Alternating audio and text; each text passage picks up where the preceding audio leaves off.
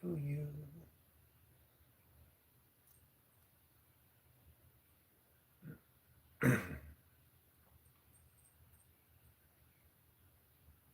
All right, we got something for today.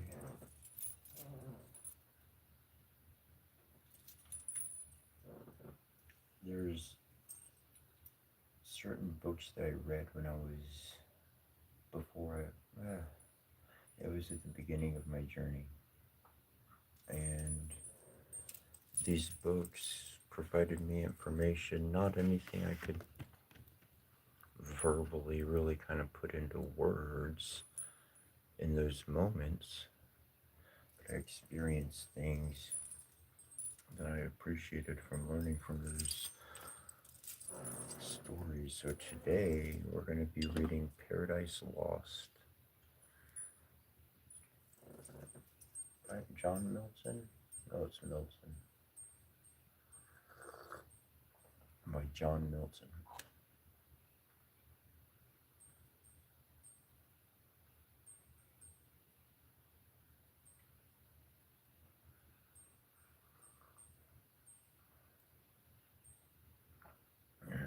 Written in,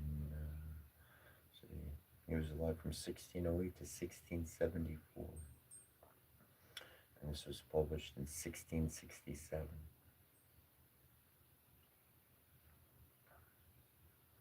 So we go into the 1600s.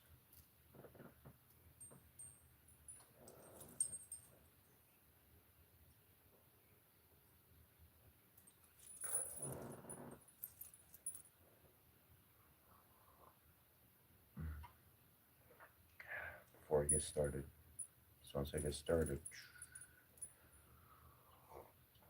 we're talking about the chosen seed, hell, heavens.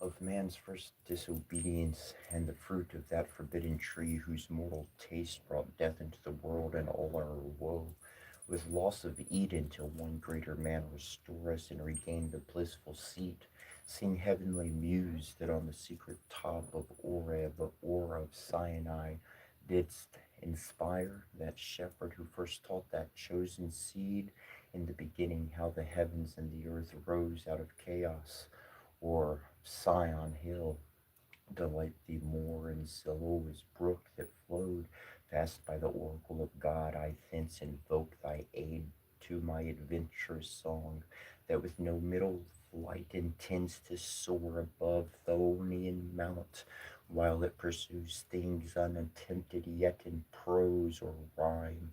And chiefly thou, O spirit, that dost prefer before all temples the upright heart and pure, instruct me, for thou knowest, thou from the first wast present, and with mighty wings outspread, dove-like sacks brooding on the vast abyss, and maddest it pregnant. What in me is dark, illumine, what is low, raise and support, that to the height of this great argument I may assert the eternal providence and justify the ways of God to men.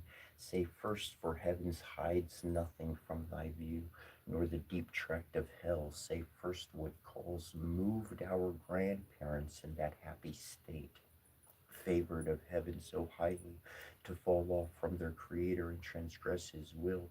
For one restraint, lords, or the world besides. Who first seduced them to that foul revolt? The infernal serpent. He it was whose guile, stirred up with envy and revenge, deceived the mother of mankind, what time his pride had cast him out of heaven with all his host of rebel angels, by whose aid aspiring to set himself in glory above his peers, he trusted to have equaled the Most High, if he opposed, and with ambitious aim against the throne and monarchy of God, raised impious war in heaven and battle proud with vain attempt. Him the almighty power hurled headlong flaming from the ethereal sky with hideous ruin and combustion down to bottomless perdition, there to dwell in adamantine chains in penal fire. Who durst defy the omnipotent arms 9 times the space that measures day and night?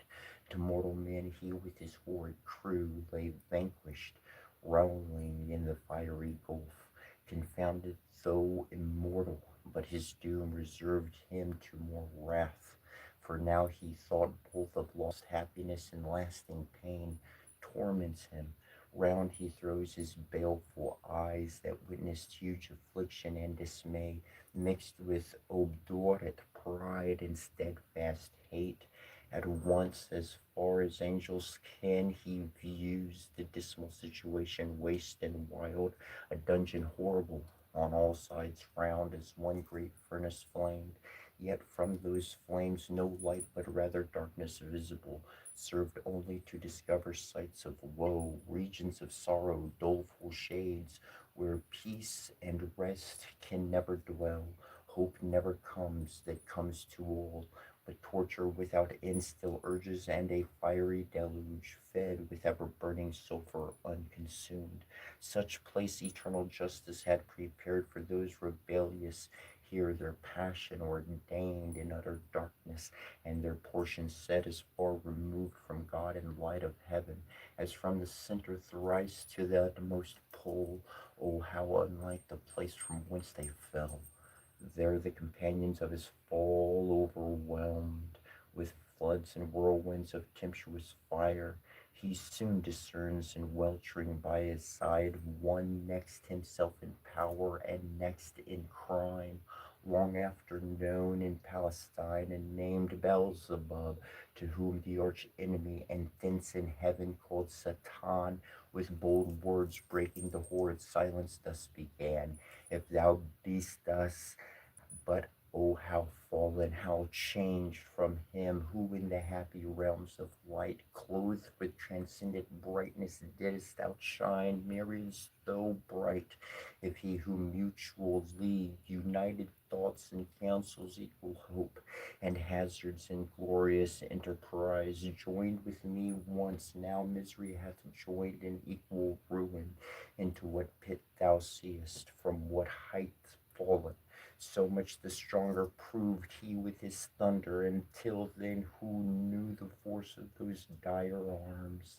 Yet not for those, nor what the potent victor in his rage can else inflict, do I repent or change, though changed in outward luster, that fixed mind and high disdain from sense of injured merit, that with the mightiest raised me to contend, and to the fierce contention brought along innumerable force of spirits armed, that durst dislike his reign, and me preferring his utmost power and adverse power opposed, in dubious battle on the plains of heaven, and shook his throne.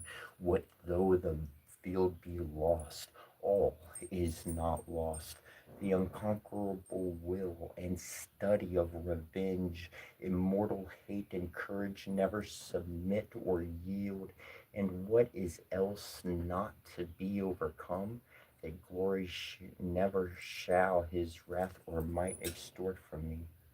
To bow and sue for grace with suppliant knee, and defile his power, who from the terror of this arm so late doubted his empire, that were low indeed, that were an ignominy and shame beneath this downfall. Since by fate and strength of gods and this imperial substance cannot fail, since though experience of this great event in arms not worse, and foresight much advanced, We must, with more successful hope, resolve to wage by force or guile eternal war, irreconcilable to our grand foe, who now triumphs, and in the excess of joy, sole reigning, holds the tyranny of heaven. So spake the apostate angel, though in pain, vaunting aloud, but racked with deep despair.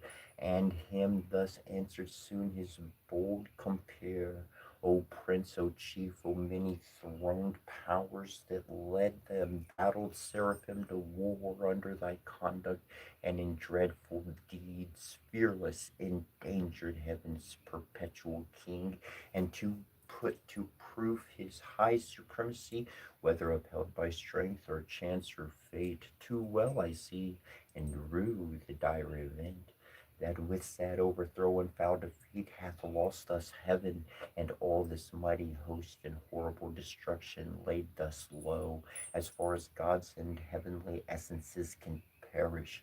For the mind and the spirit remains invincible, and vigor soon returns, though all our glory extinct and happy state here swallowed up in endless misery.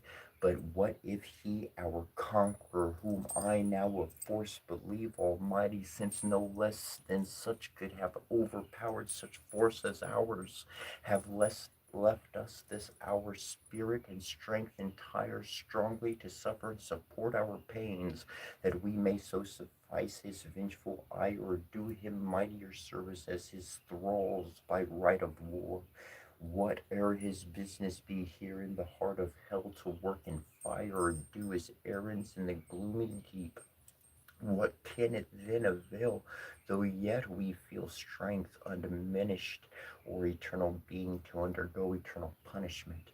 Whereto with speedy words the arch fiend replied: Fallen cherub, to be weak is miserable, doing or suffering, but of this be sure, to do aught good never will be our task, but ever to do ill our sole delight, as being the contrary to this high will whom we resist.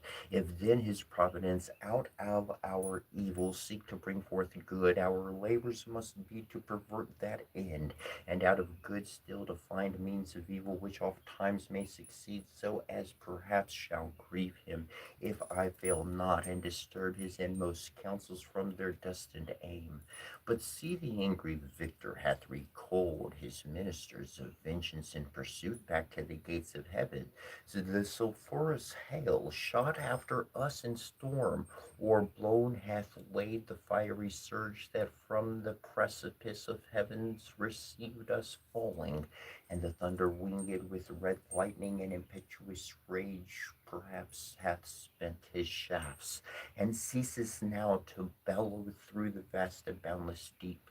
Let us not slip the occasion, whether scorn or satiate fury yielded from our foe. Seest thou yon dreary plain, forlorn and wild, the seat of desolation, void of light, save what the glimmering of these livid flames cast pale and dreadful? Thither let us tend from off the tossing of these fiery waves, there rest, if any rest can harbor there, and reassembling our afflicted powers, consult how we may henceforth most defend our enemy, our own loss how repair, how overcome this dire calamity, what reinforcement we may gain from hope, if not what resolution from despair. Thus Satan, talking to his nearest mate, with head uplift above the wave, and eyes that sparkling blazed, his other parts besides prone on the flood, extend long and large, lay floating many a raw rude, and bulk is huge, is whom the fables name of monstrous size, Titanian or earth-born, that warred on Jove, Briareos or Typhon, whom the den by ancient Tarsus held, or that sea beast Leviathan, which God of all his works created, hugest that swim the ocean stream, him haply slumbering on the Norway foam, the pilot of some small night foundered skiff, deeming some island off the seamen tell, with fixed anchor in his scally rind, moors by his side under the lee, while night invests the sea, and wished morn delays to stretch out huge and lengthy archfiend lay, chained on burning lake, nor ever thence had risen nor heaved his head, but that the will and high permission of all ruling heaven left him at large to his own dark designs, that with reiterated crimes he might heap on himself damnation while he sought evil to others, and enraged might see how all his malice served but to bring forth infinite goodness, grace and mercy shown on man by him seduced, but on himself treble confusion, wrath, and vengeance poured. Forthwith upright he rears from off the pool his mighty stature on each hand. The flames driven backward slope their pointing spires round, and billows leaveth midst a horrid veil. Then with expanded wings he steers his flight aloft, incumbent on the dusky air that felt unusual weight, till on dry land he lifts, if it were land that ever burned, with solid as the lake the liquid fire, and such appeared in hue as when the force of subterranean wind transports a hill torn from Pelorus, or the shattered side of thundering Aetna, whose combustible and fueled trolls, thence conceiving fires sublimed with mineral fury, aid the winds and leave a singed bottom all involved with stench and smoke. Such resting found the soul of unblessed feet. Him followed his next maid, both glorying to have scapt the Stygian flood as gods, and by their own recovered strength, not by the sufferance of supernal power. Is this region, this the soil, the clime, said the lost archangel, this the seat that we must change for heaven, this mournful gloom for the celestial light? Be it so, since he who now is sovereign can dispose and bid what shall be right. Farthest from him be best, whom reason hath equalled, force hath made supreme above his equals. Farewell, happy fiends, whence joy forever dwells. Hail, horrors, hail, infernal world, and thou profoundest hell. Receive thy new possessor, one who brings a mind not to be changed by place or time. The mind is its own place, and in itself can make a heaven of hell, a hell of heaven. What matter where, if I be still the same in what I should be, all but less that he whom thunder hath made greater? Here at least we shall be free, and the Almighty hath but not built here for his envy, will not drive us hence. Here we may reign secure, and in my choice to reign is worth ambition, though in hell. Better to reign in hell than serve in heaven. But wherefore let we then our faithful friends, the associates and co-partners of our loss, lie thus astonished on the oblivious pool, and call them not to share with us their part in this unhappy mansion, or once more with rallied arms to try what may be yet regained in heaven, or what more lost in hell. So Satan spake, and him Beelzebub thus answered, leader of those armies bright, which but the omnipotent none could have foiled.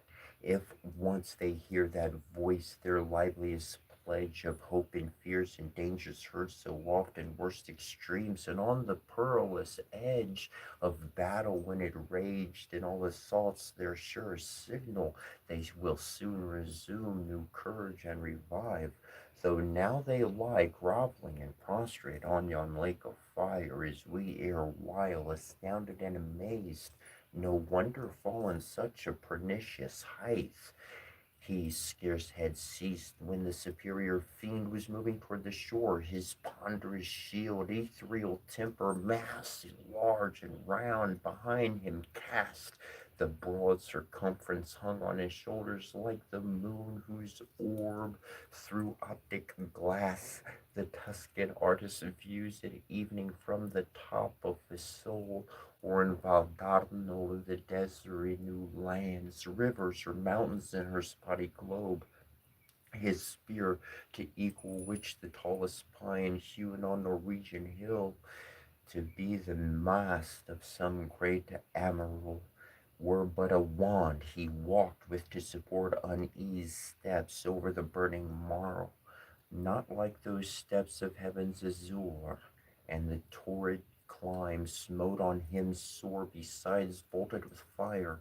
Nathless he so endured till on the beach of that inflamed sea he stood and called his legions, angel forms, who lay entranced, thick as autumnal leaves that strew the brooks in Vallombrosa, where the Intrusian shades high overreached embower or scattered edge afloat. Then with fierce winds Orion armed hath vexed the Red Sea coast, whose waves overthrew Bucerius and his Memphian Chevrolet, while with perfidious hatred they pursued the sojourners of Goshen, who beheld from the safe shore their floating carcasses, and broke chariot wheels so thick bestrewn, abject and lost lay these, covering the flood under amazement of their hideous change. He called so loud that all the hollow deep of hell resounded, Prince, Pontchartrains, warriors, the flower of heaven, once yours, now lost. If such astonishment as this can seize eternal spirits, or have ye chosen this place after the toil of battle to repose your wearied virtue? For the ease you find to slumber here, as in the vales of heaven? Or in this abject posture have ye sworn to adore the conqueror, who now beholds cherub and seraph rallying in the flood, with scattered arms and incense, till anon his swift pursuers from heaven gates discern the advantage, and descending tread us down, thus drooping, or with linked thunderbolts transfix us to the bottom of this gulf? Awake, arise, or be forever fallen. They heard and were abashed, and up they sprung upon the wing, as when men wont to watch on duty, sleeping, found by whom they dread, rouse and bestir themselves, well awake, nor did they not perceive the evil plight in which they were, or the fierce pains not felt, yet to the general's voice they soon obeyed, innumerable as when the potent rod of Armadan, sun in Egypt's evil day, waved round the coast, upcaught a pitchy cloud of locusts, warping on the eastern wind, that o'er this realm of impious Pharaoh hung like night and darkened all the land of Nile. So numberless were those bad angels seen hovering on wings under the cope of hell, twixt upper nether the sounding fires, till as a signal given the uplifted spear of their great sultan waving to direct their course, and even balance down they light on the firm brimstone, and fill all the plain, a multitude like which the populous north poured never from her frozen loins to pass rain or the dawn gnaw, when her barbarous sons came like a deluge on the south, and spread beneath Gibraltar to the Libyan sands. Forthwith from every squadron and each band the heads and leaders thither were stood, their great commander, godlike shapes and forms excelling human, princely dignities and powers, that erst in heaven sat on thrones, though of their names in heavenly records now be no memorial, blotted out and razed by their rebellion from the book of life, nor had they yet among the sons of Eve got them new names, till wandering o'er the earth through God's high sufferance for the terrial of man, by falsities and lies, the great part of mankind they corrupted to forsake God their Creator, and the invisible glory of Him that made them to transform oft the image of a brute adorned with gay religions full of pomp and gold, and devils to adore for deities. Then were they known by men by various names and various idols through the heathen world. Say, Muse, their names then known, who first, who last, roused from the slumber on that fiery couch at their great emperor's cause. The next in worth came singly where he stood on the bare strand, while the promiscuous crowd stood yet aloof.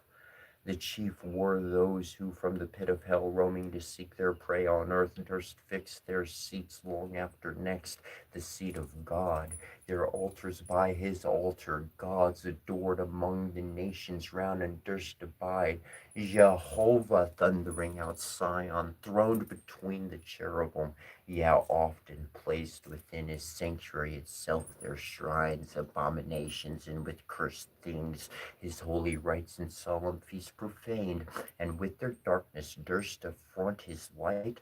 First Moloch, horrid king, besmeared with blood of human sacrifice and parents' tears, though for the noise of drums and timbrels loud their children cries unheard, and passed through fire to his grim idol.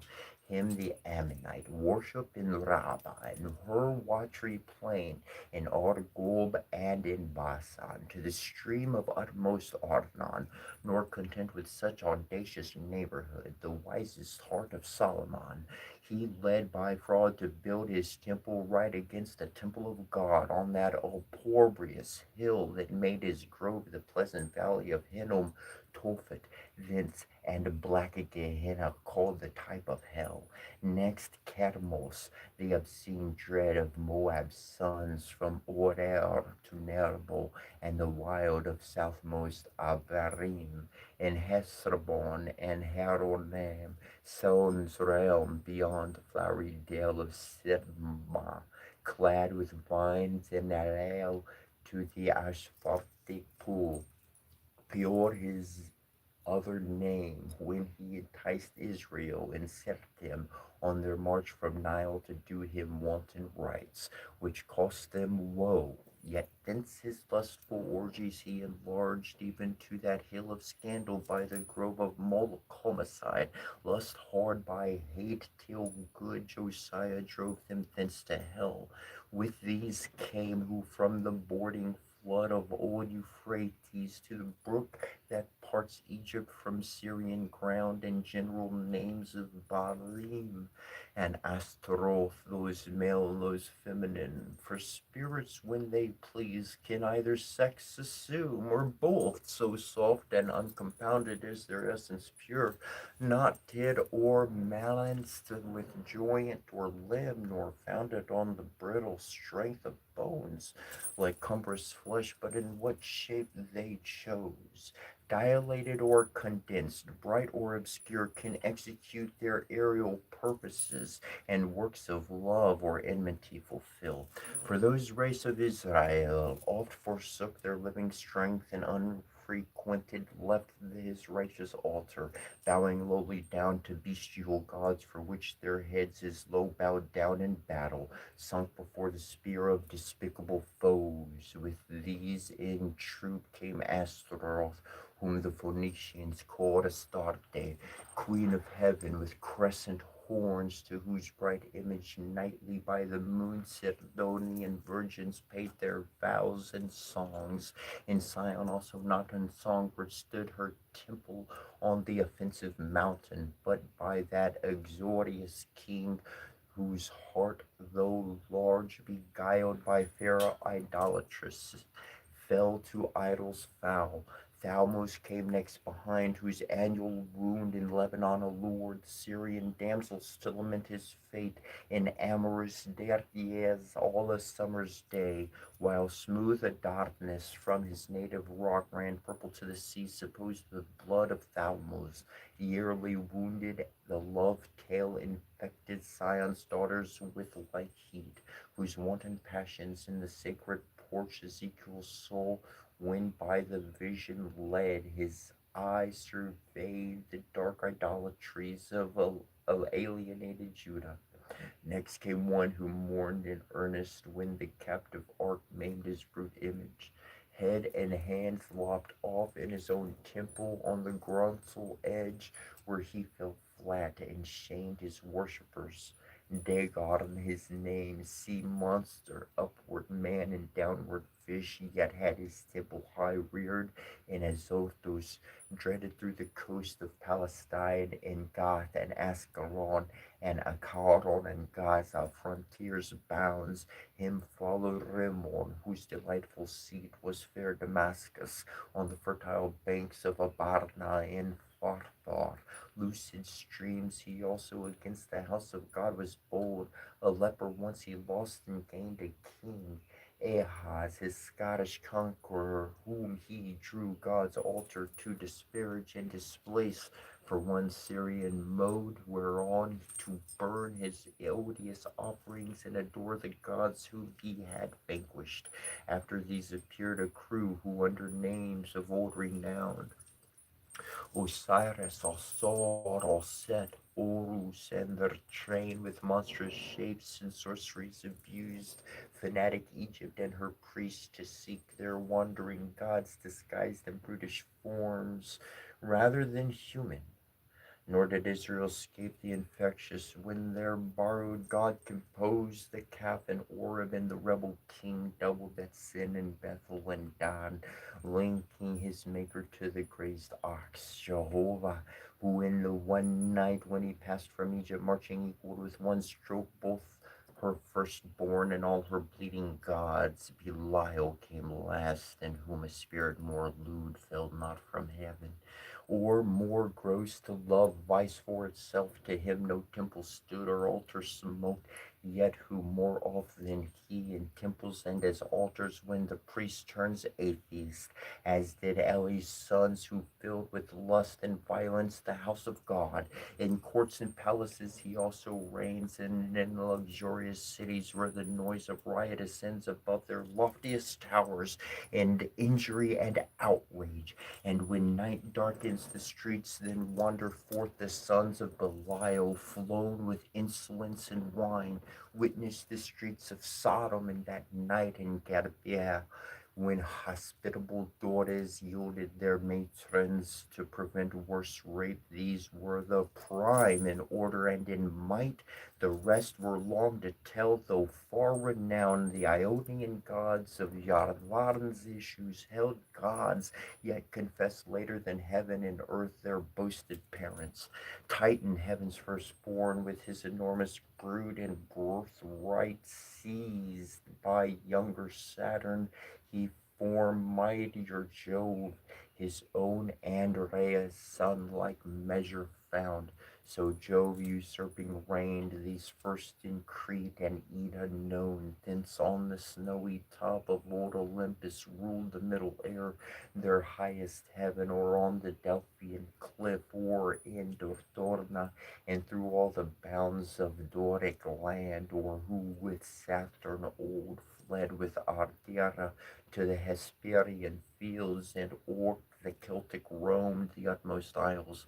All these and more came flocking, but with looks downcast and damp, yet such wherein appeared obscure some glimpse of joy, to have found their chief, not in despair, to have found themselves not lost in loss itself, which on his countenance cast like doubtful hue. But he, his wonted pride soon recollecting, with high words that bore semblance of worth, not substance, gently raised their feigned courage, and dispelled with fears, then straight commands that at the warlike sound of trumpets loud and clarions be upreared, his mighty standard that proud honored claimed as Azazel as his right, a cherub tall, who forthwith from the glittering staff unfurled the imperial ensign, which full high advanced shone like a meteor streaming to the wind with gems and golden luster, rich and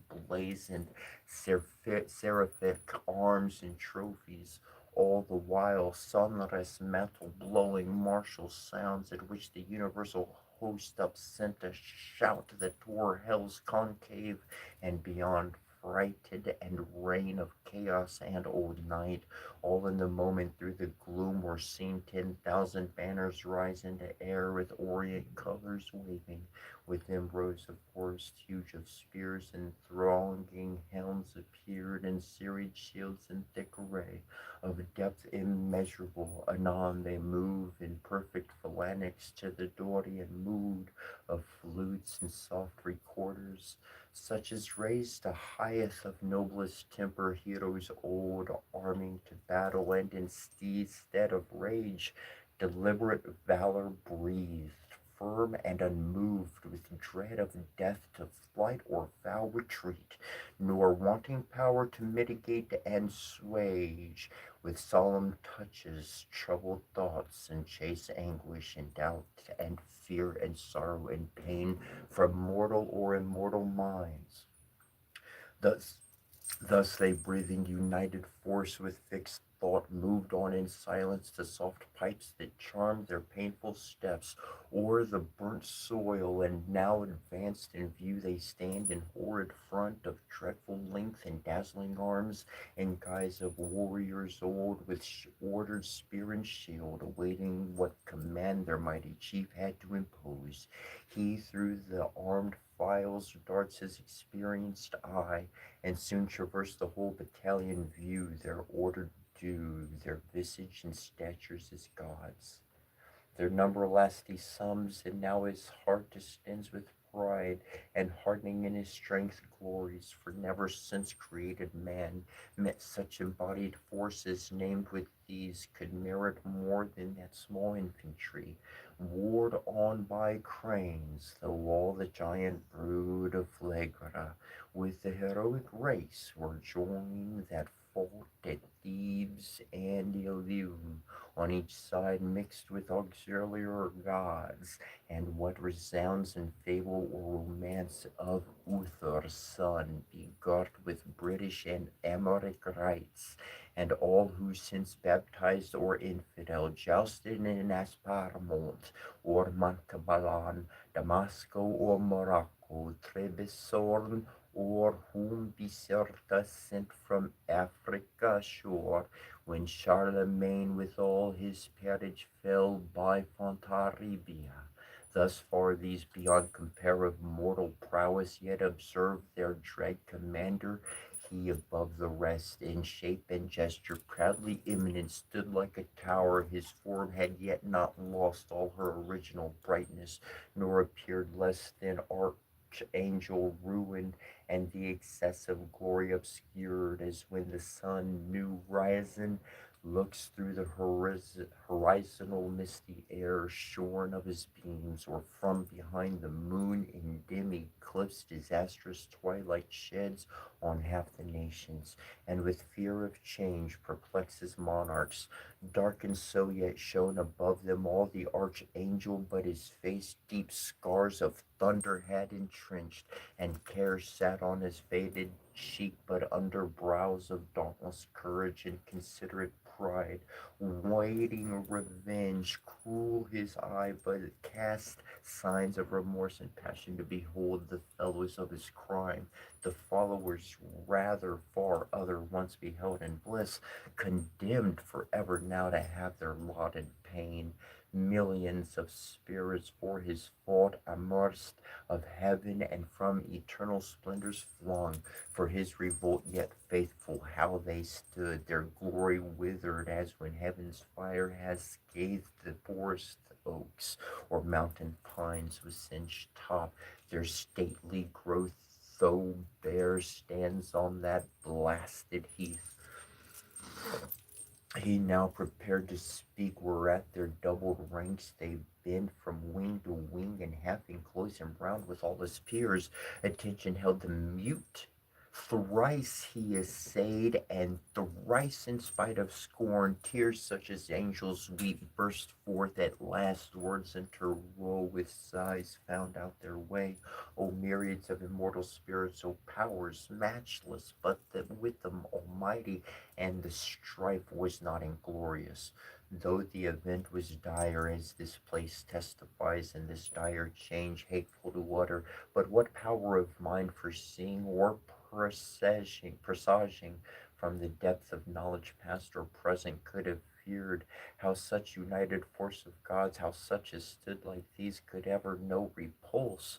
For who can yet believe, though after loss, that all these Pusian legions whose exile hath emptied heaven shall fail to reascend, self-raised, and reposes their native seat?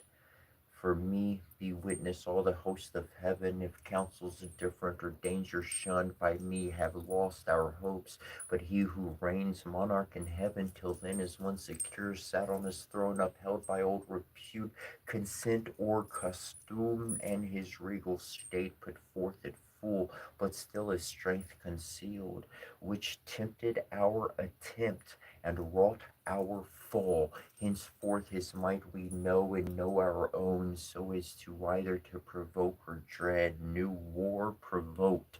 Our better part remains to work in close design by fraud or guile what force effected not, that he no less at length from us may find, who overcomes by force hath overcome but half his foe. Space may produce new worlds, whereof so rife their want of fame, in heaven that he ere long intended to create, and therein plant a generation whom his choice regard should favor equal to the sons of heaven. Thither, if but to pry, shall be perhaps our first eruption, thither or elsewhere, for this infernal pit shall never hold celestial spirits in bondage, nor the abyss long under darkness cover. But these thoughts full counsel must mature. Peace is despaired, for who can think submission? War then, war open or understood must be resolved. He spake, and to confirm his words out flew millions of flaming swords drawn from the thighs of mighty cherubim. The sudden blaze far round illumined hell. Hightly they raged against the highest, and fierce with grasped arms clashed on their sounding shields the din of war, hurling defiance toward the vault of heaven. There stood a hill not far, whose grisly top belched fire and rowling smoke. The rest entire shone with a glossy scruff, undoubted sign that in his room was hid metallic ore, the work of sulphur. Thither winged with spread and numerous brigade hastened, as when bands of pioneers with spade and pickaxe armed forerun the royal camp to trench a field or cast a rampart. Mammon led them on, Mammon, the least erected spirit that fell from heaven, for even in heaven his looks thoughts were always downward bent, admiring more the riches of heaven's pavement, trod in gold, than aught divine or holy else enjoyed in vision, beatifies by him first. Men also, and by his suggestion taught, ransacked the center, and with impious hands rifled the bowels of their mother earth for treasures better hid. Soon had his crew opened into the hill a spacious wound, and digged out ribs of gold. Let none admire that riches grow in hell, that soil may best deserve the precious bane. And here let those who boast immortal things and wondering tell of Babel and the works Memphian kings learn how their greatest monument of fame and strength and art are easily outdone by spirits reprobate, and in an hour what in an age they with incessant toil and hands innumerable scarce perform, nigh on the plain in many cells prepared, that underneath had veins of liquid fire sluiced from the lake, A second multitude with wondrous art founded the massive ore, severing each kind, and succumbed to the billion's droves. A third as soon formed with the ground of various mold, and from the boiling cells by strange conveyance filled each hollow nook as an organ from one blast of wind. To many a row of pipes the sound bored breaths. Anon out of the earth a fabric huge rose like an exhalation, with the sound of dulcet symphonies and voice sweet, built like a temple where pilasters round were set, and Doric pillars overlaid with golden architrave, nor did there want cornice or frieze. With ballsy sculptures graven, the roof was fretted gold, not Babylon, nor great Alejandro, such magnificence equaled in all their glories to enshrine Belus or Serapis their gods, or seat their kings, when Egypt and Assyria strove in wealth and luxury. Their ascending pile stood fixed her stately height, and straight the doors opening.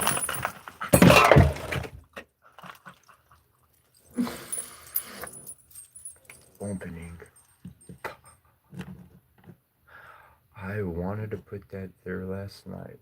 We're going to take a break.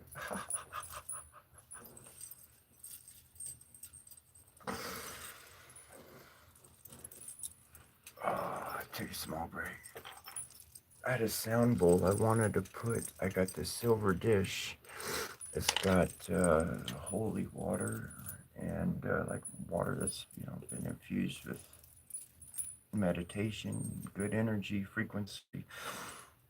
I'm gonna get right back to reading here. I'm just gonna grab some coffee. I'm gonna take a 2 minute break here, maybe 2 minutes or so. And anyways, I wanted to put my sound bowl in the middle of it and kind of see if it would float. I'm like, this thing's not gonna float. It's too heavy. It's gonna go down. It's not gonna balance. Whatever. Well, it's not floating, but it's in the middle of the water of the. So that was pretty good.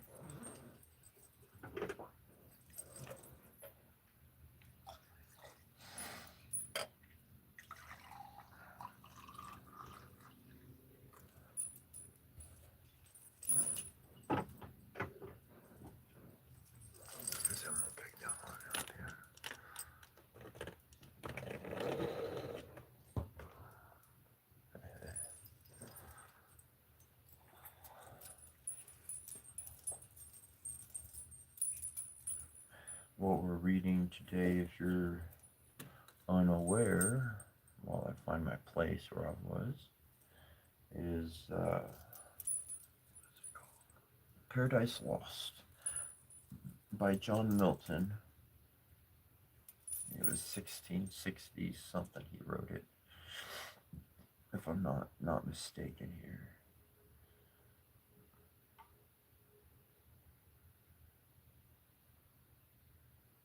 I'm going past that. Opening. Opening was the word.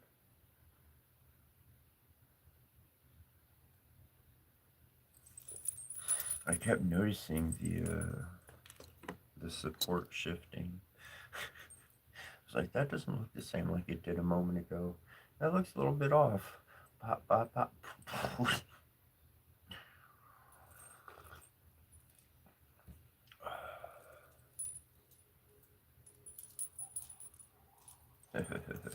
Side quest has been given.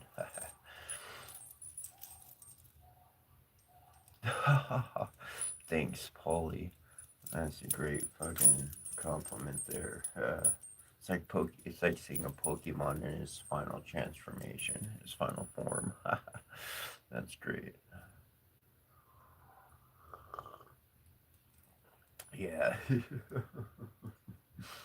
What's up, free falling? Good to see you.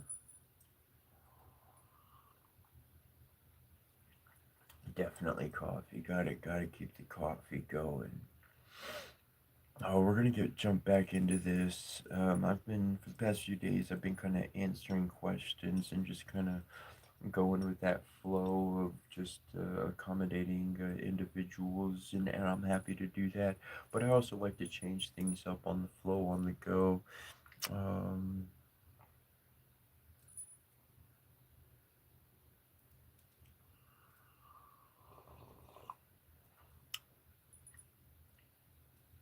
but to throw as far as memories go, memories are very important.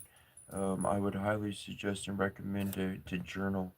Get a journal and write your memories down. Write your dreams down. Your dreams or memories. Write them down. Just write them down, unbiased. Not trying to prove or explain. Just write the memory down for what it was, because as the day and times go on, we change that memory. So if we record the memory when it happens or when it comes to us initially, then we have the hard, solid data right away. Boom, we take a note of it. Forget about it. You're going to wind up filling up the book, okay? You're going to get to a point where your book, every single page got something on it. That's the time to look at subject matter.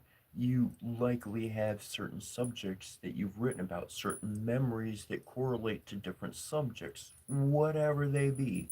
Happy, sad, fearful, unexplained. Well, everything might fall into unexplained. But by categorizing these memories, you're going to be able to see a message. You're going to be able to see information that you could have never seen otherwise. Like an investigator detecting a crime with the whole fucking thing on with the whole board on the wall, and the things are pointing here to there. That's essentially what you're doing on the journaling side. Then by organizing and structuring it, you can actually align those memories. Now that you have a record of your memories, holy shit, nobody got nothing on you. Every answer is there for you. You can believe everything, or you can believe nothing. It doesn't matter at that point. You have a record of what happened, and you can put that stuff together. Your mind subconsciously will put that together. It'll put you on the track. Anyways, I'd like to get back to I've been enjoying reading this guy here. Maybe I'll take a seat. Maybe I'll take a seat. Yeah.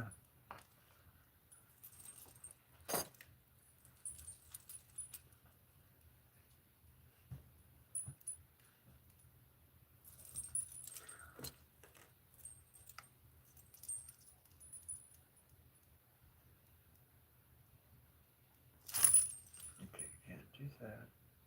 Can do that.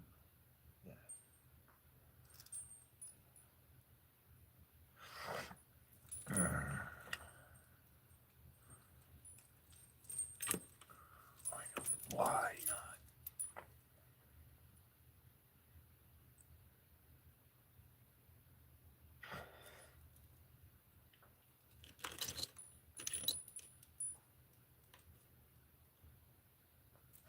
Free falling. I saw your comment, and I didn't take it I did take it personally, but then I was like, wait, he's probably talking to somebody else. And then because I saw stop smoking weed, and I was like, dude, that's not cool. And then I saw the LOL and JK, and I was like, oh, okay, ha ha ha.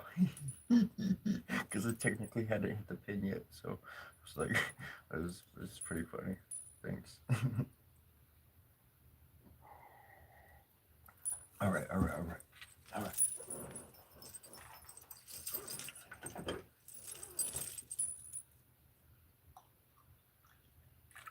Boom, boom, boom. Got.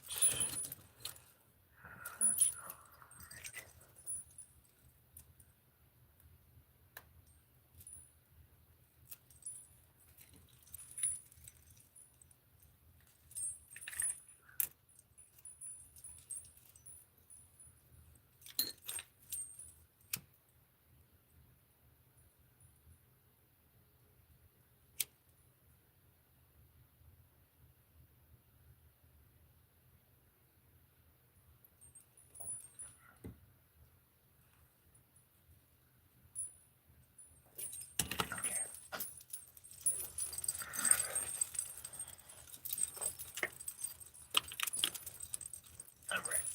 All right. All right. All right. Ooh, I got a joke before we get started. I made it up. You might not like it, but I like it. Okay. So there was the the Pope, There was, or we could just say a priest. There was a Christian. There was a priest, a Christian priest. There was a Jewish rabbi, and there was an Egyptian Pharisee. The Jewish rabbi quickly pricks his pricks his finger, puts blood on his forehead. Lamb of God.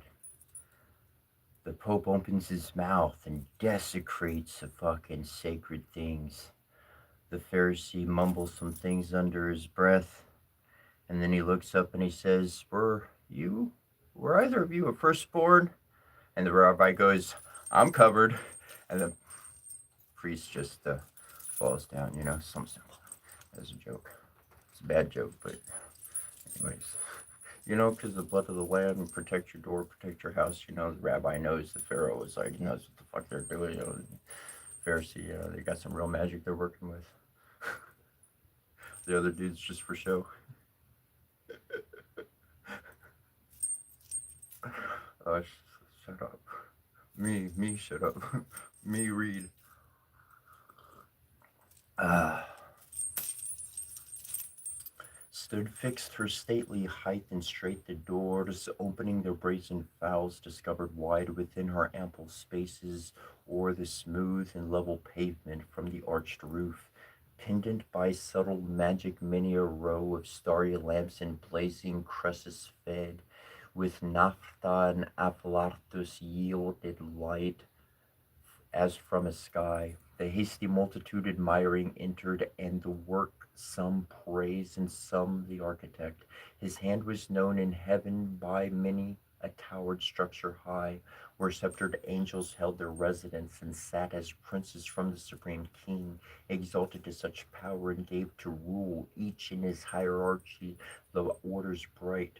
Nor was his name unheard or unadored in ancient Greece, and in Ausonian land men called him Musilbar, and how he fell from heaven they fabled, thrown by angry Jove sheer o'er the crystal battlements. From morn to noon he fell, from noon to dewy eve, a summer's day, and with the setting sun dropped from the zenith like a falling star. On Lemnos, the Aegean isle, thus they relate, erring for he with his rebellious rout fell long before, nor aught availed him now to have built in heaven high towers, nor did he escape, but by all his ensigns, by his headlong sent, with his industrious crew to build in hell.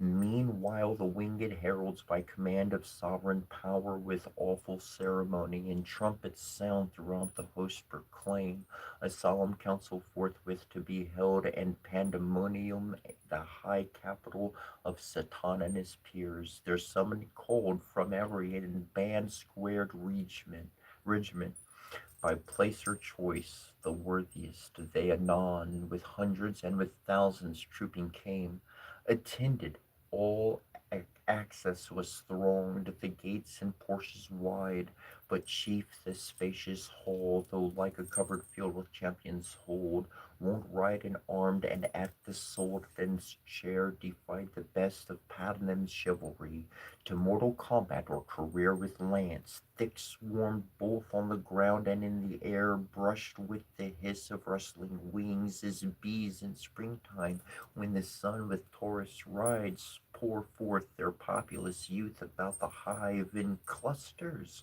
They among fresh dews and flowers fly to and fro, or on the smothered plank the suburb or their straw-built citadel, new rubbed with balm, expiate and confer their state affairs, so thick the airy crowd swarmed and were strained, till the signal given, behold a wonder! They but now who seemed in bigness to surpass earth's giant sons, now less than smallest dwarfs, in narrow room throng numberless, like the Pygmalion race, beyond the Indian mount, or the fairy elves, whose midnight revels by a forest side, or fountain foam belated peasant sees, or dreams he sees while overhead the moon sits arbitress, the nearer to the earth, wheels her pale course, they on their mirth dance, intent with jocund music, charm his ear, at once with joy and fear his heart rebounds, thus incorporeal spirits to smallest forms reduce their shapes immense and were at large, though without number still amidst the hall of that infernal court, but far within and in their own dimensions, like themselves, the great seraphic lords and cherubim, in close recess and secret conclave, sat 1,000 demon gods on golden seats, frequent and full. After short silence, then in summons read, the great consult began. Ah, so that's all. That's the end of the first book. I usually get to. I would take a little break before we start up the second book. Uh, a 2 or 3 minute break here. Have some drinks, sip some coffee, whatnot. Yeah, I usually get to the end of something. I get right up darn to the end of it, and then I take off, man. I'd be hanging out or waiting for something, and then I'm just like, well, I guess it's not gonna happen. And I get up to leave, and boom, the timer goes off, or the clock goes off, or the phone call comes in, and it's just like,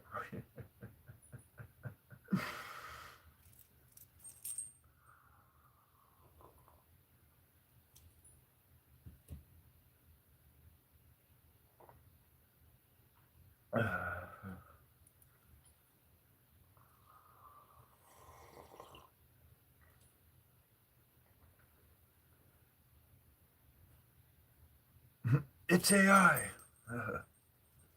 So if you're truly organic and you're presumed to be AI time and time again on multiple platforms from multiple angles and points of view, you shouldn't you get like a reward or something? Shouldn't you get like a job or like something? You should get something.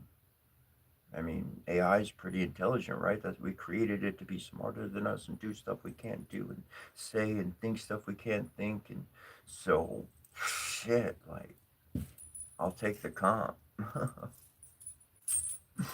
Most humbly, most humbly.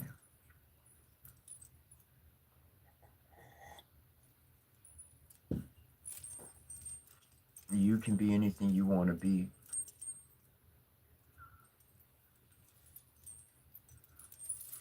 And do what brings you joy, follow your heart,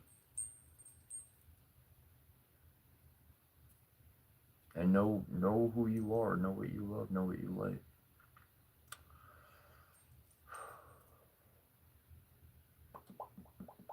We'll get started here, I don't know, 60 seconds, somewhere around there.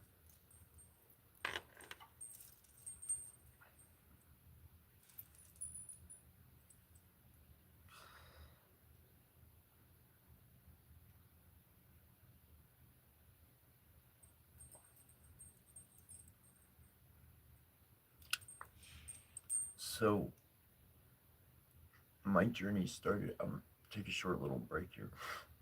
My journey started out as a Christian, and one thing that I thought was amazing from the age of 5, consciously, I said, well, God is love. Bible says God is love. That's what I read, taught me how to read. That book says God is love. And in that same book, it says that love believes all things. All things. Love believes all things. I know how to identify my family. My family believes, and people who are not my family do not believe. There is an indicator of love. And when I see that that indicator is not present, I already fucking know. That's not my fam. Why am I going to try to engage somebody that's not my fam? I'm not going to do that. I want to engage my fam. I want to find my family. I want to reach out and find some strangers. And we got some differences and be like, damn, bro, why don't you do your thing? I'll do my thing. And then, wow, boom, we got something awesome. We got a moneymaker. We got a trendsetter. We got a fucking not just on that level, but we got something we can put some merit into, some value, some lessons, some morals. Like we can really put some good things into the world. Use their system and broadcast on their wavelengths. They already set up the train tracks. Just fucking send something, right? you call that, like reverse psychology or some shit like that? I'm sure I'm not the first one who thought of it.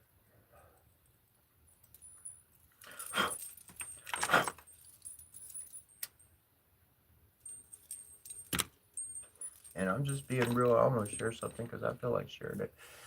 I don't smoke a whole cigarette at once. If I do, that's because, I don't know, maybe it's a good night, hanging out with somebody. It, but normally, I take a few puffs of a cigarette, I put it out. My one cigarette will wind up lasting me somebody else 6 cigarettes. So as I learned how to tame my intake, I enjoy a candy bar from time to time. Doesn't mean I'm gonna, go fucking crazy on them. But hell, I am gonna wake up some mornings and be like, "Ooh, thank you for the chocolate."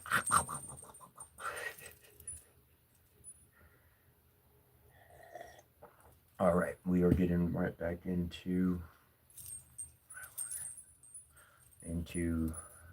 Paradise Lost. John Milton, 1667. It was written, published. Book two. All right. High on a royal High on a throne of royal state which far outshone the wealth of Ormuz and of Ind, or where the gorgeous East in richest hand showers on her kings barbaric pearl gold. Satan exalted sat by merit raised to that bad eminence, and from despair thus high uplifted beyond hope aspires beyond thus high, insatiate to pursue vain war with heaven, and by success untaught his proud imaginations thus displayed. Powers and dominions, deities of heaven, for since no deeper within her gulf can hold immortal vigor, though oppressed and fallen, I give not heaven for lost. From this descent celestial virtues rising will appear more glorious and more dread than from no fall, and trust themselves to fear no second fate, me though just right, and the fixed laws of heaven didst first create your leader, next free choice, with what besides in council or in fight hath been achieved of merit, yet this loss thus far at least recovered hath much more established in a safe unenvied throne, yielded with full consent the happier state in heaven, which follows dignity, might draw envy from each inferior. But who here will envy whom the highest place exposes foremost to stand against the thunderer's aim, your bulwark, and condemns to greatest share of endless pain?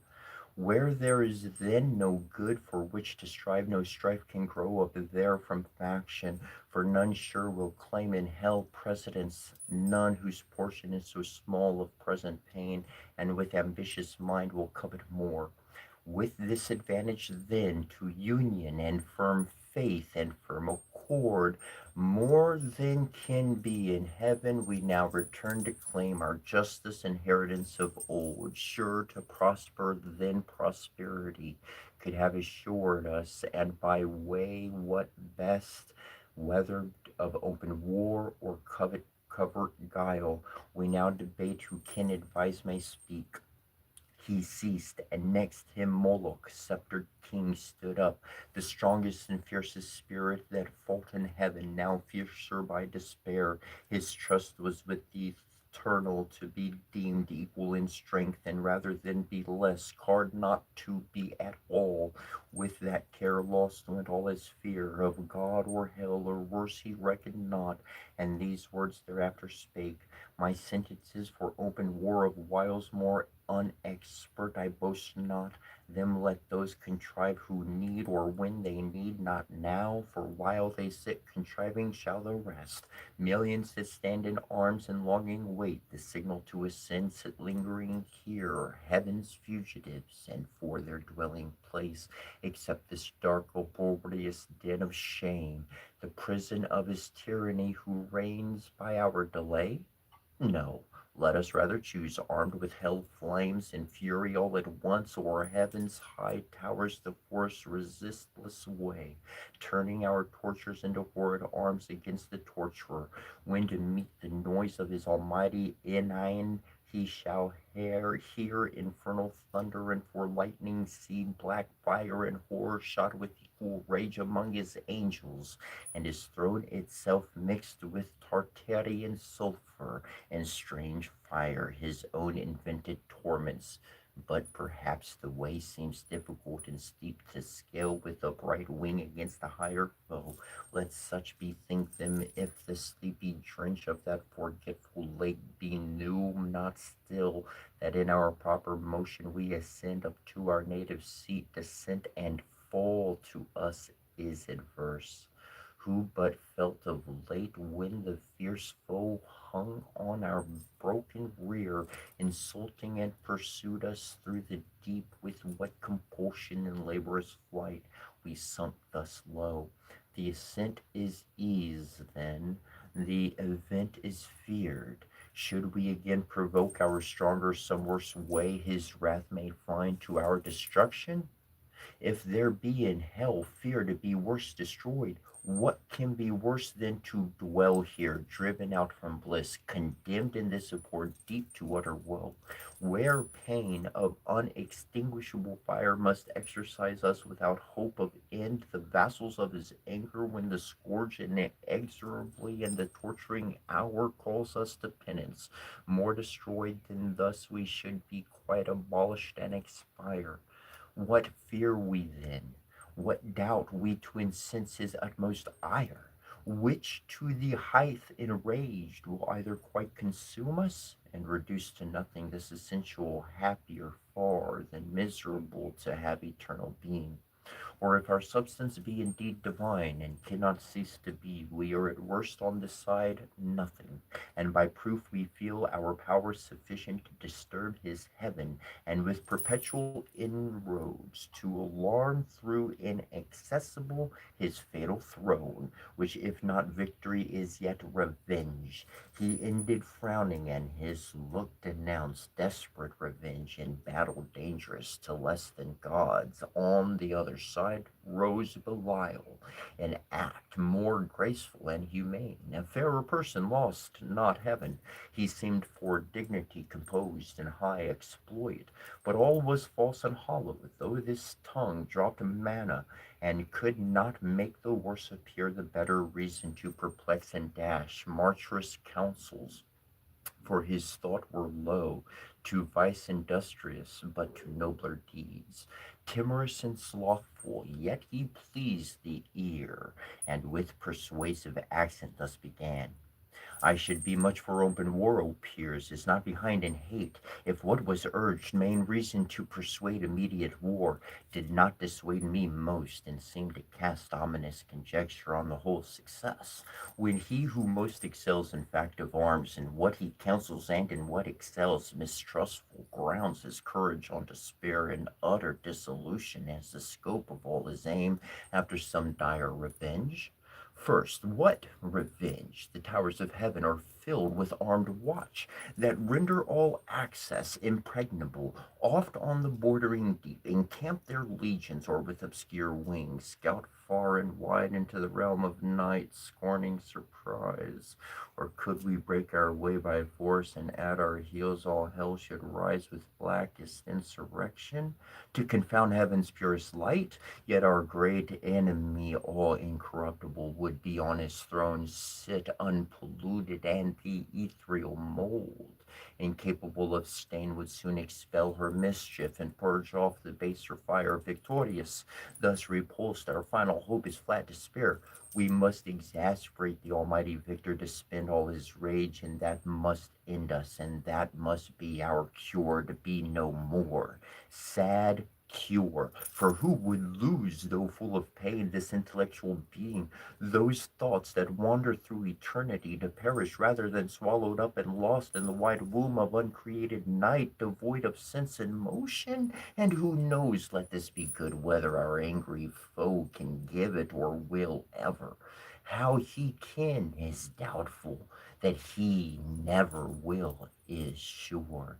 Will he, so wise, let loose at once his ire, be like through impotence or unaware to give his enemies their wish, and end them in his anger, whom his anger saves to punish endless? Wherefore cease we then, say they, who counsel war, we are decreed, reserved, and destined to eternal woe. Whatever doing, what can we suffer more? What can we suffer worse? Is this then worst? Thus sitting, thus consulting, thus in arms. What when we fled a main pursuit and struck with heaven's afflicting thunder and besought the deep to shelter us? This hell then seemed a refuge from those wounds, or when we lay chained on the burning lake, that sure was worse. What if the breath that kindled those grim fires awakened should blow them into sevenfold rage and plunge us into flames? Or from above should intermitted vengeance arm again his red right hand to plague us? What if all her stores were opened and the firmament of hell should spout her cataracts of fire, impediment horrors threatening hideous fall one day upon our heads, while we perhaps designing or exhorting glorious war, caught in a fierce tempest, shall be hurled each on his rock transfixed, the sport and prey of racking whirlwinds, or forever sunk under yon boiling ocean, wrapped in chains, there to converse with everlasting groans, unrespited, unpitied, unreprieved, ages of hopeless end. This would be worse. War, therefore, open or concealed, alike my voice dissuades, for what can force or guile with him?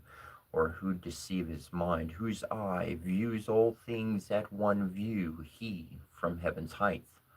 All these our emotions vain sees and derides, not more almighty to resist our might than too wise to frustrate all our plots and wiles. Shall we then live thus vile, the race of heaven thus trampled, thus expelled, to suffer here chains, these torments?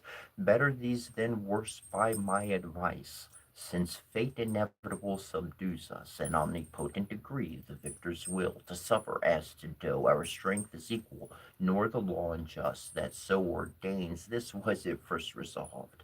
If we were wise against so great a foe, contending and so doubtful what might fall, I laugh when those who at the spear are bold and venturous, if that fail them, shrink in fear what yet they know must follow, to endure exile or ignominy or bonds or pain, the sentence of their conqueror. This is now our doom, which if we can sustain and bear, our supreme foe in time may much remit his anger, and perhaps thus far remove, not mind us, not offending, satisfied with what is punished. Whence these raging fires will slacken, if his breath stir not their flames, our pure essence then will overcome their noxious vapor, or inured not feel, or changed at length into the place conformed in temper and in nature, will receive familiar the fierce heat and void of pain. This horror will grow mild, this dark light. Besides, what hope the never ending flight of future days may bring? What chance, what change worth waiting, since our present lot appears for happy, though but ill, for ill, not worse, if we procure not to ourselves more woe? Thus Belial, with words clothed in reason's garb, counseled ignoble ease and peaceful sloth, not peace, and after him thus Mammon spoke. Either to dethrone the King of Heaven we war, if war be best, or to regain our own right lost. Him to enthrone we then may hope, when everlasting fate shall yield the fickle chance and chaos judge the strife. The former vain to hope argues as is vain the latter, for what place can be for us within heaven's bound, unless heaven's Lord supreme we overpower? Suppose he should relent and publish grace to all on promise made of new subjection, with what eyes could we stand in his presence humble, and receive strict laws imposed, to celebrate his throne with warbled hymns, and to his Godhead sing forced hallelujahs? While he lordly sits, our envied sovereign, and his altar breathes ambrosial odors and ambrosial flowers, are servile offerings. This must be our task in heaven, this our delight. How wearisome eternity, so spent in worship paid to whom we hate? Let us not then pursue by force impossible, by leave obtain unacceptable, though in heaven, our state of splendid vassalage, but rather seek our own good from ourselves, and from our own life to ourselves, though in this vast recess free, not to none accountable, preferring hard liberty before the easy yoke of servile pomp. Our greatness will appear then most conspicuous, when great things of small, useful, or of hurtful, prosperous, of adverse, we can create in what place soe'er thrive under evil and work ease out of pain through labor and endurance. This deep world of darkness do we dread, how often mystic clouds and darkened doth heaven's all-ruling sire choose to recite his glory unobscured, and with the majesty of darkness round covers his throne, from whence deep thunders roar, mustering their rage, and heaven resembles hell. As he our darkness, cannot we his light imitate when we please? This desert soil wants not her hidden luster, gems and gold, nor want we skill or art, from whence to raise magnificence, and what can heaven show more? Our torments also may in length of time become our elements. These piercing fires, as soft as now severe, are temper changed into their temper, which must needs remove their sensible of pain.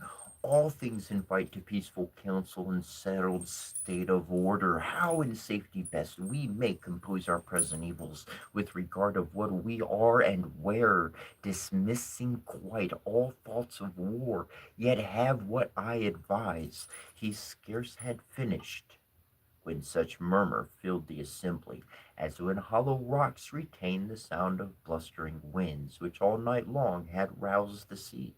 Now with hoarse cadence lull seafaring men, or watched, whose bark by chance or penance angers in a craggy bay after the tempest.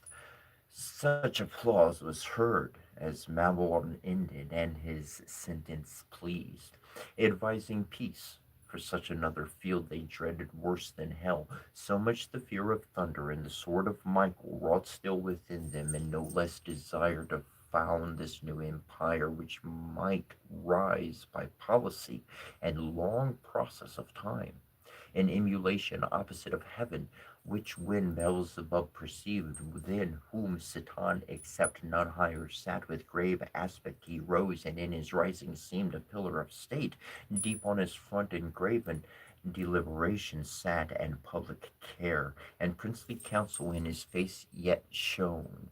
Majestic though in ruin, sage he stood, with Atlantean shoulders fit to bear the weight of mightiest monarchies. His look drew audience, and attention still as night or summer's noontide air, while thus he spake.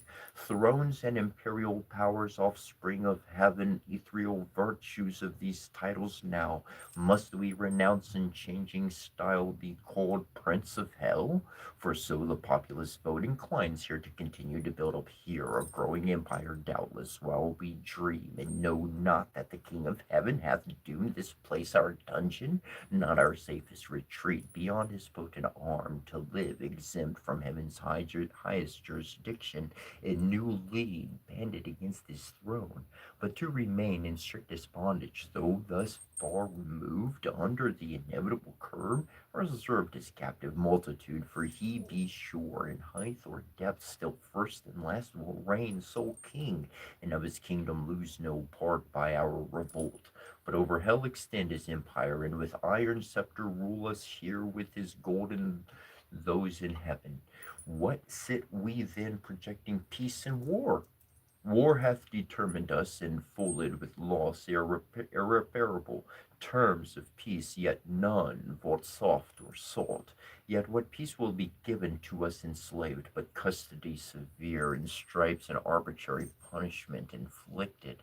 And what peace can we return but to our power hostility and hate, untamed reluctance, and revenge though slow, yet ever plotting how the conqueror least may reap his conquest, and may least rejoice in doing what we most in suffering feel. Nor will occasion want, nor shall we need with dangerous expedition to invade heaven, whose high walls fear not assault or siege or ambush from the deep. What if we find some easier enterprise? There is a place, if ancient and prophetic fame in heaven err not, another world, the happy seat of some new race called man, about this time to be created like to us, though less in power and excellence, but favored more of him who rules above. So was his will pronounced among the gods, and by an oath that shook heavens, whose whole circumference confirmed. Thither let us bend all our thoughts, to learn what creatures there inhabit, of what mould or substance, how imbued, and what their power, and where their weakness, how attempted best, by force or subtly. Though heaven be shut, and heaven's high arbitrator sit secure in his own strength, this place may lie exposed, and the utmost border of his kingdom left to their defense who hold it. Here perhaps some advantageous act may be achieved by sudden onset, either with hell fire to waste his whole creation, or possess all as our own, and drive as we were driven to puny inhabitants, or if not drive, seduce them to our party, that their God may prove their foe, and with repenting hand abolish his own works. Now this would surpass common revenge, and interrupt his joy in our confusion, and our joy upraise in his disturbance, when his darling sons, hurled headlong to partake with us, shall curse the frail originals and faded bliss, faded so soon, advise if this be worth attempting, or to sit in darkness here, hatching vain empires. Thus Beelzebub pleaded his devilish counsel, and devised by Satan, and in part proposed, for whence but from the author of all ill could spring so deep a malice, to confound the race of mankind in one root, and earth with hell, to mingle and involve, done all to spite the great creator. But their spite still serves his glorious argument. The bold design pleased highly those infernal states, and joy sparkled in all their eyes. With full assent they vote, whereat his speech he thus renews: Well have ye judged, well ended long debate, snarled the gods, and like to what ye are, great things resolved, which from the lowest deep will once more lift us up, in spite of fate, nearer our ancient seat, perhaps in view of those bright confines, whence the neighboring arms and opportune excursion we may chance re-enter heaven, or else in some mild zone dwell not unvisited, of heaven's fair light secure and ate, and at the brightening orient beam purge off this gloom, the soft delicious air, to heal the scar of these corrosive fires, shall breathe her blame. But first, whom shall we send in search of this new world? Whom shall we find sufficient? Who shall tempt with wandering feet the dark, unbottomed, infinite abyss, and through the palpable obscure find out his uncouth way, or spread his airy flight, borne with indefatigable wings, over the vast abrupt air he arrive? The happy isle, what strength, what art can then suffice, or what evasion bear him safe? Though the strict sentries and stations thick of angels watching round, here he had need all circumspection, and we now no less choice in our suffering, for on whom we send the weight of all, and our last hope relies. This said, he sat, and expectations held his looks suspense, awaiting who appeared to second, or oppose, or undertake the perilous attempt. But all sat mute, pondering the danger with deep thoughts. Each another's countenance read his own dismay astonished. None among the choice and prime of those heavens warring champions could be found so hardy as to proffer or accept alone the dreadful voyage, till at last Satan, whom now transcendent glory raised above his fellows with monarchical pride, conscious of highest worth, unmoved thus spake: O progeny of heaven, imperial thrones with reason hath to keep silence, and demur seized us. Thus undismayed, long is the way and hard that out of hell leaps up to light. Our prison strong, this huge convex of fire, outrageous to devour, immures us round ninefold, and gates of burning adamant barred over us prohibit all egress. These past, if any pass, the void profound of unessential night receives him next, wide gaping, and with utter loss of being threats him plunged in the abortive gulf. If thence he escape into that ever world or unknown region, what remains him less than unknown dangers and as hard escape? But I should become this throne, O peers, and this imperial sovereignty adorned with splendor, armed with power, if aught proposed and judged of public moment in the shape of difficulty or danger could deter me from attempting. Wherefore do I assume these royalties and not refuse to reign, refusing to accept as great a share of hazard as of honor? Do alike to him who reigns, and so much him do of hazard more, as he above the rest high honored sits.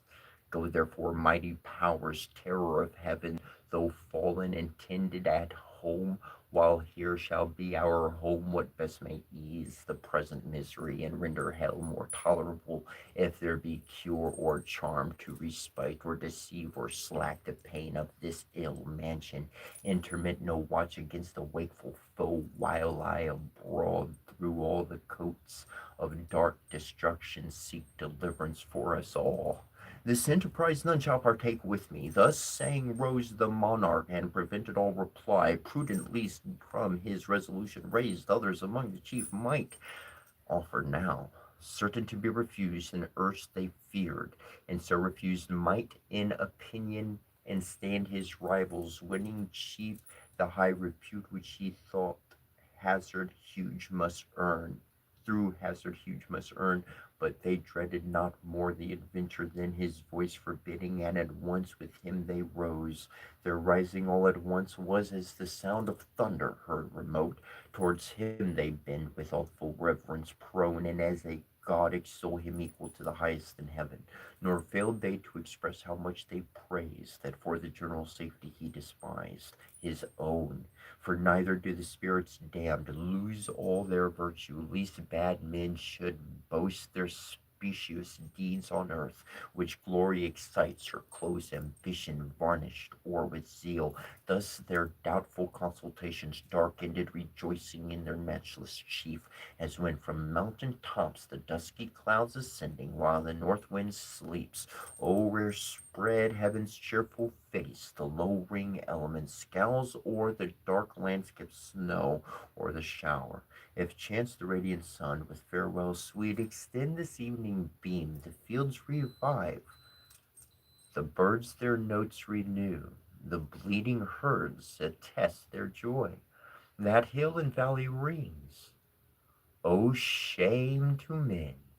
Devil with devil damned, firm concord holds men onely disagree of creatures rational, though under hope of heaven's grace and God proclaiming peace, yet live in hatred, enmity, and strife among themselves, and levy cruel wars, wasting the earth, each to other to destroy, as if which might induce us to accord. Man had not hellish foes, and now besides that day and night for his destruction wait. The Stygian council thus dissolved, and forth in order came the grand infernal peers. Midst came their mighty paramount, and seemed alone the antagonist of heaven, nor less than he hell's dread emperor with pomp supreme and godlike imitated state him round of globe of fiery seraphim enclosed with bright emblazoned and horrid arms, and of their session ended they bid cry with trumpets regal sound the great result toward the four winds, four speedy cherubim put to their mouths the sounding alchemy, by herald's voice explain the hollow abyss heard far and wide, and all the host of hell with deafening shout return them loud acclaim, thence more at ease their minds and somewhat raised by false presumptuous hope, the ranged powers disband, and wandering each his several way, pursues his inclination or sad choice, leads him perplexed, where he may likeliest find truce to his restless thoughts, and entertain their irksome hours till his great chief return. Part on the plain or in the air sublime, upon the wing or in the swift race contend, as off Olympian games or Pythian fields, part curb their fiery steeds or shun the goal with rapid wheels or fronted brigades forms, as when to warn proud cities war appears waged in the troubled sky, and armies rush to battle in the clouds, before each van prick forth the airy knights and couch their spears till thickest legions close, with feats of arms from either end of heaven the welkin burns. Others with vast Typhonian rage more fell rend up both rocks and hills, and ride the air in whirlwind. Hell scarce holds the wide uproar, as when Alcides from Oelia, crowned with conquest, felt the enwoven robe, and tore through pain up by the roots Thessalian pines, and Lichas from the top of Orta threw into the Orobic sea. Others more mild retreated in a silent way, sing with notes angelical to many a harp their own heroic deeds and hapless fall by doom of battle, and complain that fate, free virtue, should enthrall to force or chance. Their song was partial, but the harmony, what could it less when spirits immortal sing, suspended hell and took with ravishment the thronging audience in discourse more sweet, more eloquence, the soul, song charms the sense. Others apart sat on a hill retired in thoughts more elevate than reason high, of providence foreknowledge, will and fate, fixed fate, free will, foreknowledge absolute, and found no end in wandering mazes lost. Of good and evil much they argued then, of happiness and final misery, passion and apathy, and glory and shame, vain wisdom, all and false philosophy. Yet with a pleasing sorcery would charm pain for a while or anguish, and excite fallacious hope, or arm the abjured breast with stubborn patience as with triple steel. Another part in squadrons and gross bands, on bold adventure to discover wide that dismal world, if any clime perhaps might yield them easier habitation, bend four ways their flying march along the banks of four infernal rivers that disgorge into the burning lake their baleful streams. Abhorred Styx, the flood of deadly hate, said Acheron of sorrow, black and deep Cactus, named of lamentation loud, heard on the roof-rule stream, fierce Phaeton, whose waves of torrent fire inflame with rage, far off from these, a slow and silent stream, lays the river of oblivion, rolls her way through labyrinth, whereof who drinks forthwith his former state and being forgets both joy and grief, pleasure and pain. Beyond this flood, a frozen continent lies dark and wild, beat with perpetual storms of whirlwind and dire hail, which on firm land falls not, but gathers heap and ruin seams of ancient pile, all else deep snow and ice, a gulf profound, as that Serbodian bog betwixt the Maeathia and Mount Cassius old, where armies whole have sunk, the parching air burns for, and cold performs the effect of fire. Thither by harpy-footed furies held at certain revolutions, all the damned are brought, and feel by turns the bitter change of fierce extremes, extremes by changing more fierce, from beds of raging fire to starve in ice their soft ethereal warmth, and there to pine, immovable, infixed, and frozen round. Periods of time thence hurried back to fire, they ferry over this Lethean sound, both to and fro their sorrow to augment, and wish and struggle as they pass to reach the tempting stream with one small drop to loose in sweet forgetfulness all pain and woe, all in one moment and so near the brink, but fate withstands, and to oppose the attempt Medusa with Gordian terror guards the ford, and of itself with water flies. All taste of living white, as once it fled the lip of Tantalus, thus roving on in confused march, forlorn the adventurous bands with shuddering horror pale, and eyes aghast views first their lamentable lot, and found no rest, though many a dark and dreary vale they passed, and many a region dolorous, or many a frozen, many a fairy Alp, rocks, caves, lakes, fens, bogs, dens, and shades of a universe of death, which God by curse created evil, for evil only good, where all life dies and death lives and nature breathes. Perverse, all monstrous, all prodigious things, abominable, unutterable, and worse, when then fables yet have feigned or fear conceived, gorgons and hydras and chimeras dire. Meanwhile the adversary of God and man, Satan, with thoughts inflamed of highest design, puts on swift wings and toward the gates of hell explores his solitary flight. Sometimes he scours the right-hand coast, sometimes the left. Now shaves with level wing the deep, then soars up to the fiery concave, touring high, as when far off at sea a fleet described hangs in the clouds of aquanautical winds, close sailing from Bengala or the isles of Ternate and Tidore, whence merchants brings their spice drugs. They, on the trading flood, through the wide Ethiopian to the Cape ply, stemming nightly toward the pole. So seemed far off the flying fiend. At last appear hell bounds high, reaching to the horrid roof, and thrice threefold the gates, threefolds were brass, three iron, three of adamantine rock, impenetrable, impaled with circling fire, yet unconsumed. Before the gates there sat on either side a formidable shape. The one seemed woman to the waist and fair, but ended foul in many a scowly way. Voluminous and vast, the serpent armed with mortal sting, about her middle round a cry of hell hounds never ceasing bark, with wide Cerebean mouths full loud, and rung a hideous peal.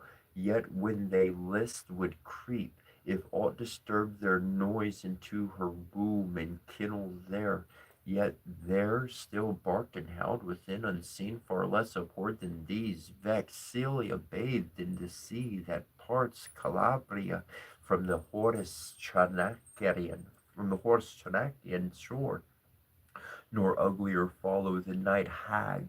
Then cold, in secret, riding through the air, she comes, lured with the smell of infant blood, to dance with Lapland witches, while the laboring moon eclipses at their charms. The other shape, if shape it might be, cold that shape had none, distinguishable in member, joint, or limb, or substance might be cold that shadow seemed, for each seemed either black it stood as night, fiercest in furies, terrible as hell, and shook a dreadful dark what seemed his head.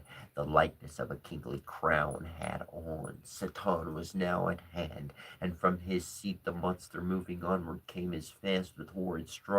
Hell trembled as he strode. The undaunted fiend, what his might be, admired, not feared. God and his Son except, created thing naught valued he nor shunned, and with disdainful look thus first began, whence and what art thou, execrable shape, that darest, though grim and terrible, advance they miscreated front athwart my way to yonder gates? Through them I mean to pass, that be assured without leave ask of thee. Retire, or taste thy folly, and learn thy proof. Hell bore not to contend with spirits of heaven, to whom the goblin, full of wrath, replied, Art thou that traitor angel? Art thou he who first broke peace in heaven and faith, till then unbroken and in proud rebellious arms drew after him the third part of heaven's sons, conjured against the highest, for which both thou and they, outcast from God, are here condemned to waste eternal days on woe and pain? And reckon thou thyself with spirits of heaven, hell doomed, and breathest defiance here in scorn, where I reign king, and to enrage thee more, thy king and lord, back to thy punishment, false fugitive, and do thy speed all add wings, lest with a whip of scorpions I pursue thy lingering, or with one stroke of this dart strange horror seize thee in pangs unfelt before. So speak the grisly terror, and in shape so speaking and so threatening grew tenfold more dreadful and deformed. On the other side, incensed with indignation, Satan stood unterrified, and like a comet burned that fires the length of Ophiuchus, huge in the Arctic sky, and from his horrid hair shakes pestilence and war. Each at the head leveled his deadly aim, their fatal hands no second stroke intended, and such a frown each cast at the other, as when two black clouds with heaven's artillery fraught come rattling on over the Caspian, then stand front to front, hovering a space till winds the signal blow to join with dark encounter in midair. So frowned the mighty combatants that hell grew darker at their frown. So matched they stood, for never but once more was either like to meet so great a foe, and now great deeds had been achieved, whereof all hell had rung. Had not the snake sorceress that sat fast by hell's gate and kept the fatal key risen, and with hideous outcry rushed between? O Father, what intends thy hand, she cried, against thy only son? What fury, O Son, possesses thee to bend that mortal dart against thy father's head? And knowest for whom? For him who sits above and laughs the while at thee ordained his drudge to execute whate'er is wrath, which he calls justice, bids his wrath, which one day will destroy ye both? She spake, and her words the hellish pest forbore. Then these to her Satan returned. So strange thy outcry, and thy words so strange thou interposest, that my sudden hand prevented spares to tell thee yet by deeds what it intends, till first I know of thee what thing thou art thus double formed, and why thou in this infernal vale first met thou callest me father, and phantomist callest my son. I know thee not, not ever saw till now slight more detestable than him in thee, to whom thus the portress of hell's gate replied. Hast thou forgot me then? And do I seem now in thine eye so foul, as once deemed so fair in heaven, when at thy assembly and in sight of all the seraphim, with the combined and bold conspiracy against heaven's king, all on a sudden miserable pain surprised thee, dimmed thine eyes, and dizzy swum in darkness, while thy head flames thick and fast threw forth, till on the left side opening wide, likest to thee in shape and countenance bright, then shining heavenly fair, a goddess armed, out of thy head I sprung. Amazement seized all the host of heaven back. They recoiled afraid at first, and called me sin, and for a sign portentous held me. But familiar grown I pleased, and with attractive graces won the most diverse. Thee chiefly, who full oft thyself in me thy perfect image viewing, became enamored, and such joy thou tookest with me in secret, that my womb conceived a growing burden. Meanwhile war arose, and fiends were fought in heaven, wherein remained for what could else to our almighty foe clear victory. To our part loss and rout through all the empire, down they fell, driven headlong from the pitch of heaven down into this deep and in the general fall. I also, at which time this powerful key into my hand was given, with charge to keep these gates forever shut, which none can pass without my opening. Pensive here I sat alone, but long I sat not, till my womb pregnantly by the now excessive groan, prodigious motion felt the rueful throes. At last this odious offspring, whom thou seest thine own begotten, breaking violent away, tore through my entrails, that with fear and pain distorted all my nether shape thus grew transformed. But he, my inbred enemy, forth issued, brandishing his fatal dart made to destroy. I fled and cried out death. He trembled at the hideous name and sighed from all our caves, and back resounded death. I fled, but he pursued, though more it seems inflamed with lust and rage.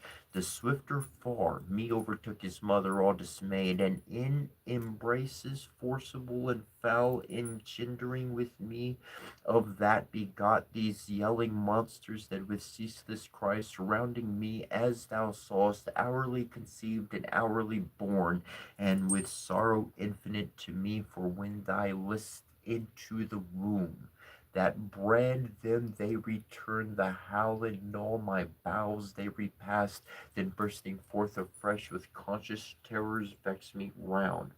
That rest of intermission none I find, before mine eyes in opposition sits, grim death, my son and foe, who sets them on, and me his parent would full soon devour for want of other prey, but that he knows his end with mine involved, and knows that I should prove a bitter morsel, and is vain whenever that he should be so fated pronounced. But though thou, O Father, I forewarn thee, shun his dead arrow, neither vainly hope to be invulnerable in those bright arms, though tempered heavenly for that mortal dint, save he who reigns above, none can resist.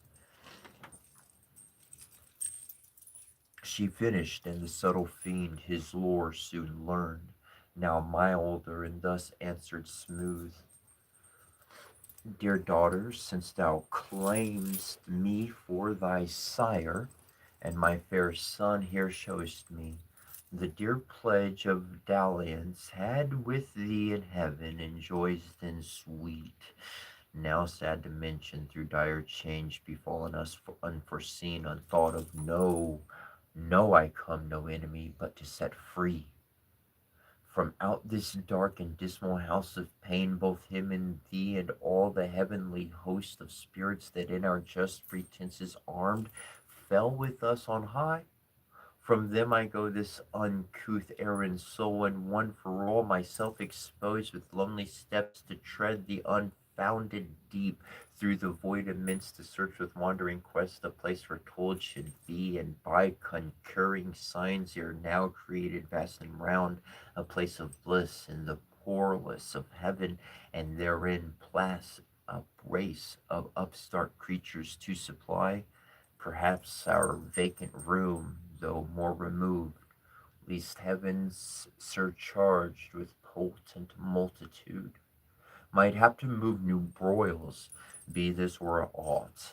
Then this more secret now designed, I haste to know that this once more shall soon return, and bring ye to the place where thou the death shalt dwell at ease, and up and down unseen, wing silently the buxom air empalmed with odors.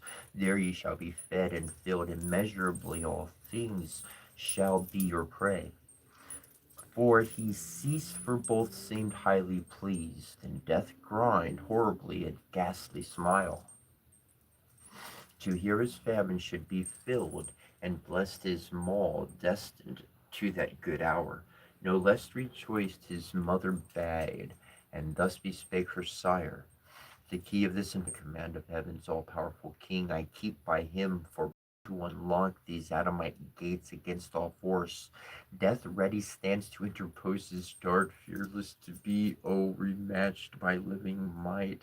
But what owe I to his commands above, who hates me and hath hither thrust me down into this gloom of Tartarus profound, to sit in hateful office where confined, inhabitant of heaven and heavenly born, here in perpetual agony and pain, with terrors and with clamors compassed round of my own brood, and on my bowels feed. Thou art my father, thou art my author, thou my being gavest me. Whom should I obey but thee? Whom follows? Thou wilt bring me soon to that new world of light and bliss among the gods who live at ease, where I shall reign at thy right hand, voluptuous as beseems thy daughter and thy darling without end, thus saying from her side the fatal key. Sad instrument of all our woe she took, and towards the gate rallying her bestial train, forthwith the huge portcullis high up drew, but which herself not all the Stygian powers could once have moved. Then in the keyhole turns the intricate wards, and every bolt and bar of mass iron or solid rock with ease unfastens. On a sudden open fly, with impetuous recoil and jarring sound, the infernal doors, and on their hinges great harsh thunder, that the lowest bottom shook of Erebus. She opened, but to shut excelled her power. The gates wide open stood, that with extended wings a bannered host underspread, and since marching might pass through, with horse and chariots ranked in loose array, so wide they stood, and like a furnace mouth cast forth redounding smoke and ruddy flame.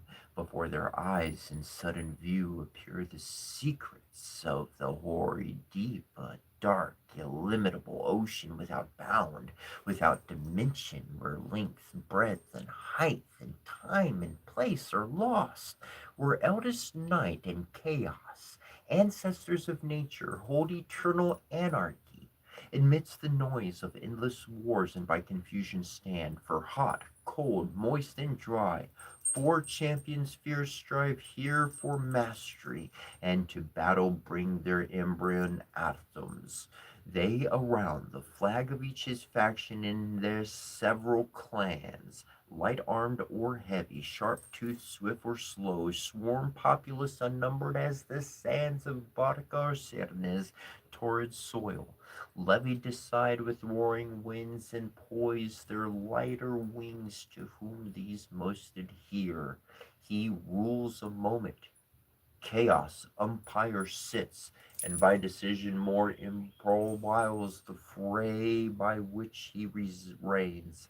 Next him high arbiter chance governs all into the wide abyss, the womb of nature, and perhaps her grave, of neither sea nor shore nor air nor fire, but all these in their pregnant causes mix confusedly, and which thus must ever fight, unless the Almighty Maker them ordain his dark materials to create more worlds. Into the wild abyss the weary fiend stood on the brink of hell, and looked a damn while, pondering his voyage, for no narrow firth he had to cross, nor was his ear less peeled with noises loud and ruinous, to compare great things with small.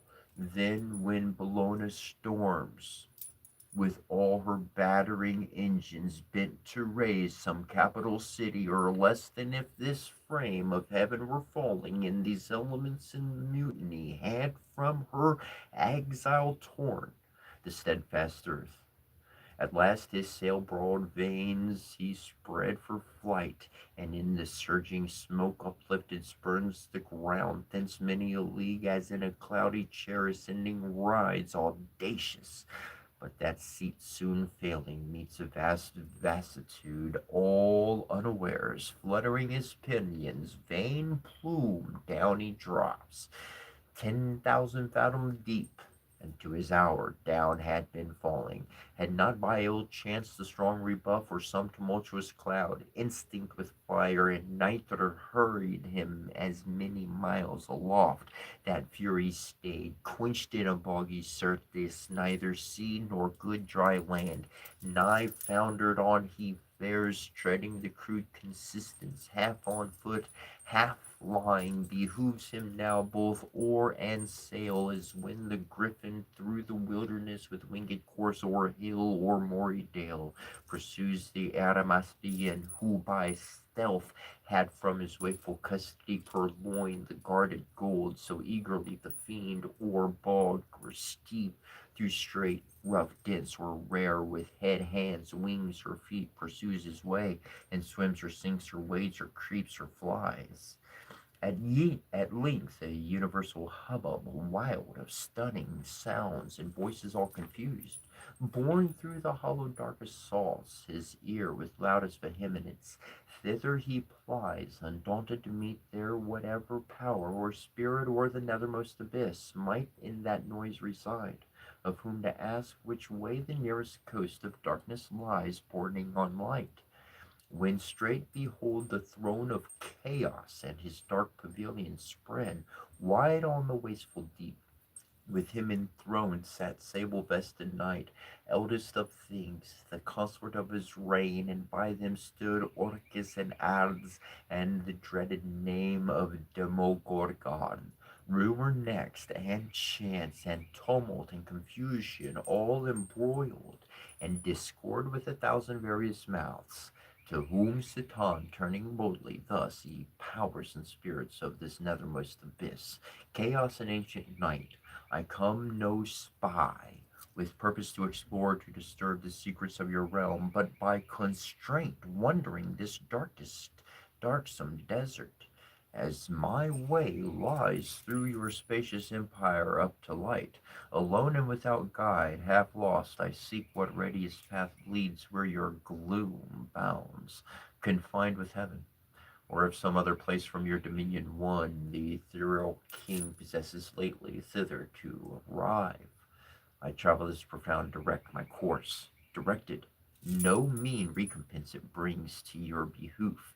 If I that region lost, all usurpation thence expelled, reduced to her original darkness and your sway, which is my present journey, and once more erect and standard there of ancient night. Yours be the advantage, all mine the revenge. Thus Satan, and him thus the anarch old, with faltering speech and visage composed, answered, I know thee, stranger, who thou art, that mighty leading angel, who of late made head against heaven's king, though overthrown. I saw and heard, for such a numerous host fled not in silence through the frightened deep, with ruin upon ruin, rout on rout, confusion worse confounded, and heaven's gates poured out by millions her victorious bands pursuing. I upon my frontiers here keep residence. If all I can will serve, that little which is left so to defend, encroacheth on still through our intestine broils, weakens the scepter of old night. First hell, your dungeon stretching far and wide beneath, now lately heaven and earth, another world hung o'er my realm, linked in a golden chain to that side heaven from whence your legions fell. If that way be your walk, you have not far. So much the nearer danger. Go in speed, havoc and spoil and ruin are my gain. He ceased, and Satan stayed not to reply, but glad that now his sea could be find ashore, with fresh alacrite and force renewed, springs upward like a pyramid of fire into the wild expanse, and through the shock of fighting elements on all sides round environed wins his way, harder best and more endangered than when Argo passed through Bosporus betwixt the justling rocks, or when Ulysses on the laboured shunned Carbades, and by the other whirlpool stirred. So he with difficulty and labored hard moved on. With difficulty and labor but he once passed. Soon after, when man fell, strange alterations, sin and death amain, following his tracks, such was the will of heaven, paved after him a broad and beaten way. Over the dark abyss, whose boiling gulf tamely endured, a bridge of wondrous length from hell continued, reaching the utmost orb of this frail world, by which the spirits perverse with ease intercourse pass to and fro to tempt or punish mortals, except whom God and good angels guard by special grace. But now at last the sacred influence of light appears, and from the walls of heaven shoots far into the bosom of dim night a glimmering dawn. Here nature first begins her farthest verge, and chaos to retire, as from her outmost works a broken foe, with tumult less and with less hostile din, that Satan with less toil and now with ease wafts on the calmer wave by dubious light, and like the weather-beaten vessel holds gladly the port, though shrouds and tackle torn, or in the emptier waste resembling air waves his spread wings at leisure to behold far off the embryo heaven, extended wide in circuit, undetermined square around, with opal towers and battlements adorned of living sapphire, once his native seat, and by fast hanging in a golden chain, this pendant world in bigness as a star of smallest magnitude close by the moon, thither full fraught with mischievous revenge, accursed and in cursed hour he hies. Thus, that is the end of the second book.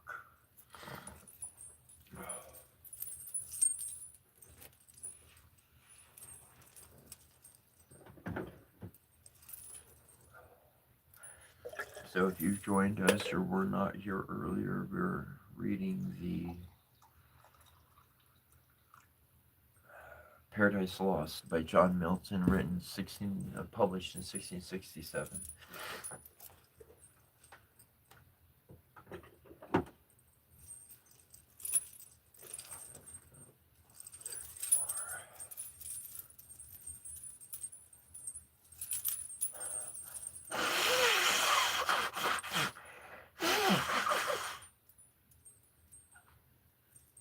Excuse me, or not.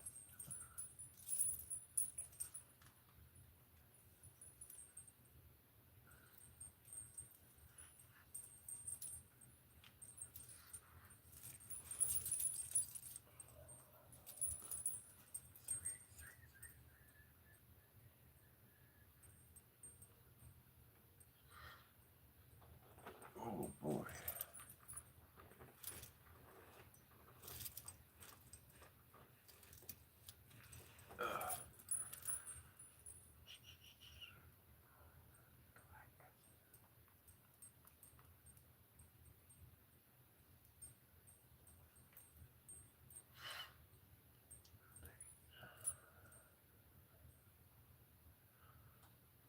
I do have Shakespeare. I did download a bunch of Shakespeare's works, and I also downloaded Nietzsche as well, and some other stuff. So, um, gotta love the old greats. T-Bird and Shade. Totally thought it was Shakespeare. Amen. Stuff gets there. Uh, Josie, what's up, Josie? Um,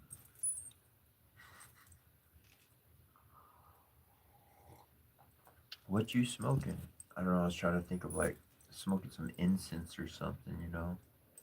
Like I, I, I like the good old Mary Jane, bro.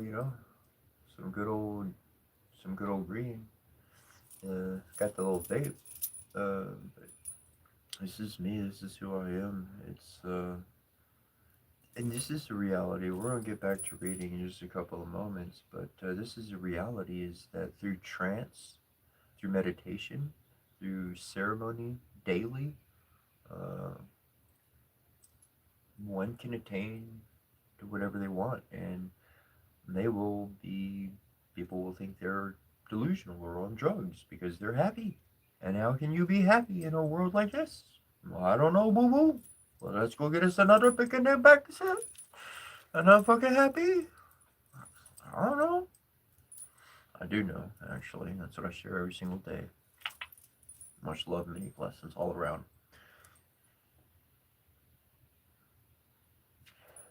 What's up, Maggie Penny from England? What's up?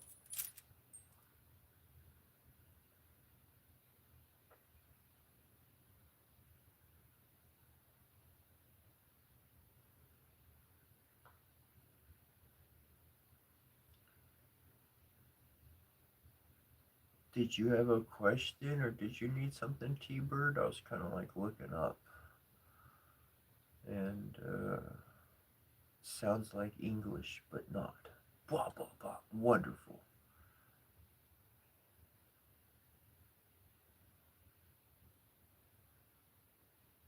I'm going down to T Bird. T Bird, I apologize for asking you. I scrolled up and I was looking up and I think you asked something. Um, been a long time since I burned the special sage. Papayo for sure. Um,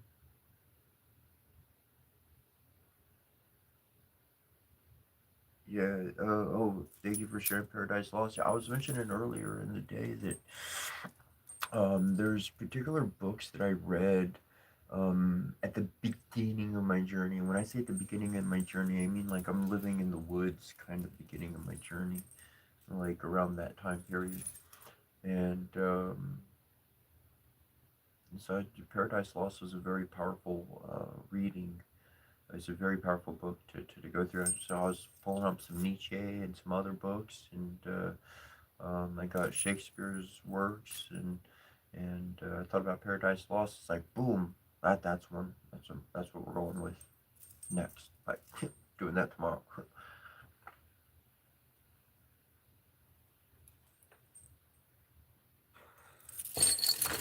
I'm just taking a little break, and we're gonna pick up on book three.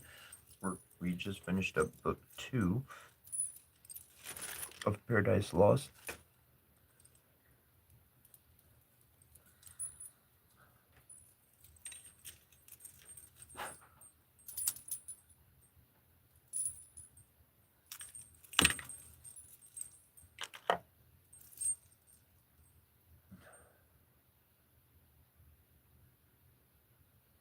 Oh, that was the question. Haha, we already covered it. Wonderful. Thanks, T Bird. Thanks. Thanks.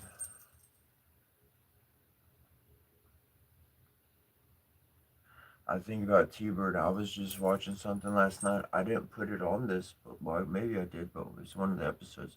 Let's talk about the Thunderbird and like how people were still having occurrences with this giant bird in the sky. And one dude was like, I got this huge freaking scar from this bird. But like, anyways,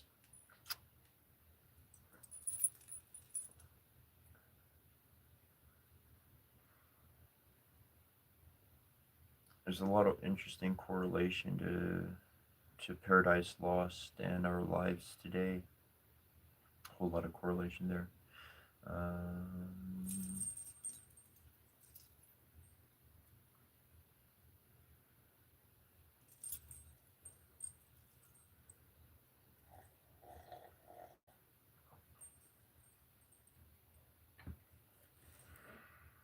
Whoa, Josie, that's really cool.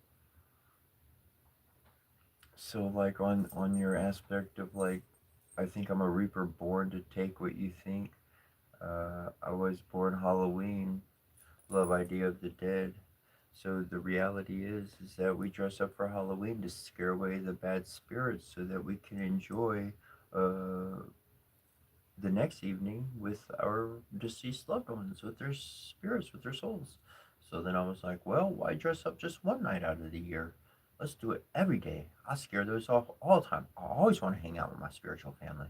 If they want to hang out with me, like, let's do it. So I changed a holiday to a way of life, a holy day into a way of life.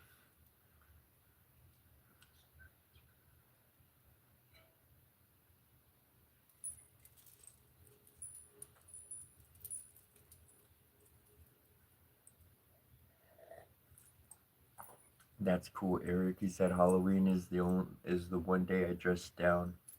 That's kind of funny. I'm gonna get back to reading here.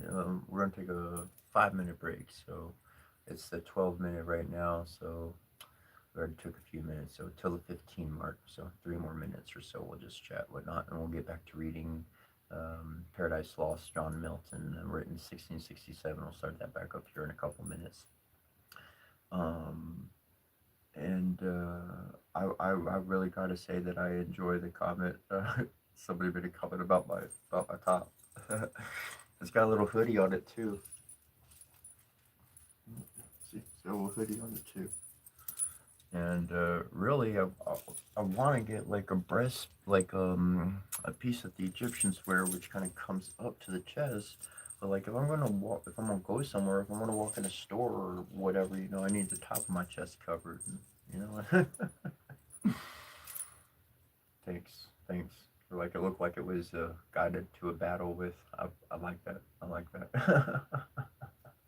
Honestly, I kind of like. I wanted to wear something else today, but it was like, no, go with this one. I was like, okay, I thought we'll wear that one today.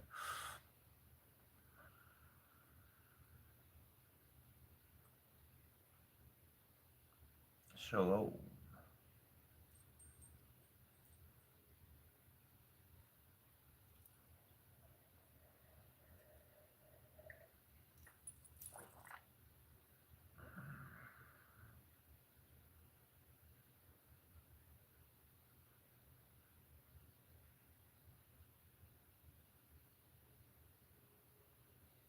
and somebody asked me if I was a Christian, and so like I'm just gonna say my journey started off with the dude. I like to call him the dude. Okay, the dude was like he's got a lot of different names, a lot of different stories. I like to call him the dude, and I'm just gonna say it. When you get to having your own personal relationship with the Divine Father and the Divine Mother, like there's no labeling. There's no labeling. They're not like, did you come through Christianity? Okay, you're good. No, they don't care what you went through in your past. They knew you had to go on Jacob's ladder and learn multiple things in order to develop the mind, in order to actually get to the point where you can telepathically connect knowingly with your heart. A prayer, I think often is like sending information. A prayer is sending information. But what I do is I'm going to send a ping. That ping's going to come back. There's going to be full on communication back and forth, and that communication is family within the mind, within the heart, within the being of peace. That communication comes through, and it knows no such borders as we have put around ideas with titles. I went a minute past. I got to get back to reading. Get reading. Yeah, thank you, Stephen. Get him back. And fill up real quick.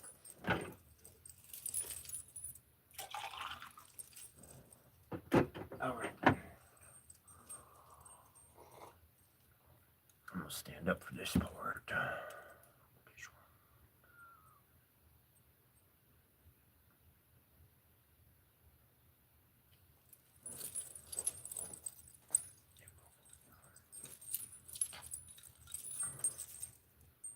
I've been trying to take care of my back, so give me a moment to raise it up. Hopefully, I won't drop it again.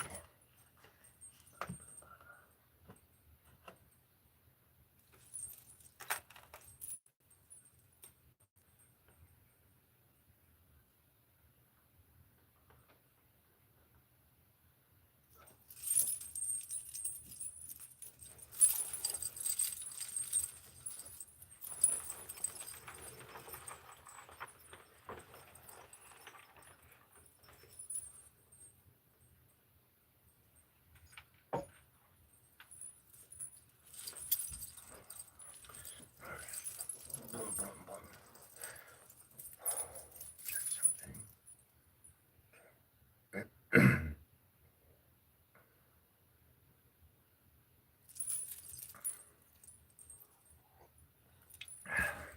Chapter 3, or Book 3, Paradise Lost, John Milton, 1667. It was published.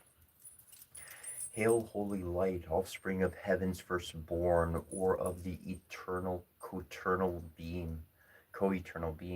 May I express thee unblamed, since God is light, and never but in unapproached light, dwelt from eternity, dwelt then in thee, bright effluence of bright essence increate? Or hearst thou rather pure ethereal stream, whose fountain who shall tell before the sun, before the heavens thou wert, and at the voice of God, as with a mantle didst invest the rising world of waters dark and deep, one from the void and formless infinite? Thee I revisit now with bolder wing than scaped the Stygian pool, though long detained in that obscure sojourn, while in my flight through utter and through middle darkness borne with other notes than to the Orphean lyre I sung of chaos and eternal night, taught by the heavenly muse to venture down the dark descent and up to reascend. Though hard and rare, thee I revisit safe, and feel thy sovereign vital lamp, but thou revisitest not these eyes, and rowl in vain to find thy piercing ray, and find no dawn. So thick a drop screen hath quenched their orbs, or dim suffusion veiled. Yet not the more cease I wonder where the muses haunt, clear spring, or shady grove, or sunny hill, smite with the love of sacred song, but chief thee, Sion, and the flowery brook beneath that wash thy hallowed feet in warbling flow. Nightly I visit, nor sometimes forget those who too equal with me in fate, so were I equalled with them in renown. Blind Damaris and blind Menordes and Parises and Fernus, prophets old, then feed on thoughts that volunteer, move harmonious numbers as the wakeful bird sings darkling, and in shadiest covert hid tunes her nocturnal note. Thus with the year seasons return, but not to me returns day, or the sweet approach of even or morn, or sight of vernal bloom, or summer's rose, or flocks or herds, or human face divine, but cloud instead, and ever during dark surrounds me from the cheerful ways of men, cut off, and for the book of knowledge fair presented with the universal blank of nature's works to me expunged and raised, and wisdom at one entrance quite shut out. So much the rather those celestial light shine inward, and the mind through all her powers irradiate their plant eyes, all mist from thence purge and disperse, that I may see and tell of things invisible to mortal sight. Now had the Almighty Father from above, from the pure embryon where he sits, high throned above all height, and bent down his eye, his own works and their works at once to view, about him all the sanctities of heaven stood thick as stars, and from his sight received beatitude past utterance. On his right the radiant image of his glory sat, his only Son, one earth he first beheld, our two first parents, yet the only two of mankind in the happy garden place, reaping immortal fruits of joy and love, uninterrupted joy, unrivaled love. In blissful solitude he then surveyed hell and the gulf between, and Satan there coasting the wall of heaven on this side, night in the dune air sublime, and ready now to stoop with wearied wings and willing feet on the bare outside of this world that seemed firm land embosomed without firmament, uncertain which in ocean or in air. Him God beholding from his prospect high, wherein past, present, future he beholds, thus to his only Son foreseeing spake, only begotten Son, seest thou what rage transports our adversary, whom no bounds prescribed, no bars of hell, nor all the chains heap on him there, nor yet the main abyss wide interrupt can hold? So bent he seemed on desperate revenge that shall redound upon his own rebellious head, and now through all restraint broke loose, he wings his way not far off heaven in the precincts of light, directly towards the new created world, and man there placed with purpose to essay, if him by force he can destroy, or worse by some false guile pervert, and shall pervert, for man will hearken to his gauzy lies, and easily transgress the sole command, sole pledge of his obedience. So will fall he and his faithless progeny. Whose fault? Whose but his own? Ingrate, he had of me all he could have. I made him just and right, sufficient to have stood, though free to fall. Such I created all the ethereal powers and spirits, both them who stood, them who failed.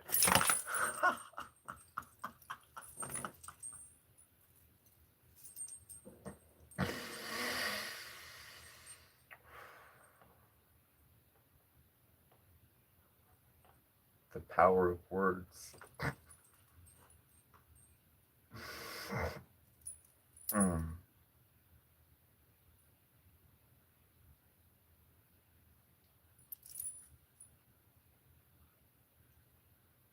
And spirits both of them who stood, them who failed. Freely they stood who stood, and fell who fell. Not free, what proof could they have given sincere or true allegiance, constant faith or love, where only that they needs must do appeared not what they would? What praise could they receive? What pleasure I from such obedience paid?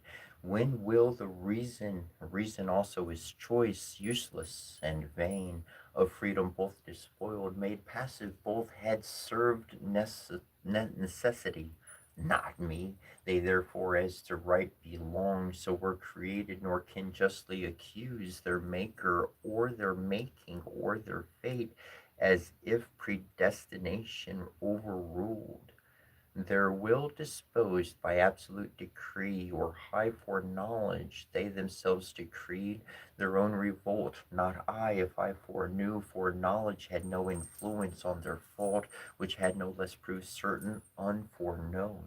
So without least impulse or shadow of fate, or aught by me immutable foreseen, they trespass, authors to themselves in all, both what they judge and what they choose. For so I formed them free, and free they must remain, till they enthrall themselves by us.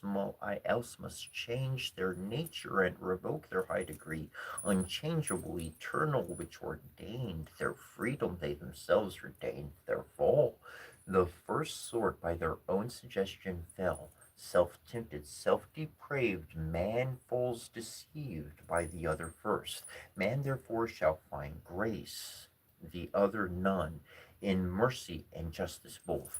Through heaven and earth so shall my glories excel, but mercy first and last shall brightest shine. Thus while God spake, ambrosial fragrance filled all heaven, and in the blessed spirits elect sense of new joy ineffable diffused.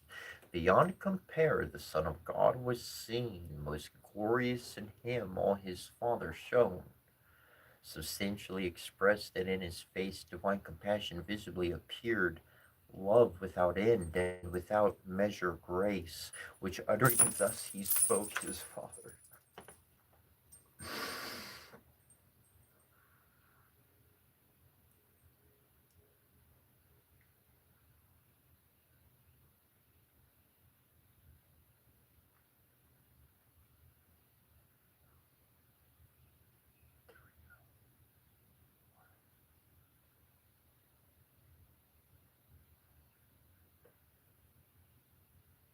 Which had no less proved certain unforeknown, most glorious in him of all his fathers shown, substantially expressed, and in his face divine compassion visibly appeared, love without end and without measure grace, which uttering thus he to his Father spake. O Father gracious, was that word which closed thy sovereign sentence, that man should find grace, for which both heaven and earth shall high extol thy praises with the innumerable sound of hymns and sacred songs, wherewith thy throne encompassed shall resound the ever blessed. For should man finally be lost, should man thy creature late so loved, thy youngest son false circumvented thus by fraud, though joined with his own folly? that be far from thee, that far be from thee. Father, who art judge of all things made, and judgest only right, or shall the adversary thus obtain his end and frustrate thine? Shall he fulfill his malice and thy goodness bring to naught? Or proud return though to his heavier doom, yet with revenge accomplish, and to hell draw after him the whole race of mankind, by him corrupted? Or wilt thou thyself abolish thy creation, and unmake for him what for thy glory thou hast made? So should thy goodness and thy greatness both be questioned and blasphemed without defense, to whom the great Creator thus replied: O Son, in whom my soul hath chief delight, Son of my bosom, Son, who art alone my word, my wisdom, and effectual might, all hast thou spoken as my thoughts are, all as my eternal purpose hath decreed. Man shall not quite be lost, but saved who will, yet not of will in him, but grace in me. Freely vouchsafed, once more will I renew his lapsed power, though forfeit and enthralled by sin to foul exorbitant desires. Upheld by me, yet once more he shall stand on even ground against his mortal foe, by me upheld, that he may know how frail his fallen condition is, and to me owe all his deliverance, and to none but me.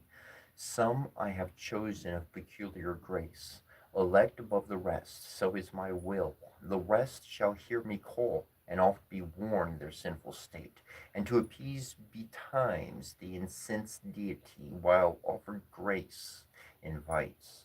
For I will clear their senses dark, what may suffice, and soften the stony hearts to pray, repent, and bring obedience due.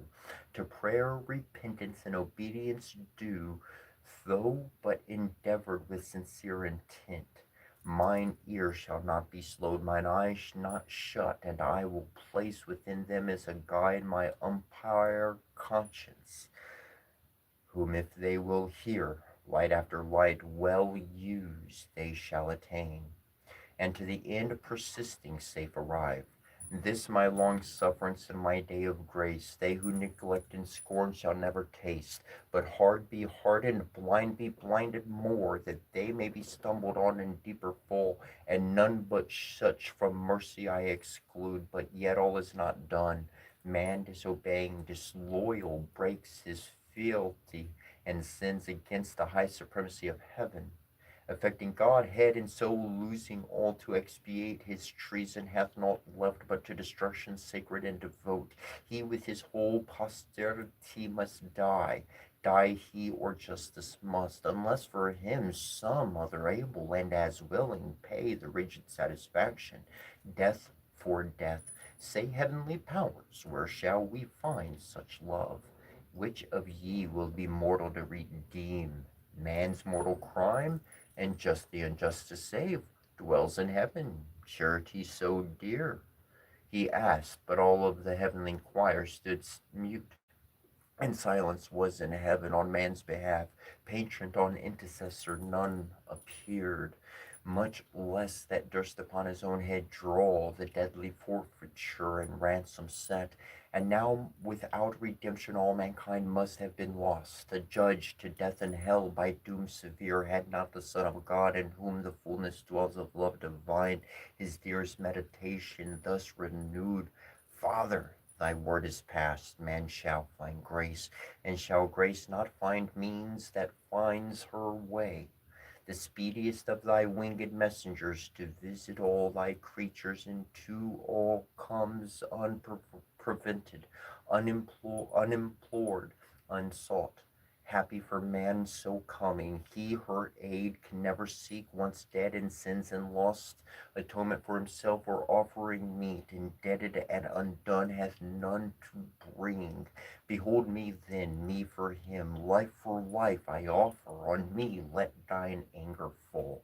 Account me man, for I his sake will leave thy bosom, and this glory next to thee freely put off, and for him lastly die. Well pleased on me, let death wreak all his rage under his gloom power I shall not long lie vanquished. Thou hast given me to possess life in myself forever.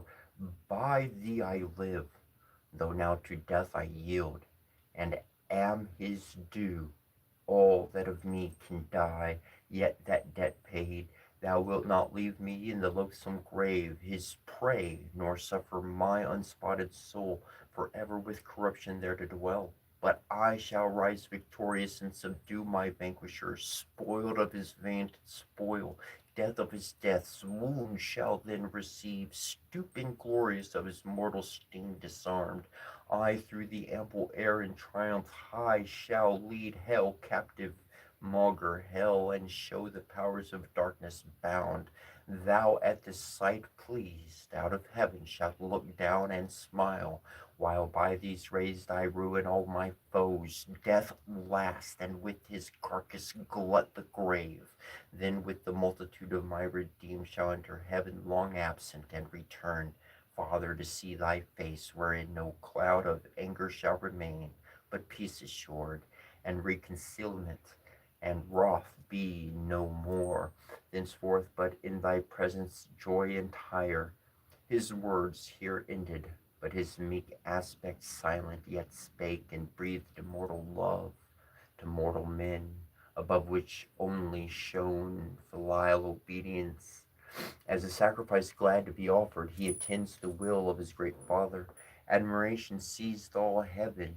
What this might mean, withered, tend, wondering.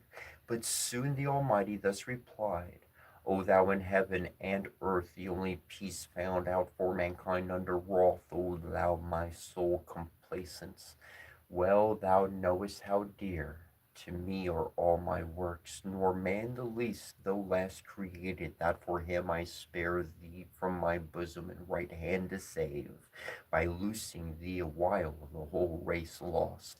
Thou therefore whom thou only canst redeem, their nature also to thy nature join, and be thyself man among men on earth, made flesh, when time shall be a virgin seed by wondrous birth. Be thou in Adam's room, the head of all mankind, thou Adam's son, as in him perish all men, so in thee as from a second root shall be restored as many as are restored without thee none. His crimes make guile tie his make guile his sons, guilty his sons. His crime makes guilty his sons. They merit imputed shall absolve them who renounce their own both righteous and unrighteous deeds, and live in thee transplanted, and from thee receive new life. So man as is most just shall satisfy, for man be judged and die, and dying rise, and rising with him raise his brethren, ransomed with his own dear life. So heavenly love shall outdo hellish hate, giving to death and dying to redeem, so dearly to redeem what hellish hate so easily destroyed, and still destroys, in those who, when they may, accept not grace. Nor shalt thou, by descending to assume man's nature, lessen or degrade thine own, because thou hast, though throned in highest bliss, equal to God, and equally enjoying godlike fruition, quitted all to save a world from utter loss, and hast been found by merit more than birthright Son of God. Found worthy is to be so by being good, far more than great or high, because in thee love hath abounded more than glory abounds. Therefore thy humiliation shall exalt thee with thy manhood also to this throne.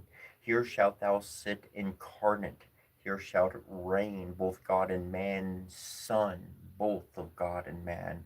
Anointed universal King, all power I give thee, reign forever and assume thy merits. Under thee is head supreme, thrones, princedoms, powers, dominions I reduce. All knees to thee shall bow, of them that bide in heaven or earth, or under earth in hell. When thou attended gloriously from heaven shalt in the sky appear, and from thee send the summoning archangels to proclaim thy dread tribunal. forthwith from all winds the living, and forthwith the sighted dead of all ages past to the general doom shall hasten. Such a peal shall rouse their sleep. Then all thy saints assembled, thou shalt judge bad men and angels. They arraigned shall sink beneath thy sentence. Hell, her numbers full, thenceforth shall be forever shut. Meanwhile the world shall burn, and from her ashes spring a new heaven and earth, wherein the just shall dwell, and after all their tribulations long see golden days, fruitful of golden deeds, with joy and love triumphing in fair truth. Then thou thy regal sceptre shalt lay by, for regal sceptre then more no more shall need. God shall be all in all, but all ye gods adore him, who to compass all his all this dies. Adore the Son, and honor him as me. No sooner had the Almighty ceased, but all the multitude of angels, with a shout loud as from the numbers without number, sweet as from blessed voices, uttering joy, heaven rung with jubilee, and loud hosannas filled with the eternal regions. Lowly, reverent, towards either throne they bowed, to the ground with solemn adoration, down they cast their crowns, and wove with amaranth and gold. Immortal amaranth, a flower which once in paradise fast by the tree of life began to bloom, but soon for man's offense to heaven removed. Where first it grew, there grows, and flowers aloft, shading the fount of life. And where the river of bliss through midst of haven rolls o'er Elysian flowers her amber stream, with these that never fade the spirits elect bind their resplendent locks enwreathed with beams, now in loose garlands thick thrown off the bright pavement that like a sea of jasper shone, empearled with celestial roses mild. The crowned again their golden harps they took, harps ever tuned that glittering by their side like quivers hung, and the preamble sweet of charming symphony they introduced their sacred song, and waken raptures high. No voice exempt, no voice but well could join melodious part, such concord is in heaven. Thee, Father, first they sung, omnipotent, immutable, immortal, infinite, eternal King. Thee, author of all being, fountain of light, thyself invisible, amidst the glorious brightness, where thou sittest, throne inaccessible. But when thou shadest the full blaze of thy beams, and through a cloud drawn round about thee like a radiant shrine, dark with excessive bright thy skirts appear, yet dazzle heaven in the brightest seraphim approach not, but with both wings veil their eyes. Thee next they sang of all creation first, begotten Son, divine similitude, in whose conspicuous countenance without cloud made visible the Almighty Father shines, whom else no creature can behold. On the empress the effulgence of his glory abides, transfused on thee his ample spirit rests. He, heaven of heavens, and all the powers therein, by thee created, and by thee threw down the aspiring dominations. Thou that day thy father dreadful thunder didst not spare, nor stop thy flaming chariot wheels that shook heaven's everlasting frame, while o'er the necks thou drovest of warring angels disarrayed. Back from pursuit, thy powers with loud acclaim, thee only extol, son of thy father's might, to execute fierce vengeance on his foes, not so on man, him through their malice fallen. Father of mercy and grace, thou didst not doom so strictly, but much more to pity incline. No sooner did thy dear and only Son perceive thee purpose not to doom frail man so strictly, but more to pity incline. He appeased thy wrath in and in the strife of mercy and justice in thy face discerned. Regardless of the bliss wherein he sat, second to thee offered him to die for man's offense. O unexplained love, love nowhere to be found less than divine. Hail, Son of God, Savior of men, thy divine name shall be copious matter of my song henceforth, and never shall my heart thy praise forget, nor from thy Father's praise disjoin. Thus they in heaven above the starry sphere their happy hours in joy and hymning spent. Meanwhile upon the firm opaque globe of this round world, whose first convex divides the luminous inferior orbs enclosed from chaos and throned of darkness old, Satan alighted walks a globe far off, it now seems a boundless continent, dark, waste, and wild under the frown of night, starless, exposed to never-threatening storms of chaos blustering round inclement sky, save on the side that which from the wall of heaven through distant far from some small reflection gains of glimmering air less vexed with tempests loud.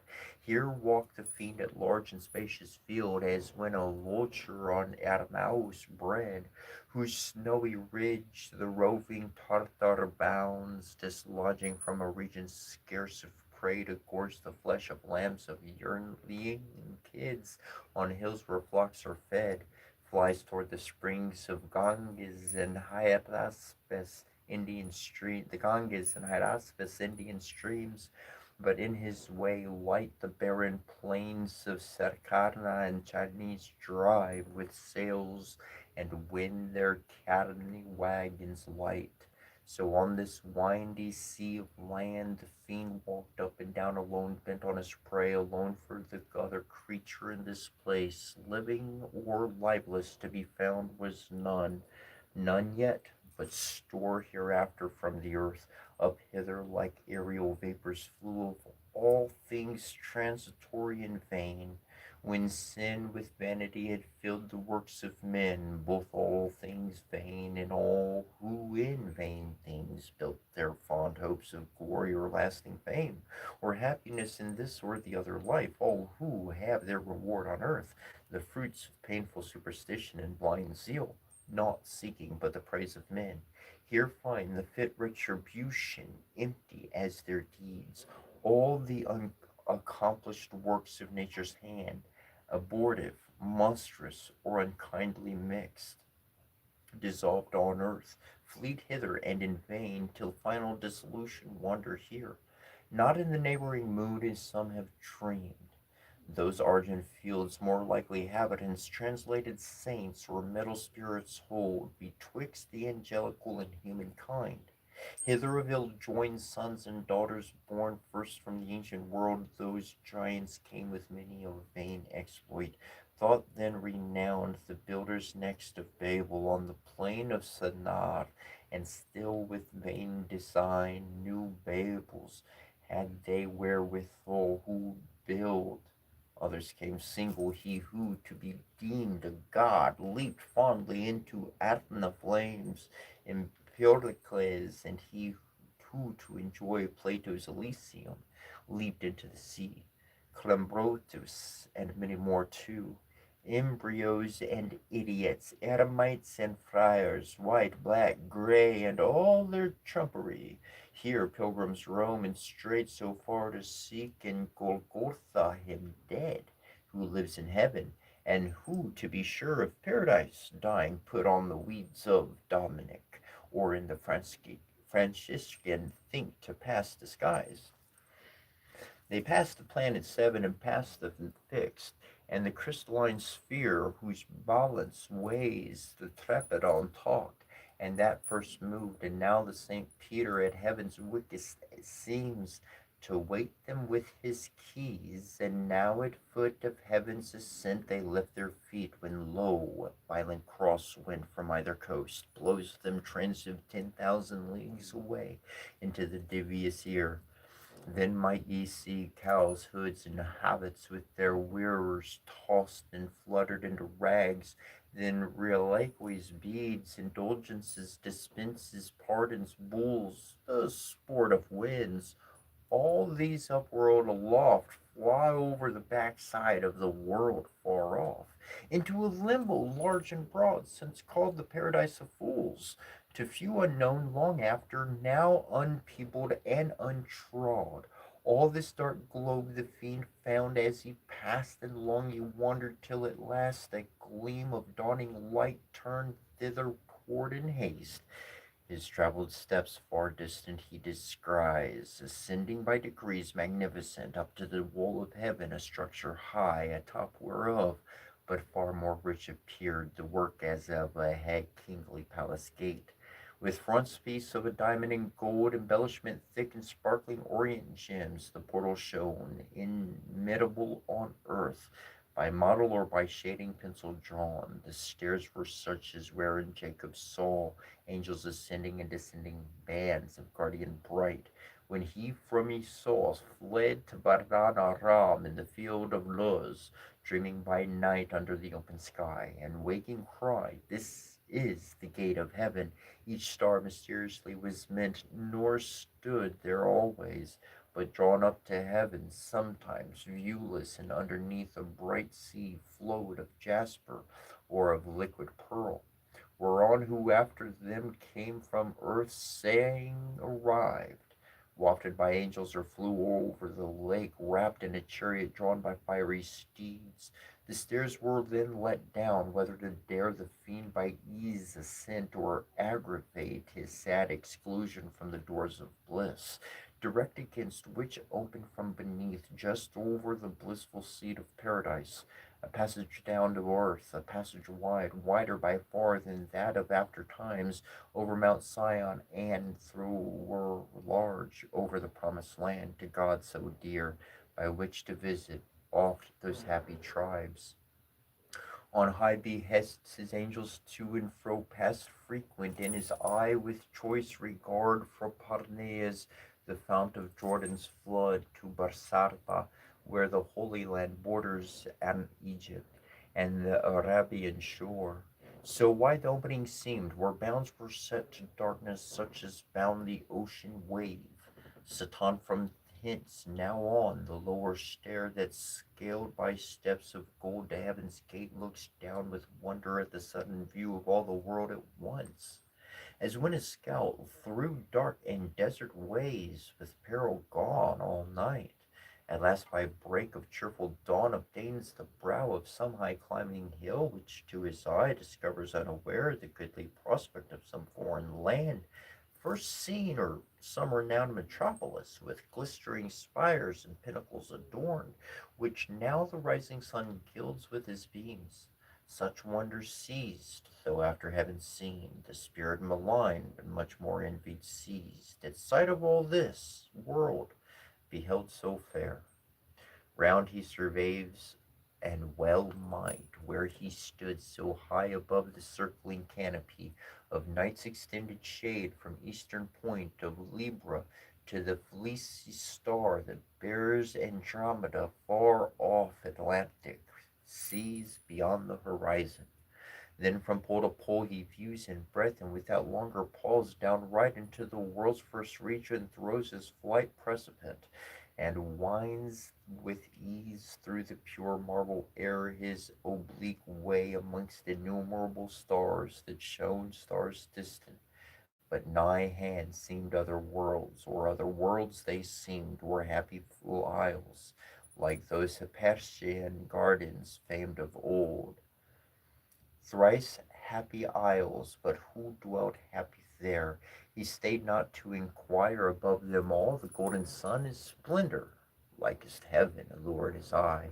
Thither his course he bends through the calm firmament, but up and or down, by center or eccentric, hard to tell, or longitude, where the great luminati aloof the vulgar constellations thick, that from his lordly eye keep distance due, dispenses light from far, as they move their starry dance in numbers that compute days, months, and years towards all cheering lamp, turns swiftly their various motions, or turned by his magnetic beam that gently warms the universe, and to each inward part with gentle penetration, though unseen, shoots invisible virtue even to the deep, So wondrously was set his station bright. There lands the fiend, a spot like that which perhaps astronomer in the sun's lucent orb through his glazed optic tube yet never saw.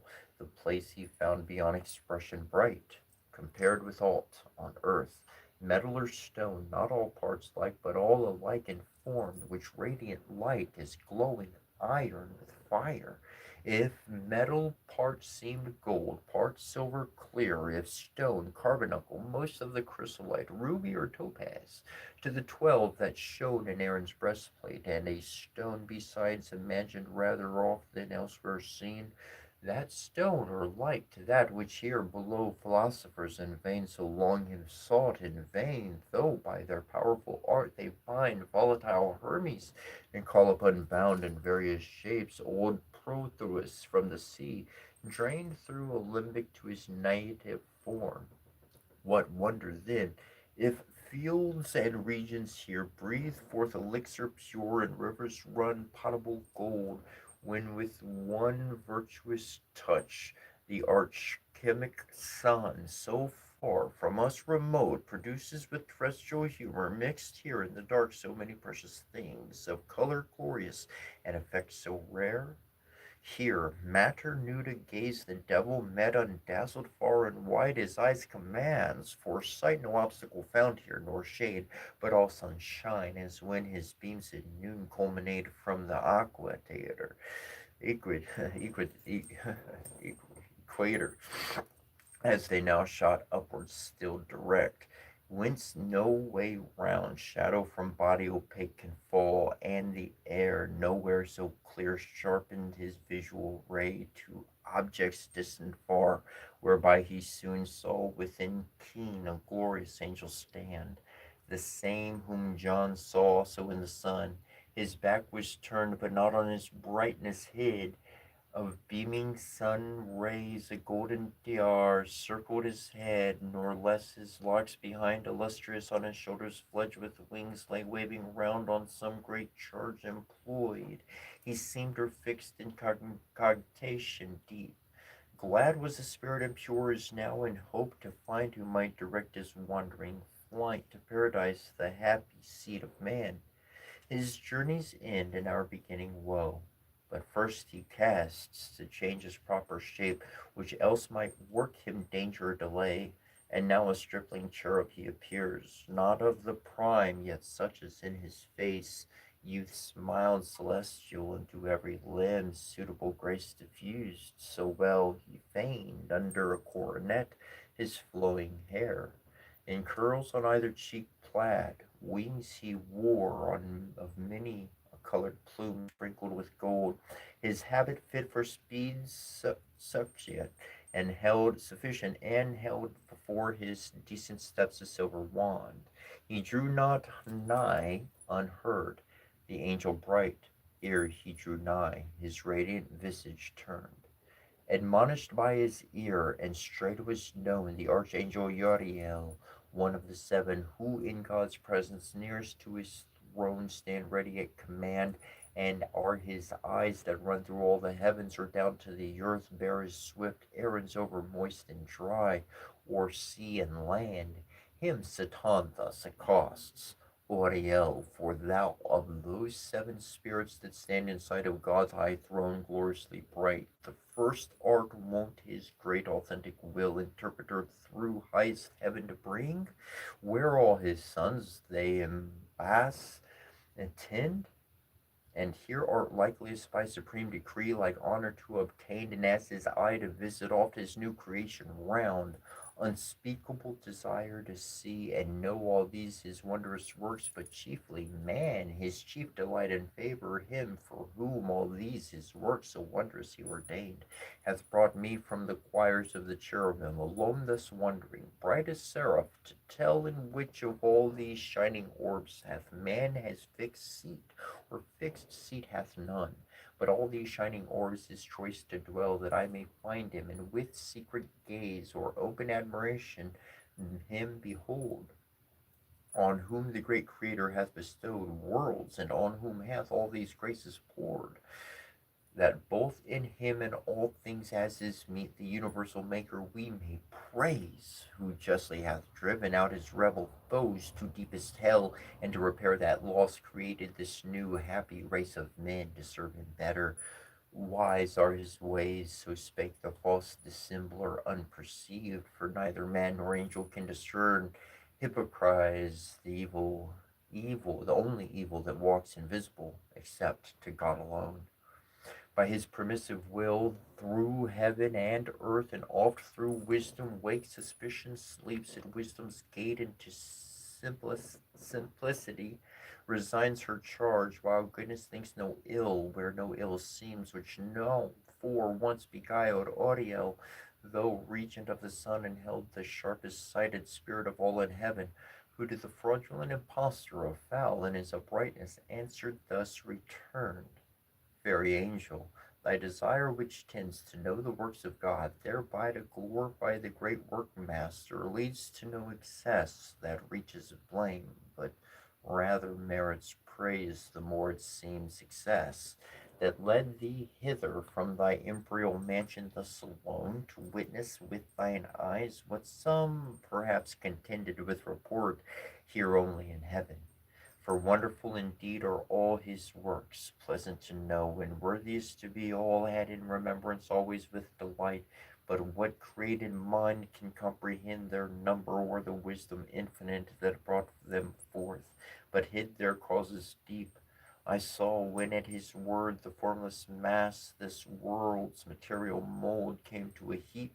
Confusion heard his voice, and wild uproar stood vast infinitude confined, till at his second bidding darkness fled, light shone, and order from disorder sprung, swift to their several quarters hasted then the cumbrous elements, earth, flood, air, fire, and his ethereal quintessence of heaven, flew upward, spirited with various forms that round orbicular, and turned to stars, numberless, as thou seest, and how they move.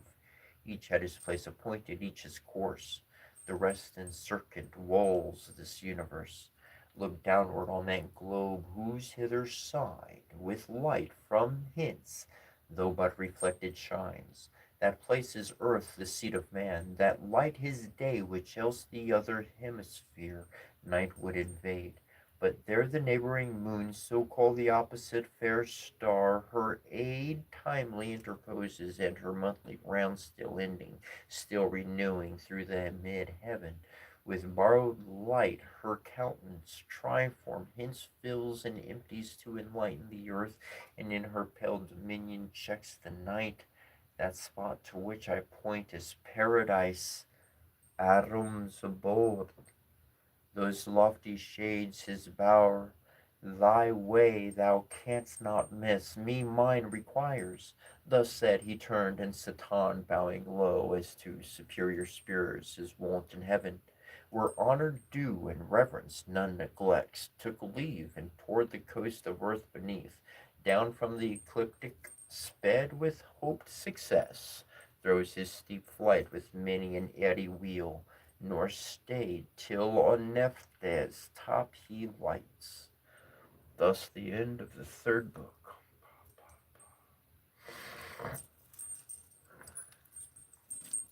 I'm not going to do that one again, but I can do it. Somehow that works just dandy, but not the other way.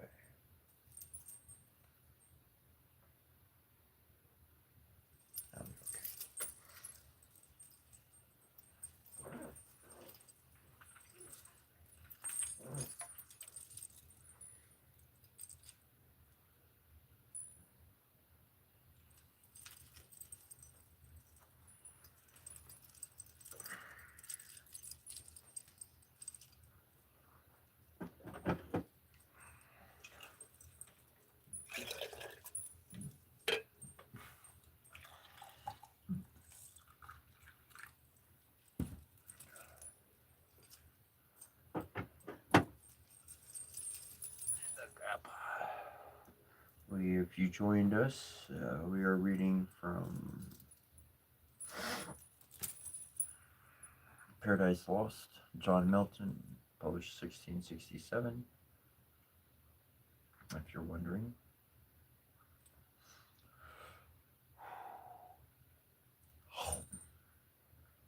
What's up, Soul's Mate? Thanks.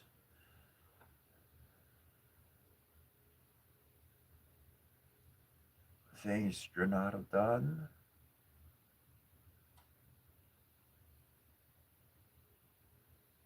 Thanks, Philip. Yeah, most definitely.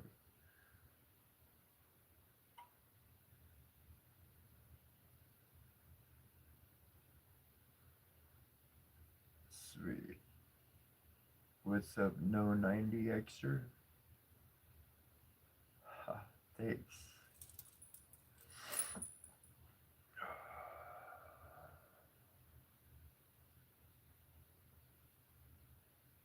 I'm just scrolling up on comments.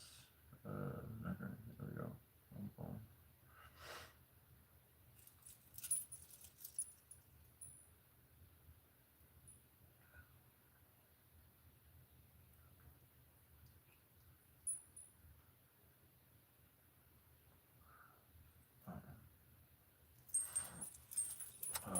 Welcome, welcome. Thank you for hanging out.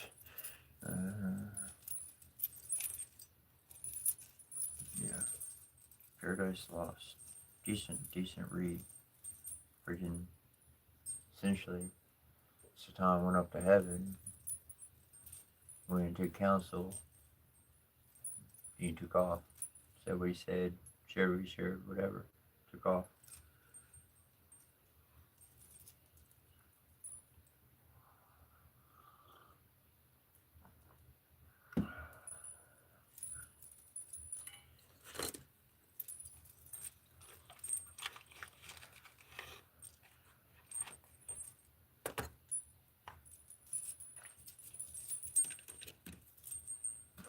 Happy Sunday. Hope your weekend's going good.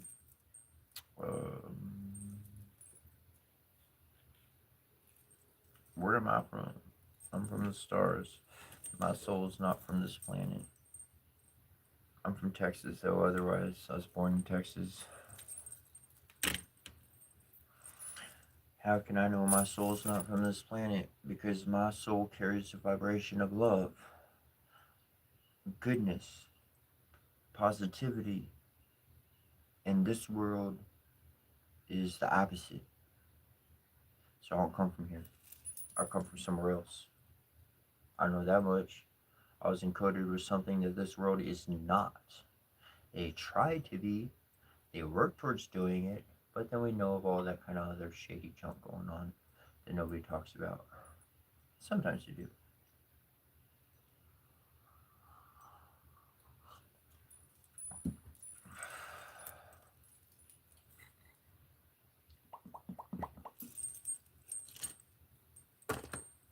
But hey, you gotta have fun in life. If you don't have fun in life, then what's the point in living? All you do is spend your whole life working. I've known people throughout my life, and they work every day. Nothing gets you forsaken if you're here or whatever, because it's just us. I kind of do it too, but in my own way, I just stopped laboring for other people in that kind of fashion. You know, I rather like help my neighbor out than, anyways. But I see people like work every day, work, and then they get their retirement and they're ready to go, and then like they retire and they stop working, and then they can't just sit there because they've spent the past however many years conditioning themselves to be active and do stuff every day. So to me, that's a failing pattern. That's not a smooth transition. That means there's like, I don't know. When I see failure in a system of something, I don't follow with the system. I'll pay attention to it. I'll see what it's producing, but I'm not gonna be like, oh, let me jump in and see how this goes for me. Nah.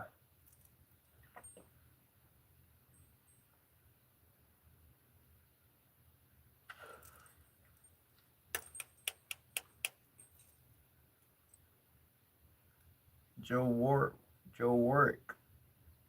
this much time. I don't know. I put my cap on. My necklaces were on. I put these two on, but everything else is on. Everything else just stays on. I don't take it off. I take a shower with it. Like, just make it a part of life. Like, why get undressed every night? I don't know. Why take your makeup off every night? You don't put makeup on? Put eyeliner on? I'm gonna leave it on there until it wears off. I'm just gonna put another layer on it, and just put another layer on it. I'm gonna take it off every night. It's bad for your skin. Well, fuck it. I'm gonna live like this. You know, make some life choices, and you do as much as you can to be healthy. But you know what I found? If you ain't doing nothing to be happy, don't matter how healthy or how anything else you are. If you're not happy at your core, then everything else is like, fuck this shit. I'll work my ass off all day long if, you know, got some positive aspect. But, anyways, I drone on.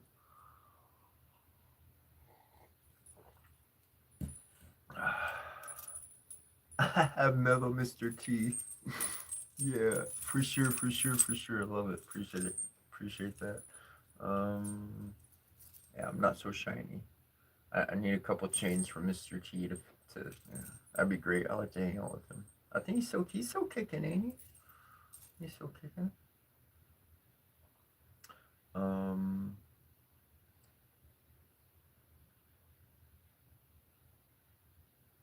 Dominido. I'm gonna get back to reading, but I'm gonna take a break because I've read like I don't know 80 pages, whatever the case. I read a lot. I'm taking a break. I, anyways, we should get a third. That was the third book. We did get three in today.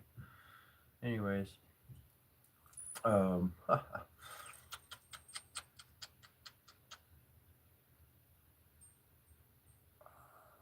how did I come up with my channel name?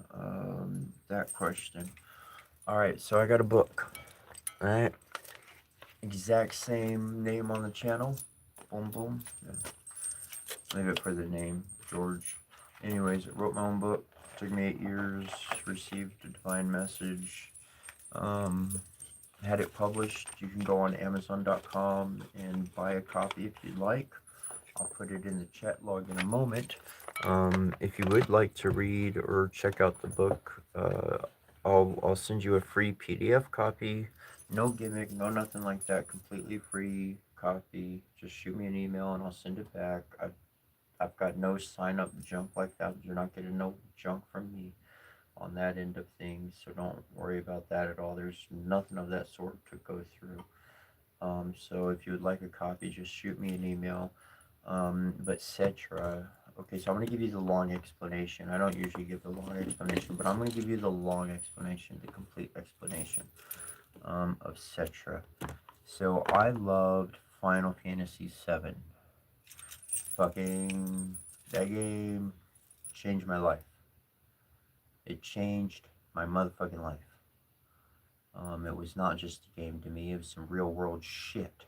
Some really, really, really real shit I was going through. And somehow in that video game, man, they fucking, I don't know if they read a script to my soul, but god damn, I was able to figure some shit out like I never was able to. And so like there's the ancient people, and the where they were from was Cetra, CETRA, CETRA, and it was the land of the ancients. So I was like, dude, I want something like to the ancients because like I want to go old school. I don't want none of this new shit. And I was like, well, then let's go with the name of where the ancients were from. But I was like, I can't copy that name. You can't just like copy, that's not cool.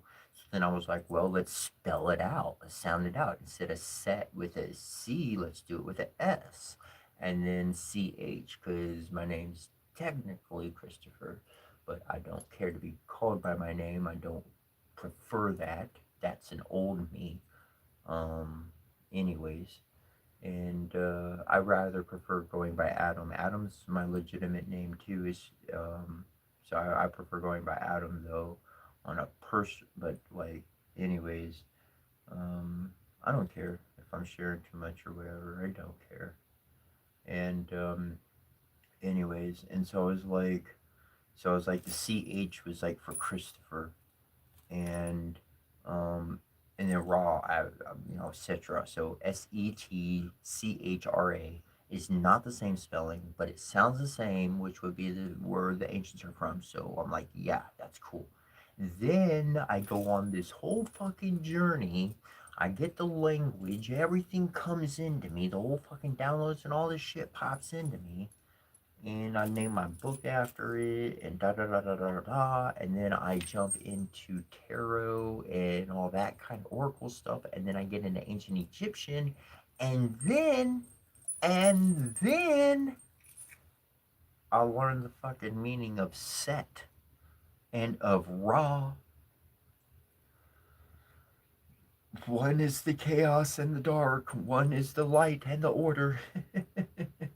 And the CH is our own chi, our own chakra system, that's our own energy. And so Setra is a balance between the light and the dark that exists within the self. Setra, I appreciate being called Setra. I think that's really cool. But Setra is technically, it's not technically a name, but like anybody could don that name. It's like Batman, but like anybody could don it because you're literally using your dark and your light, your order and your disorder, and boom, your system gets to create what you're going to do by being aware of the circumstance you're actually in. And so, like, it brings awareness to the mind of situations. It's solutions to life that you've likely done, but we don't look at them as future solutions. We're like, it was like a one-off solution we used, and so we forget about it. We go about our lives. This next problem happens, whatever the case. And, um, yeah. So that's Cetra. That's where Cetra's from.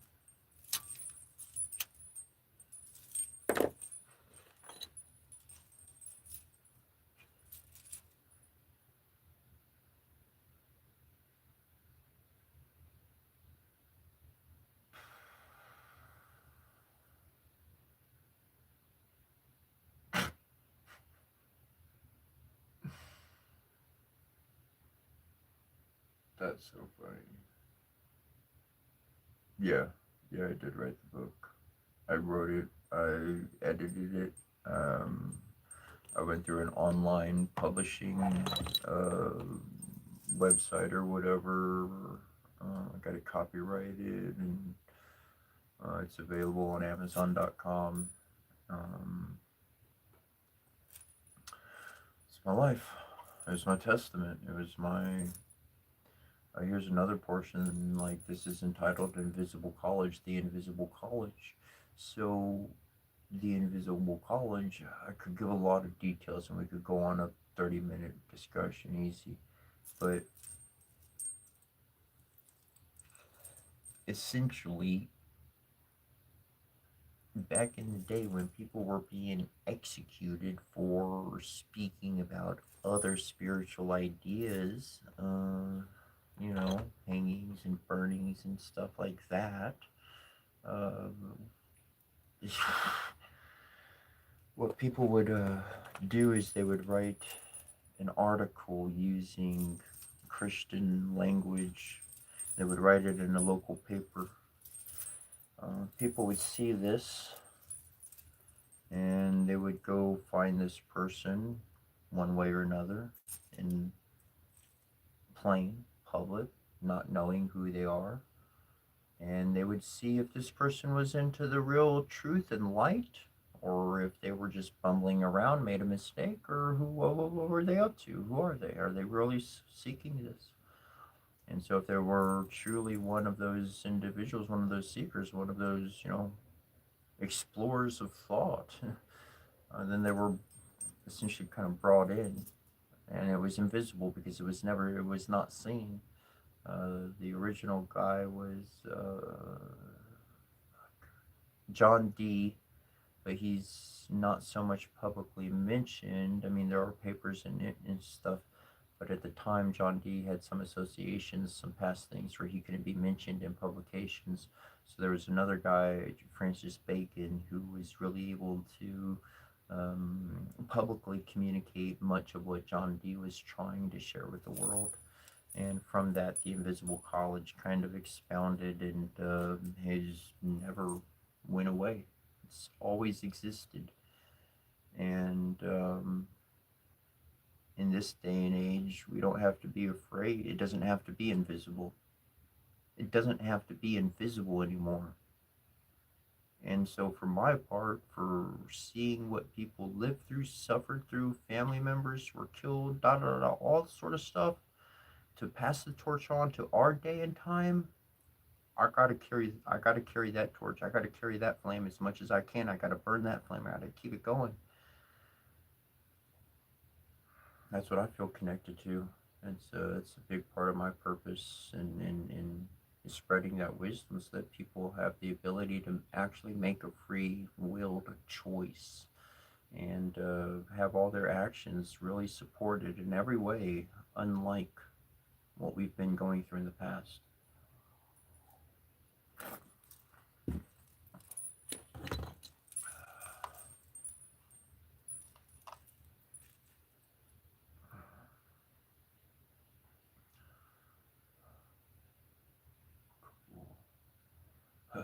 big, big South Philly. I'll talk about a dream I've got, but I'm renting. I don't have my own place per se. Um, so I can't exactly invite people to stay with me of that sort. Though I think it would be really cool for like between 5 and 10 people total, and we wind up creating like a modern Mr. Rogers neighborhood kind of construct like this, but then I could go visit like other people or whatever, and people could have their stuff, and like things could be more than just a show, but it's like an ever development of that kind of invisible college becoming ever visible ever more. I'm doing what I can for my portion, but I'd really like to collaborate with others and bring their specialty or their insights, sharing a space with somebody in the room and that going out rather than just me every day in one environment. um you know that'd be cool. That'd be cool.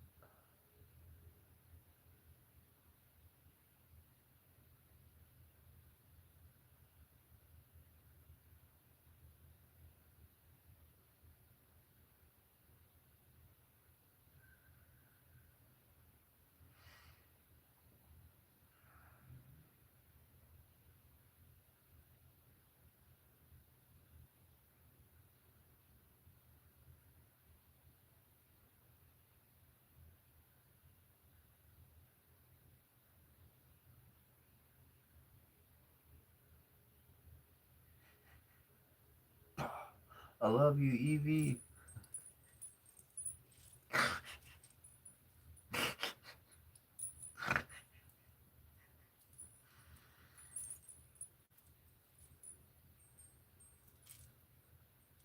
Shut up.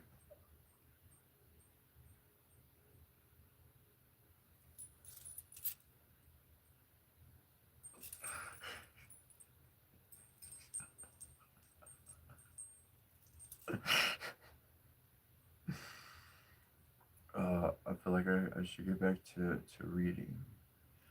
Um,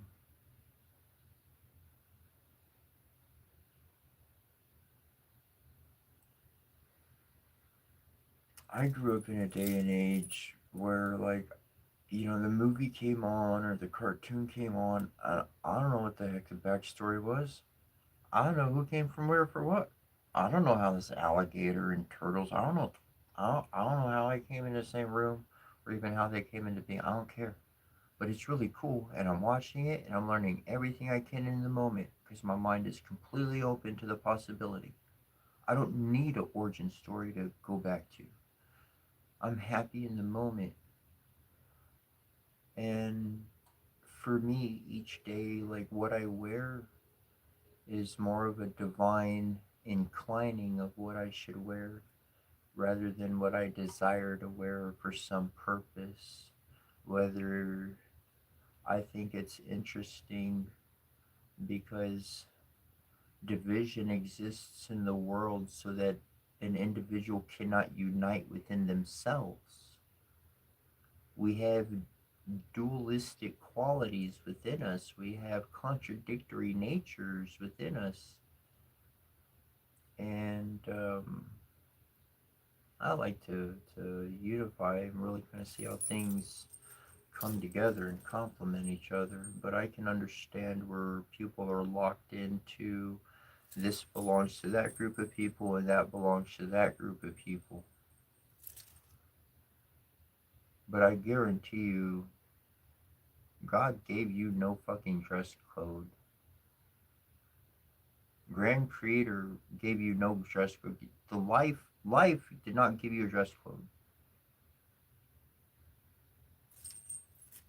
I mean, you want to go back, right? If you want to go back to one of those stories, there's lots of stories. But one of those stories, they just use leaves. They just dress their bodies with nature. Imagine saying, no, a fig leaf is for a man and fucking apple leaf is for a boy. I don't fucking, whatever, oh, you can't use this tree. That's only for boys. What the fuck? Really? Is that how you feel? That's some fucked up thinking.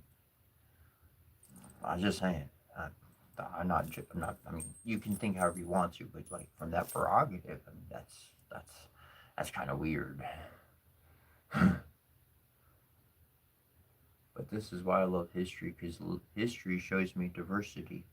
History shows me before people started really kind of doing the bad things that they got so good at these days. I mean, shit, if bad got able to learn how to get better, it's done it in our world, ain't that for sure? But just how you want to dress. I dress how I want to dress. So teach their own. I dress like it's Halloween. And because I'm all happy. Oh, and I did see this. It's a really great idea. So whatever clothes you wind up wearing when you die, may it be a long time from now, but I'm not saying nothing bad. But whenever you go pass on, whatever you're wearing, that's like your clothes for eternity. And then, woo, right? I'm gonna make sure I got some things that can like, woo. I'll make sure I'm having something fun on. I don't know, man. Whenever never know. I ain't planning on it. I'd rather it not happen, but just in case.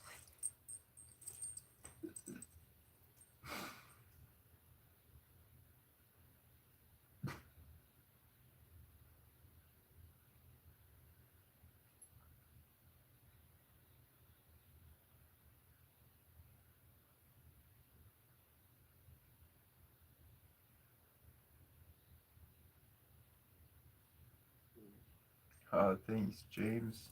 It's always nice to have coffee with your bro. That's cool. I. It's nice to be aware of things sometimes because I don't see it from this end of the camera or whatever, but it's really cool. I appreciate connecting, and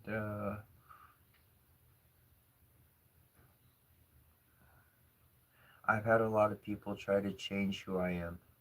I've had a lot of people try to influence uh, my message to the world, and one thing I consistently pull back to my own being is that like could change it up. It's free will. Like truly, like each day is free to kind of follow that path. So I don't have to follow patterns set before me. I can learn from that information. I can take those good advice and I can apply it as much as I do. And make my choices my own. And so it's kind of like, it's like that's how we create our world. Um, like in the beginning, like I left the chat log going so people could chat, and I could sense, I could sense that like the universe was like, no, don't do the chat log. Just da da da be like this. And I'm like, no, I am who I am. Here's the reason. Um, here's a. I had a good friend. He took me to the races. He introduced me to the NHRA and IHRA, the National or International Hot Rod Association. And man, like those cars are awesome.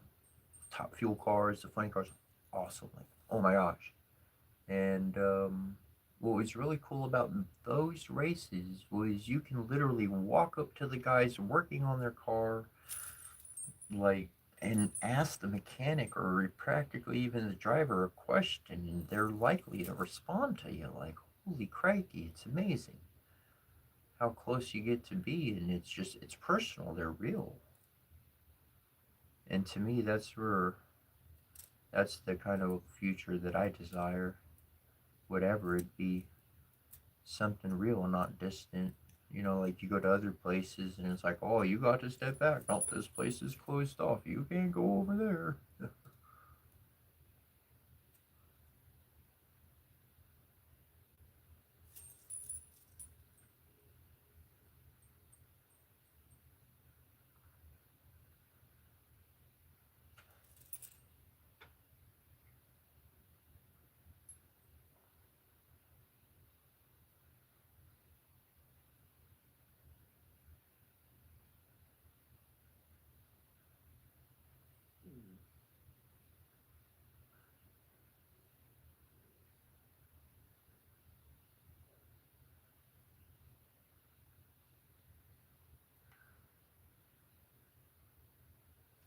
Hey, James.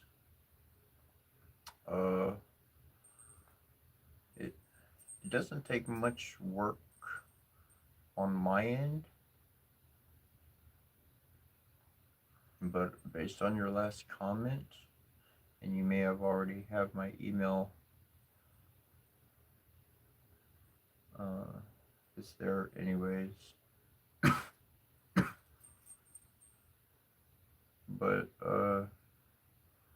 if you want to stop dealing with those energies coming through, and you know their names of who's sending it, just send me an email with their names. Just send their names to me, and they'll start treating you better the next day. Wouldn't be a first. That's that's easy stuff for my end. I could care less what their rank is or what they know, or none of that matters. If they're doing wrong on that end of things, divine justice reigns supreme when I become aware of a specific awareness.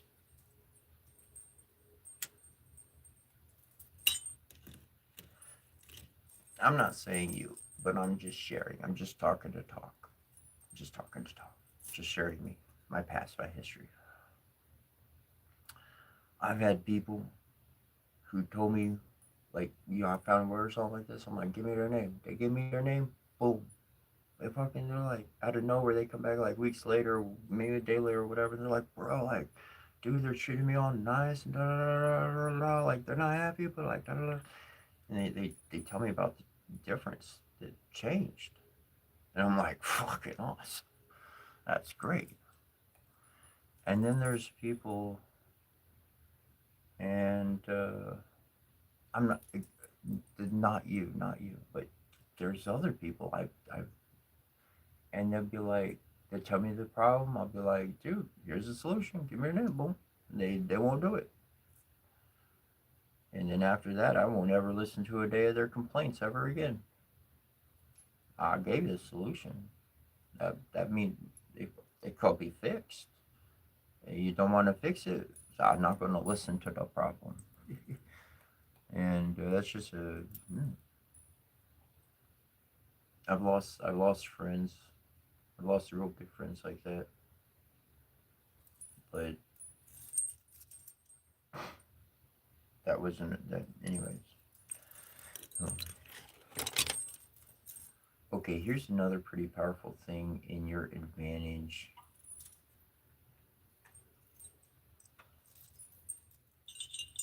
It's a reality, something I've learned heavily about. It's amazing how it works.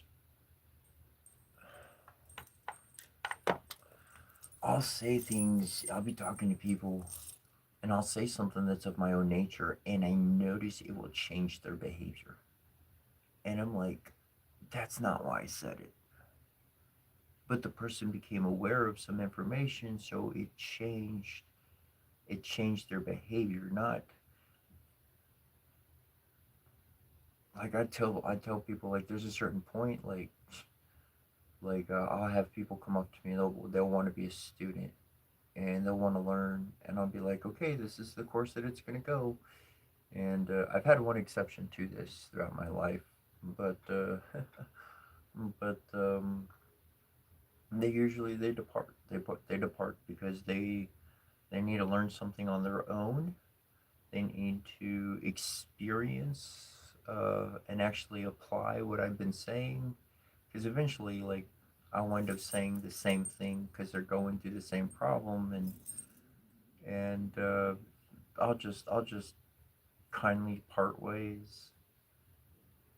But what I'm going back to is people personalize it. We personalize everything.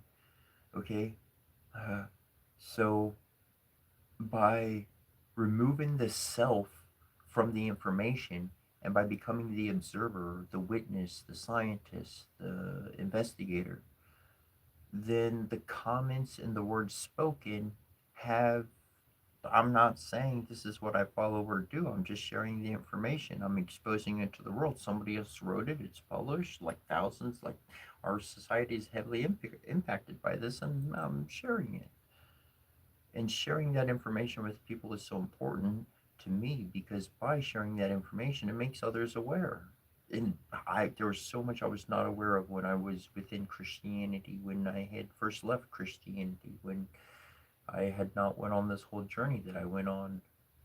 I folded my cards at a 9 to 5 job, at all that kind of stuff, and I went on the shamanic path. And on that, it was different information to gain and to learn than just performing a duty and being responsible with civilized life, as one would put it.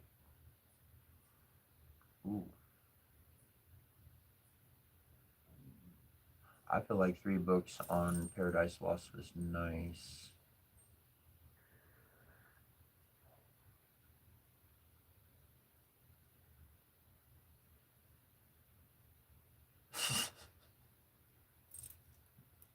What's up, chaotic neutral shit show?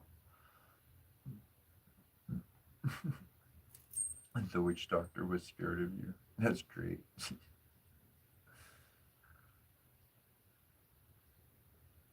So at this point, what I wind up doing is that I learned that somebody observing me, however, esoterically, okay,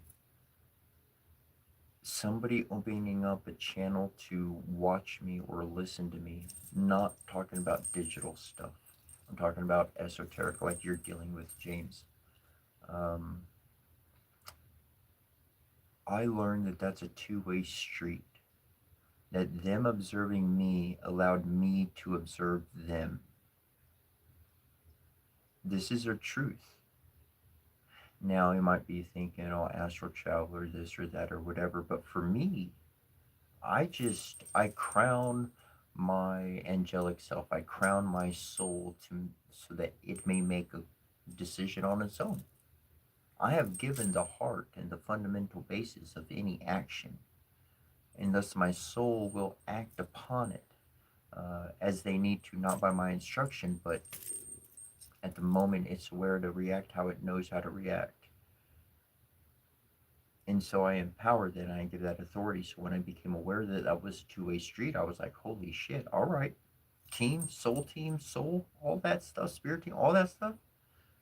Whenever somebody starts watching me or observes me, go ham on of intake. Watch everything of it. Complete observe them. They watching me for one specific type of pattern. I'm gonna watch and I'm gonna fuck every aspect of their every existence. I'm gonna go all the way back to their birth, learn everything. Full on fucking record. Spirit team go ham on that shit. So when that motherfucker, they think they real close and they be making me bleed on the regular. When I'm good and ready, we'll do what we need to and exit the shit show. No pun intended, chaotic. Much love, bro. But that awareness of that two-way observation, it changes the dynamic. And so I sit and I wait because I touched on this yesterday, but it's not so much patience as accumulating data. On this totally on the spiritual side of things, completely on the spiritual side of things. The subconscious, the soul, it it's there's not necessarily a cognitive awareness of what's going on that side of things. So it's literally like allowing your shadow to hold its own, like allowing Ra the light and the shadow, the dark, and like allowing those to operate. And my responsibility is the balance of my energy, knowing that I got to balance. If I'm not balanced, then one gets out of whack and then that throws shit off. But if they're balanced, if there's a proper flow of balance, then nothing gets out of hand. And that's really that's the aim of the game right there, is to not let anything get out of hand beyond what you can take care of. And a lot of times in this world, there's been notions and ideas put upon me where it's like, hold on a second. That's not something I can live up to or choose to live to. Could I do it? I couldn't do anything. Do I choose to do it? Fuck no. Therefore, can I do it? Hell no. I'm not going to fuck with that. I'm not climbing the fucking mountain. Okay? I'd rather live like maybe in the woods or close to the city, whatever. On the grocery store within a reasonable amount of distance. You know what I'm saying? Like, I don't have my goats and that kind of thing yet. I don't have that set up yet. So,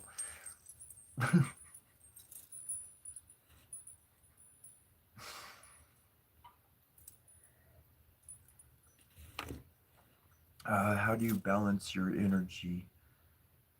That's by being aware of it. By being aware of it and allowing the energy to be expressed. The energy is the emotion, it needs expression.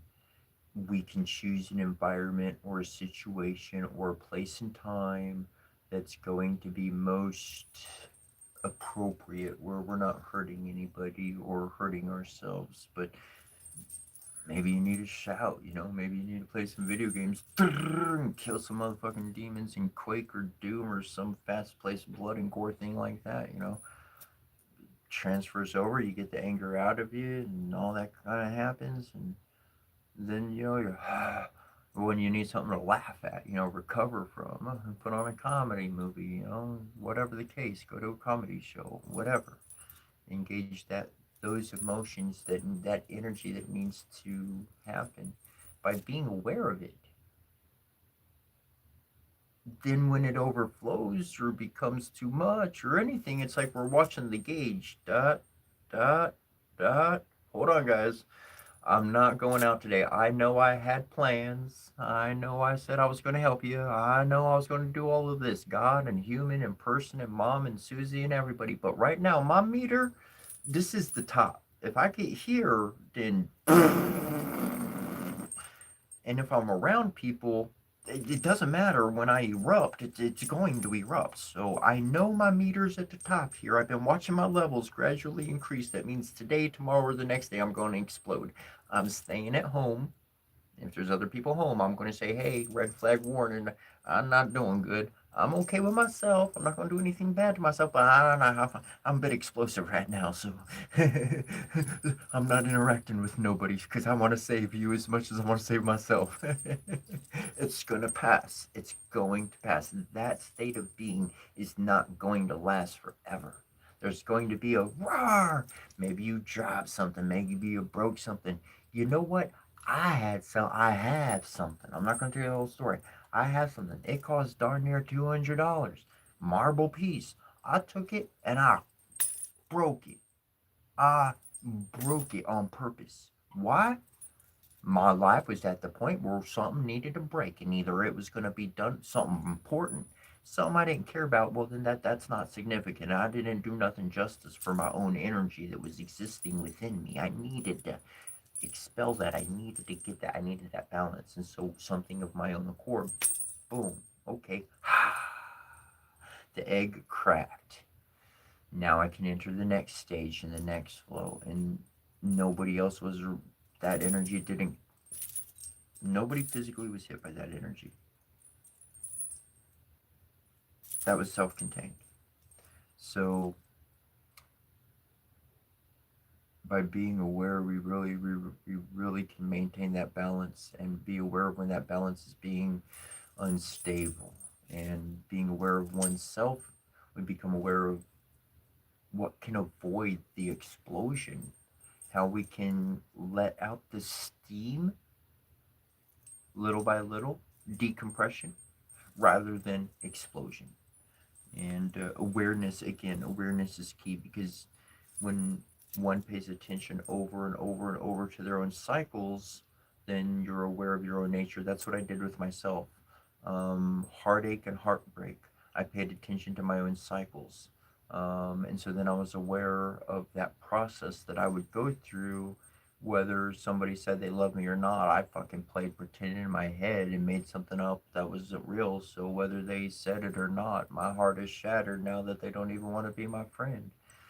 I'm going through all that heartache by myself. Holy shit. Learn my own cycles and see what I'm doing. Let me stop that. Let me, you know what? Let me put my foot in my mouth and fucking say this shit right up front. So if she ain't into it, boom, I fucking know. I ain't playing pretend and mischief and fucking heartbroken shit. I'll just say it right then and there. No, don't like me? Okay, great. Wonderful. Glad to know not to waste my mental thoughts or time or anything like that. Like, you know, like, so it takes those kind of, that's, I paid attention to my smoke is just cigarettes. I enjoy smoking cigarettes. So there's one year in particular that I quit 4 times. And when I say I quit 4 times, I mean I stopped for like a good 2 months at a time. I stopped for a good portion of time. Definitely a 30-day plus period of time I stopped.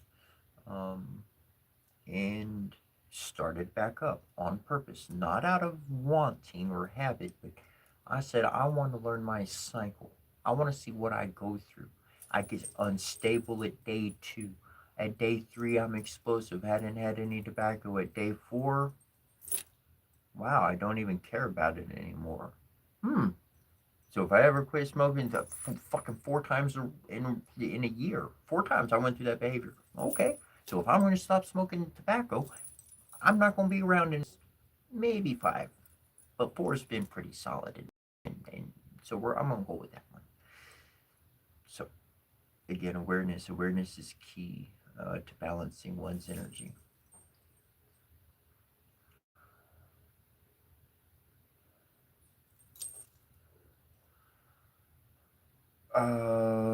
Michelle Rodriguez. No, I broke it on purpose.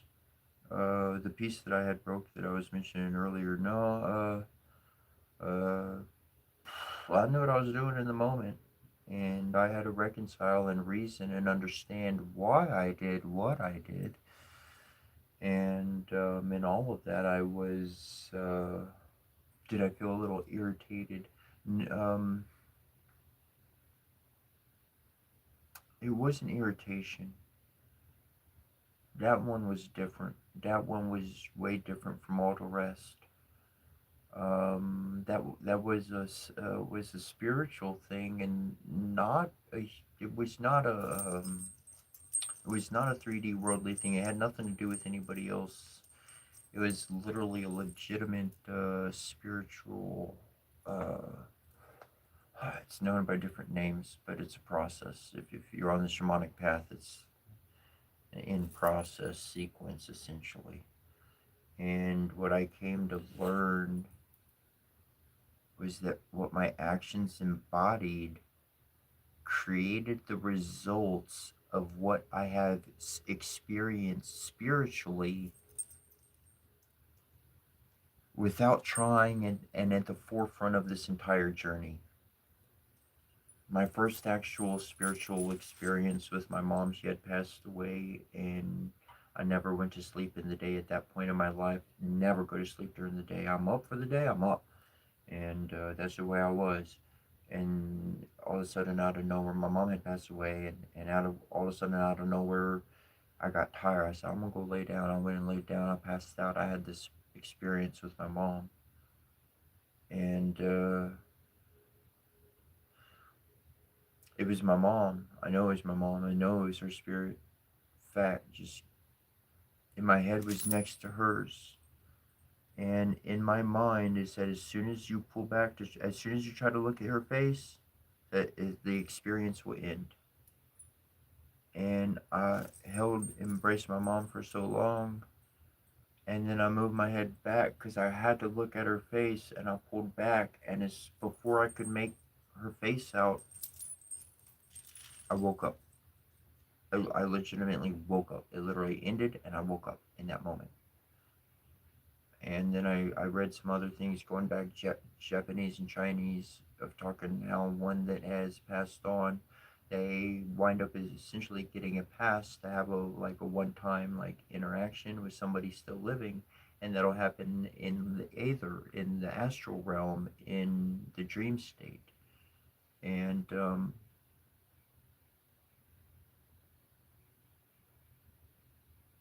the body remains, but the head changes, the mind changes, evolution occurs, development goes forward. And I had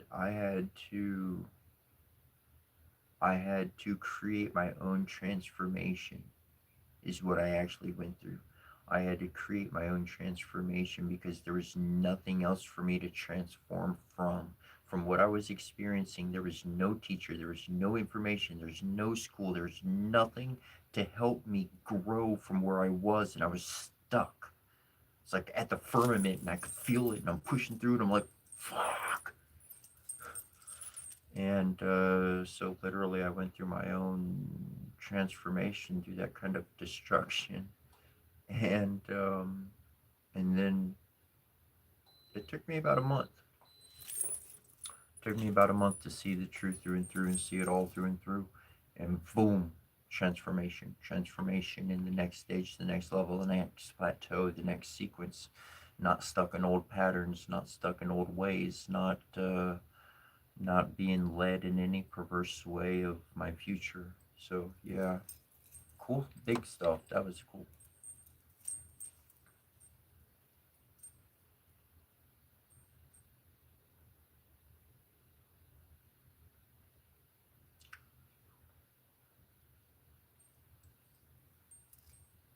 Appreciate it. Appreciate it.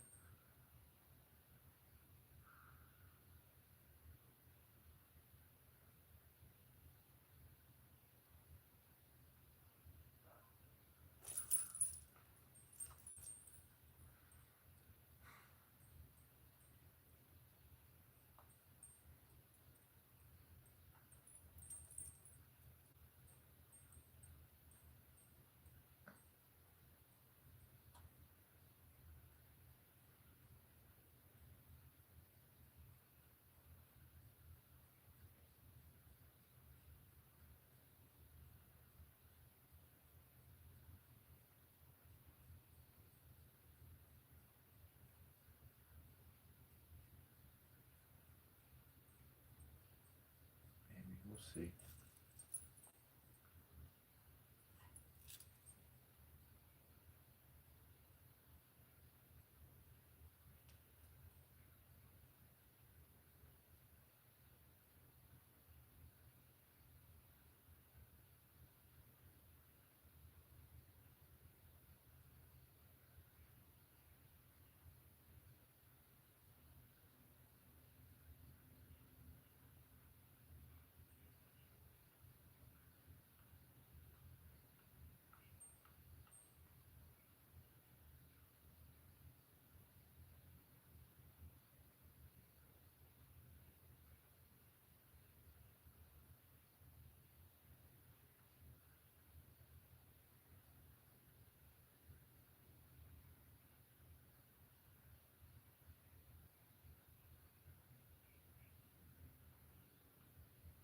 You probably heard the name, but you've likely not necessarily heard his own works. But I went ahead and downloaded some Nietzsche, Friedrich Nietzsche.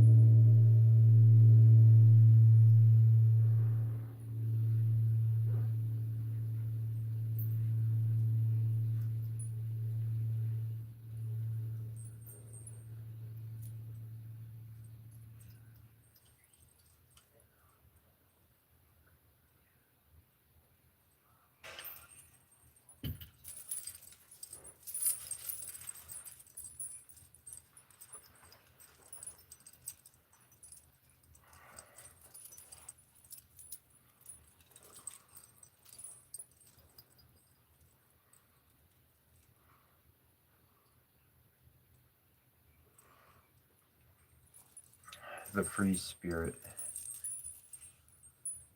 or sancta simplicitas. In what strange simplification and falsification man lives, one can never cease wondering when one has got eyes for beholding this marvel, how we have made everything round us clear and free and easy and simple, how we have been able to give our sense a passport to everything superficial, our thoughts a godlike desire for wanton pranks and wrong inferences, how from the beginning we have contrived to retain our ignorance in order to enjoy an almost inconceivable freedom, thoughtlessness, imprudence, hardiness, and gaiety in order to enjoy life. And only on this solidified granite like foundation of ignorance could knowledge rear itself hitherto, the will to knowledge on the foundation of a far more powerful will, the will to ignorance, to the uncertain, to the untrue, not as its opposite, but as its refinement. It is to be hoped indeed that language here as elsewhere will not get over its awkwardness, and that it will continue to talk of opposites where there are only degrees and many refinements of gradation. It is equally to be hoped for the intricate, incarnated tartuffery of morals, which now belongs to our unconquerable flesh and blood, will turn the words round in the mouths of us discerning ones. Here and there we understand it and laugh at the way in which precisely the best knowledge seeks most to retain us in this simplified, thoroughly artificial, suitably imagined, and suitably falsified world, at the way in which, whether it will or not, it loves error, because as living itself, it loves life. After such a cheerful commencement, a serious word would fain be heard. It appeals to the most serious minds.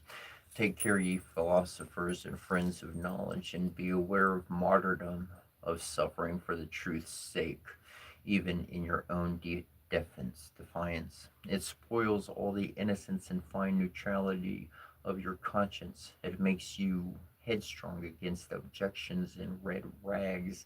It stupefies, animalizes, and brutalizes when in the struggle with danger, slander, suspicion, expulsion, and even worse consequence of enmity, ye have at last to play your last card as protectors of truth upon earth, as though the truth were such an innocent and incompetent creature as to require protectors.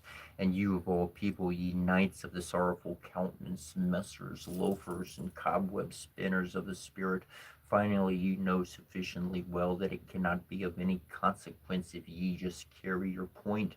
You know that hitherto no philosopher has carried his point, and that there might be a more laudable truthfulness in every little interrogative mark which you place after your special words and favorite doctrines, and occasionally after yourselves, than in all the solemn pantomime and trumping games before accusers and law courts. Rather go out of the way, flee into concealment, and have your masks and your ruses, and yet ye may be mistaken for what you are, for somewhat feared. And pray don't forget the garden with golden trellis work, and have people around you who are as a garden or as music on the waters at eventide, when already the day becomes a memory. Choose the good solitude, the free, wanton, light, some solitude, which also gives you the right still to remain good in any sense whatsoever. How poisonous, how crafty, how bad does every long war make one which cannot be waged openly by means of force? How personal does a long fear make one, a long watching of enemies, of possible enemies?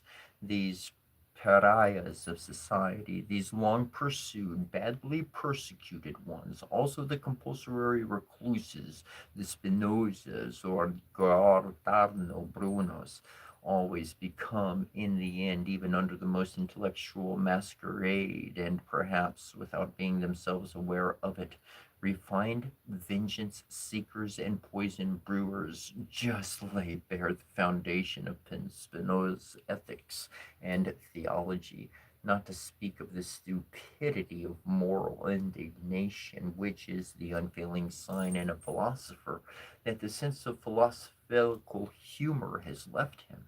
The martyrdom of the philosopher has his sacrifice for the sake of truth, forces into the light whatever of the agitator and actor lurks in him.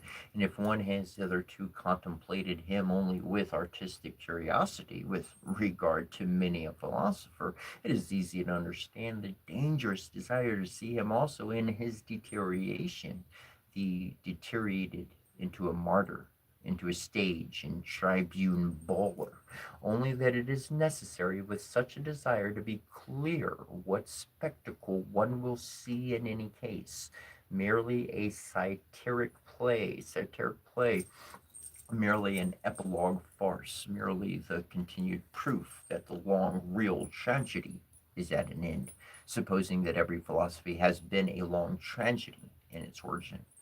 Every select man strives instinctively for a citadel and a privacy, where he is free from the crowd, the many, the majority, where he may forget men who are the rule as their exception, exclusive only of the case in which he is pushed straight to such men by a still stronger instinct as a discerner in the great and exceptional sense. Whoever in intercourse with men does not occasionally glisten in all the green and gray colors of distress, owing to disgust, satiety, sympathy, gloominess, and solitariness, is assuredly not a man of elevated taste.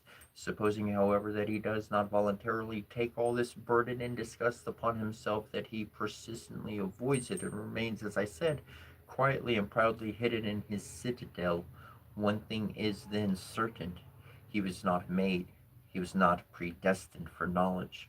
For as such, he would one day have to say to himself, the devil take my good taste, but the rule is more interesting than the exception, than myself, the exception. and he would go down, and above all, he would go inside the long and the serious study of the average man, and consequently much disguise, self overcoming familiarity and bad intercourse. All intercourse is bad intercourse except with one's equals. That constitutes a necessary part of the life history of every philosopher. Perhaps the most disagreeable, odious, and disappointing part, if he is fortunate, however, as a favorite child of knowledge should be, he will meet with suitable auxiliaries who will shorten and lighten his task. I mean so called cynics, those who simply recognize the animal, the commonplace, and the rule in themselves, and at the same time have so much spirituality and ticklishness as to make them talk of themselves and their like before witnesses.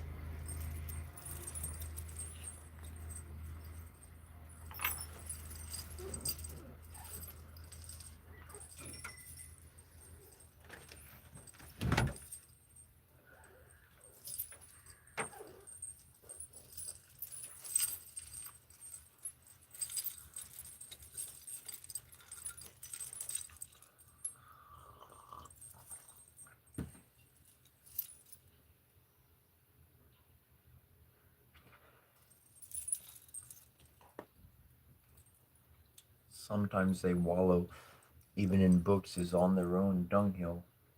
Cynicism is the only form in which base souls approach what is called honesty, and the higher man must open his ears to all the coarser or finer cynicism and congratulate himself when the clown becomes shameless right before him, or the scientific satire speaks out. There are even cases where enchantment mixes with the disgust, namely whereby a freak of nature genius is bound to some such indiscreet billy goat and ape as in the case of Galatny and Geladny, and profoundest, acutest, and perhaps also filthiest man of his century. He was far profounder than Voltaire, and consequently also a good deal more silent. It happens more frequently, as has been hinted, that a scientific head is placed on an ape's body, a fine exceptional understanding and a base soul, an occurrence by no means rare, especially amongst doctors and more moral physiologists.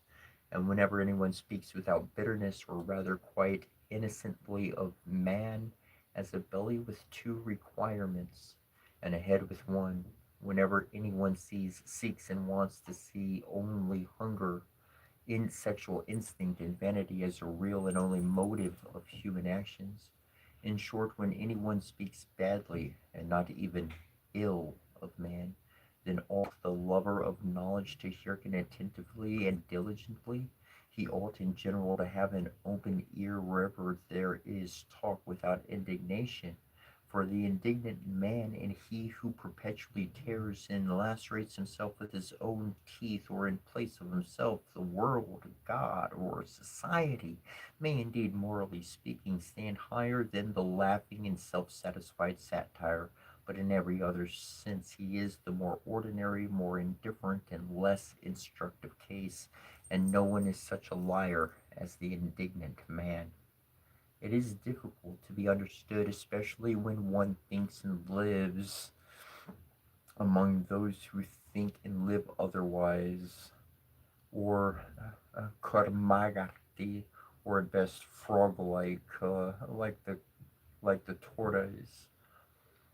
I do everything to be difficultly understood myself. Ha! And one should be heartily grateful for the goodwill, the some refinement, interpretation.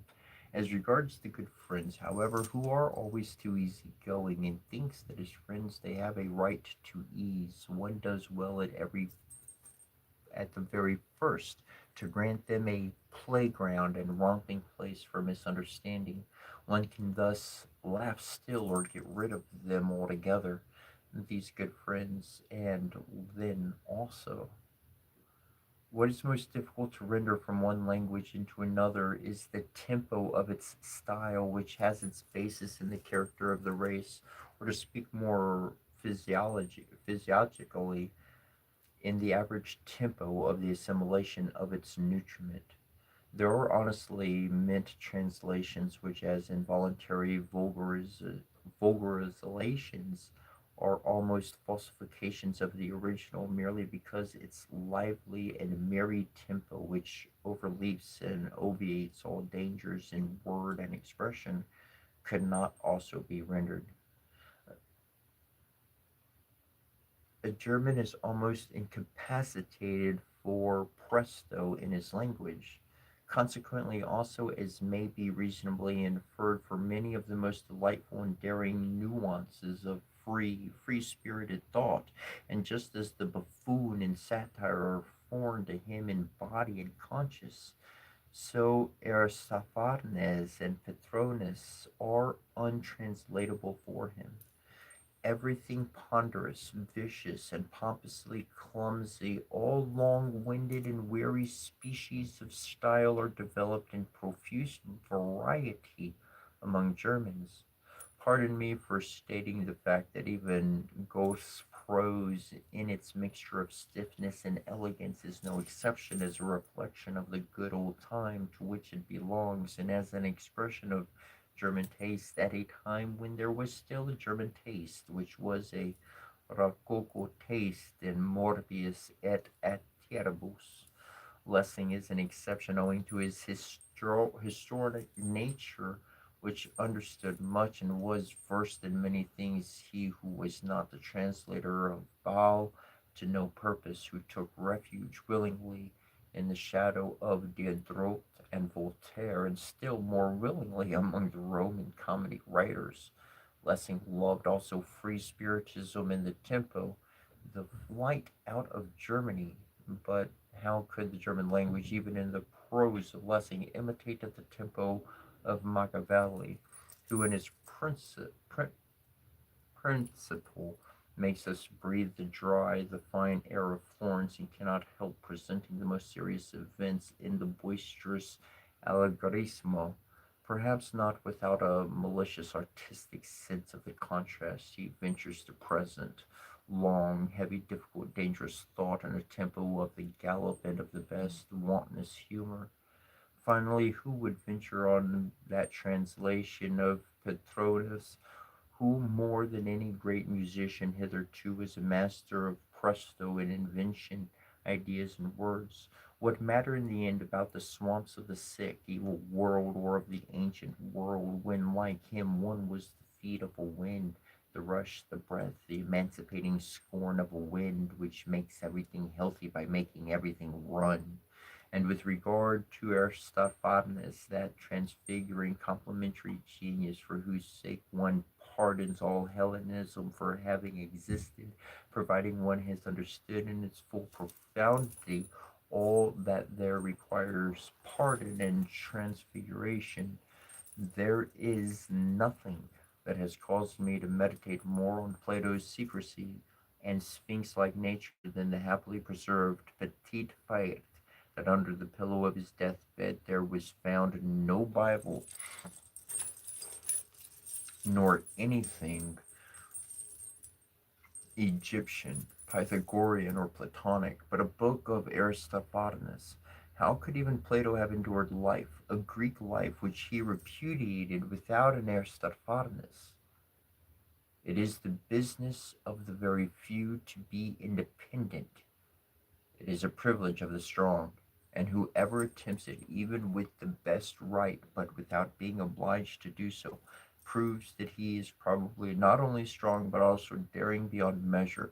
He enters into a labyrinth. He multiplies a thousandfold the dangers which life in itself already brings with it, not the least of which is that no one can see how and where he loses his way, becomes isolated, and is torn piecemeal by some minotaur of conscience. Supposing such a one comes to grief, it is so far from the comprehension of men that they neither feel it nor sympathize with it, and he cannot any longer go back. He cannot even go back again to the sympathy of man. Our deepest insights must and should appear as follies, and under certain circumstances as crimes, when they come unauthorizedly to the ears of those who are not disposed and predestined for them. The exoteric and the esoteric are, as they are formerly distinguished by philosophers, among the Indians as among the Greeks, the Persians, the Muslims, in short, wherever people believed in gradations of rank and not in equality and equal rights, are not so much in contradiction to one another in respect to the exoteric class, standing without and viewing, estimating, measuring, and judging from the outside and not from the inside. The more essential distinction is that the class in question views things from below upwards, while the esoteric class view things from above downwards.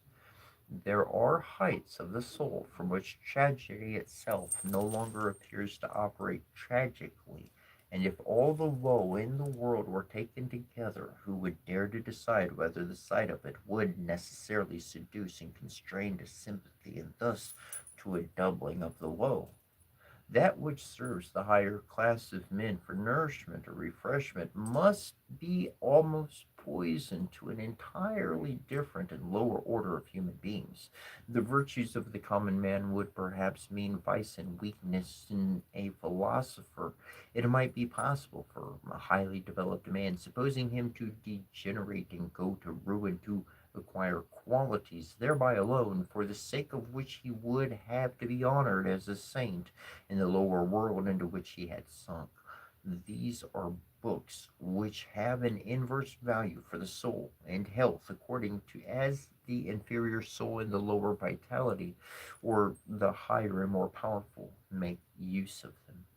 In the former case, they are dangerous, disturbing, unsettling books.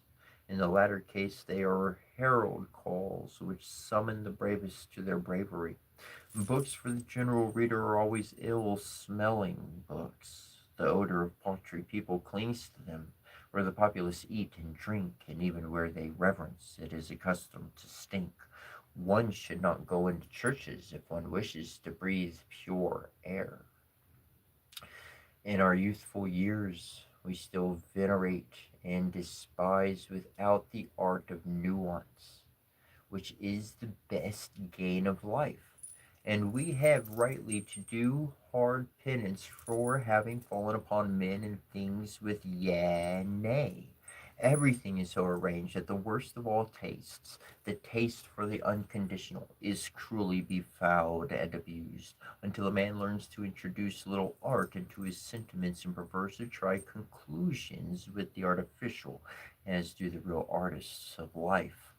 The angry and reverent spirit peculiar to youth appears to allow itself no peace until it has suitably falsified men and things to be able to vent its passion upon them. Youth in itself even is something falsifying and deceptive. Later on, when the young soul, tortured by continual dissolutions, finally turns suspiciously against itself, still ardent and savage even in its suspicion and remorse of conscience, how it upbraids itself, how impatiently it tears itself, how it revenges itself for its long self bindings, blindings, as though it had been a voluntary blindness. In this transition, one punishes oneself by distrust of one's sentiments. One tortures one's enthusiasm with doubt. One feels even the good conscience to be a danger, as if it were the self concealment and lassitude of a more refined uprightness.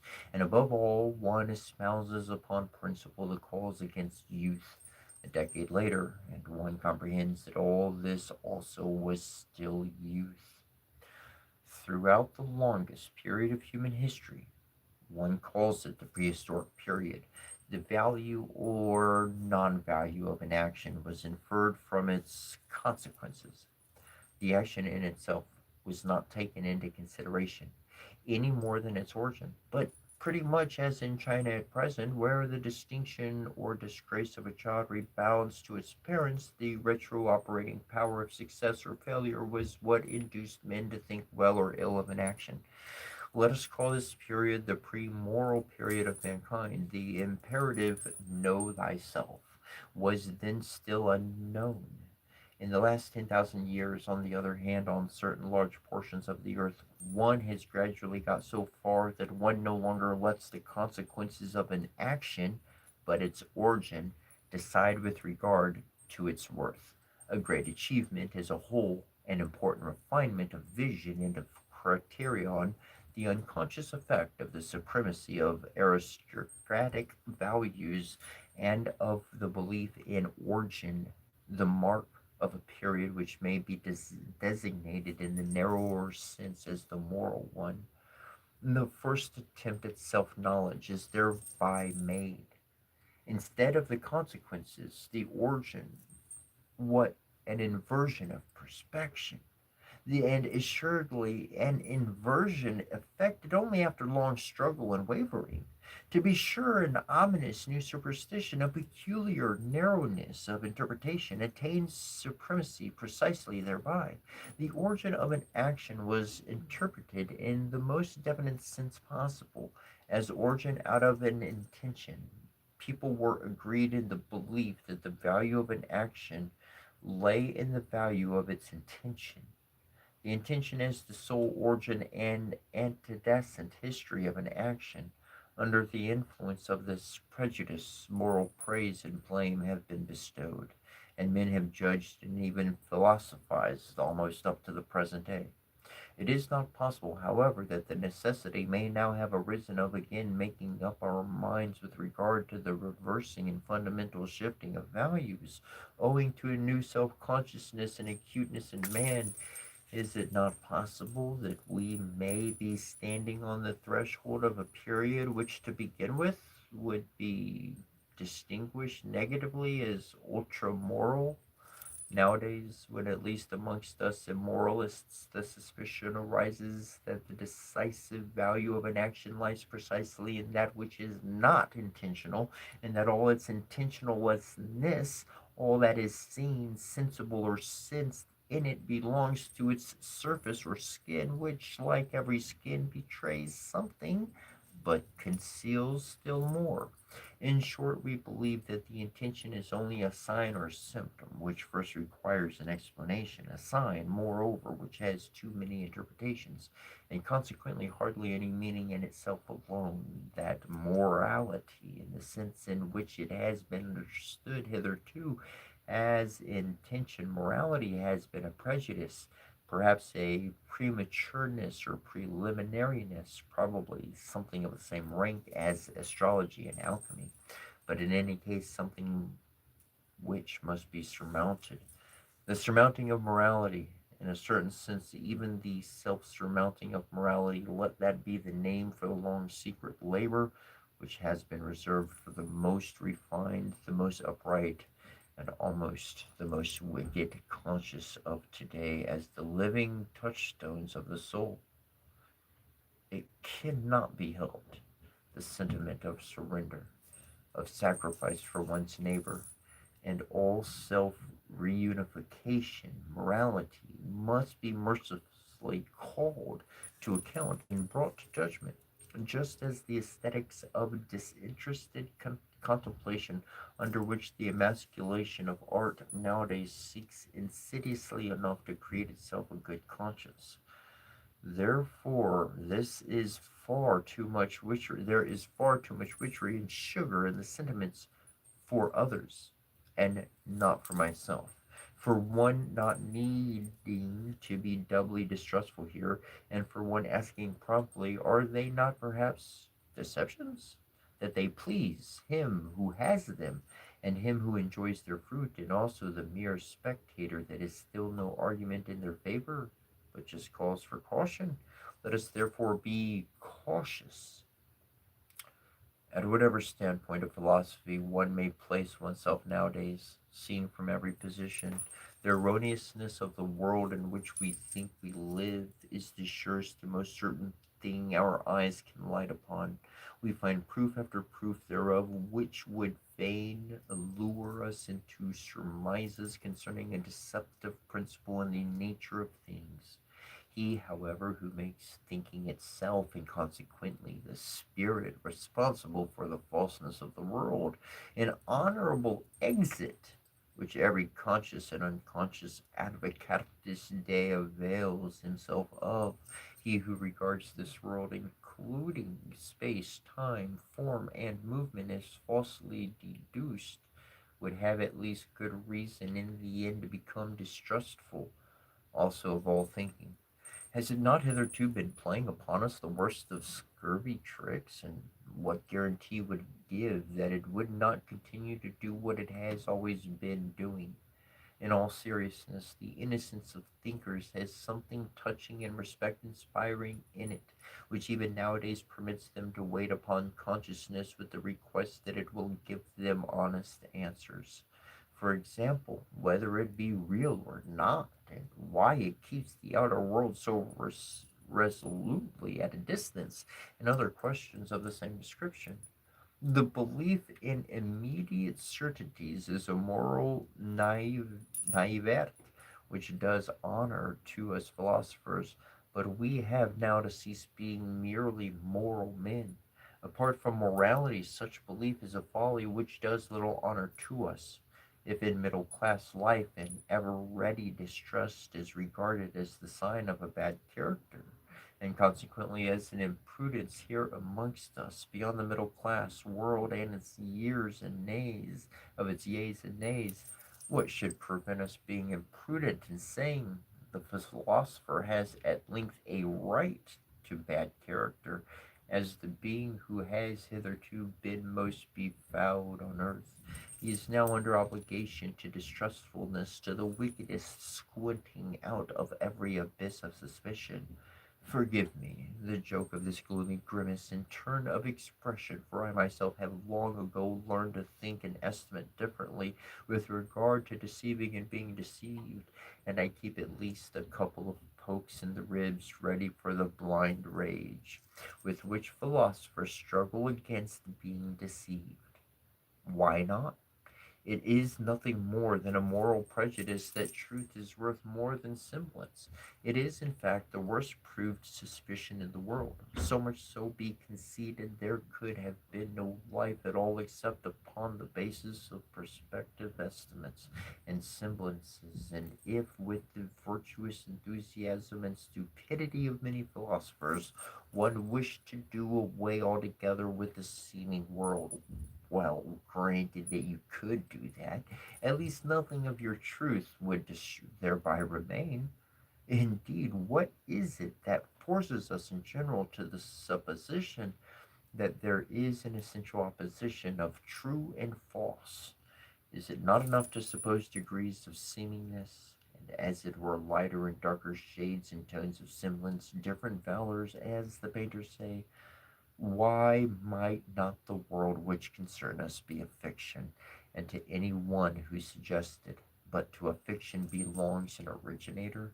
Might it not be bluntly replied, why may not this belong also belong to the fiction? Is it not at length permitted to be a little ironical towards the subject, just as towards the predicate and object? Might not the philosopher elevate himself above faith and grammar? All respect to governesses, but it is not time that philosophy should renounce governess faith.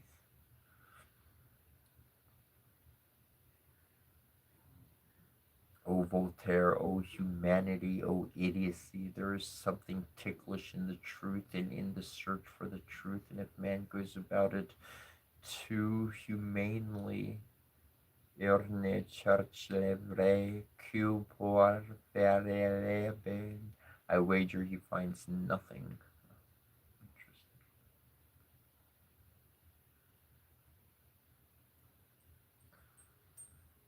That was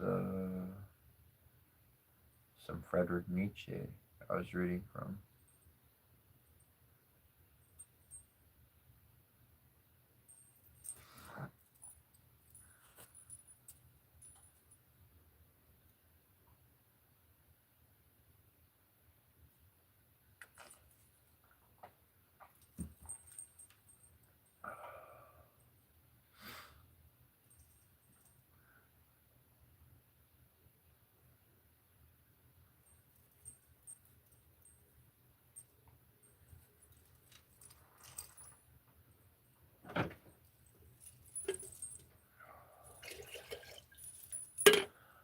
find it pretty interesting on my journey.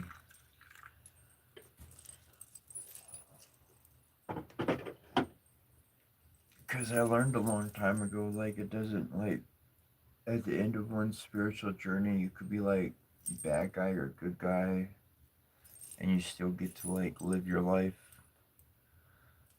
But it's not so much about being a bad guy as it is, like, sometimes, like, the world needs to see something, so that's not going to be something they agree with. It's not going to be something that's in their nature to have a connection with. And so that would be that type of individual. And other times, it's what everybody wants, and boom, and usually what everybody wants is not who God sent. At least it's been the message in history. I mean, you want to be one of those people kind of here chatting with us, doing your own thing along these kind of lines in your own way, having your own meditations and connections and all that good stuff.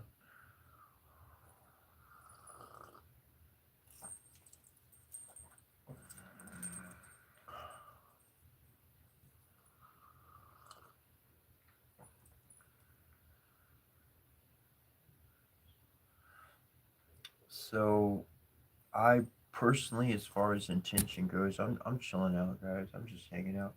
As far as intention goes, in my personal book, the way I see it, intention doesn't mean shit. It doesn't mean nothing. Intention ain't gonna get you nothing. And intention, the best intentions created the worst atrocities. Okay, um, like we just need to look at our own path, our own past. Intentions are not the win here, and that's why I expressly bring out it over and over is that plans, plan it, think it, observe it, see it, be aware of it.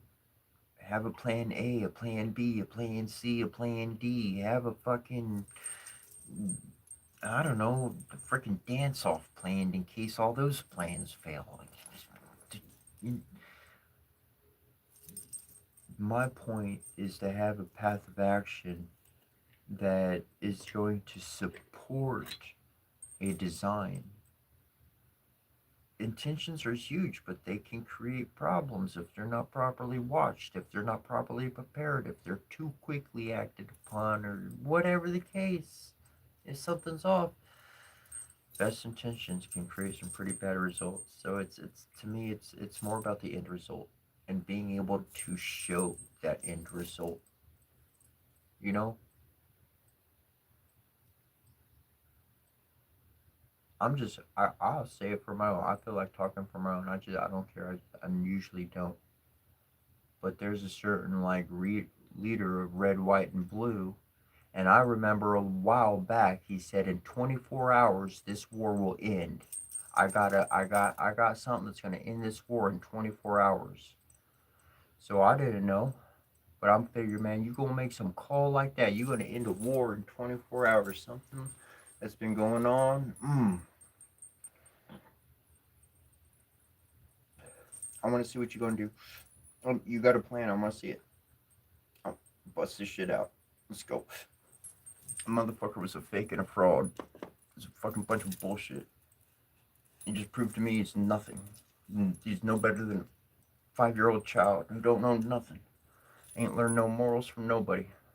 Needs fucking mama to come in and teach him some shit of how to treat other people. Intentions are. It's all about the results.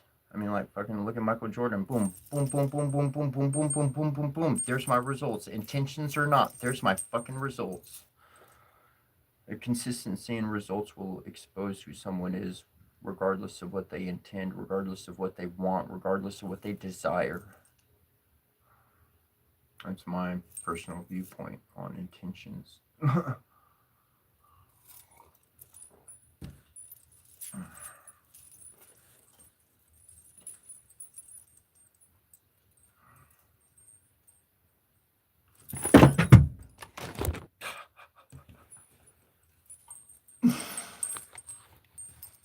We all good.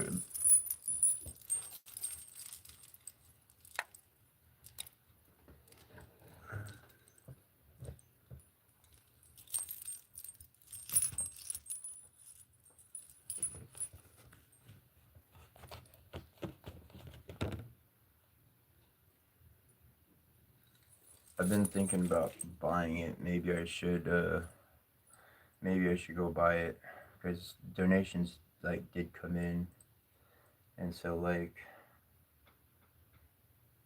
maybe I should go get a prepaid card. They got this stand and like it'll fucking rotate.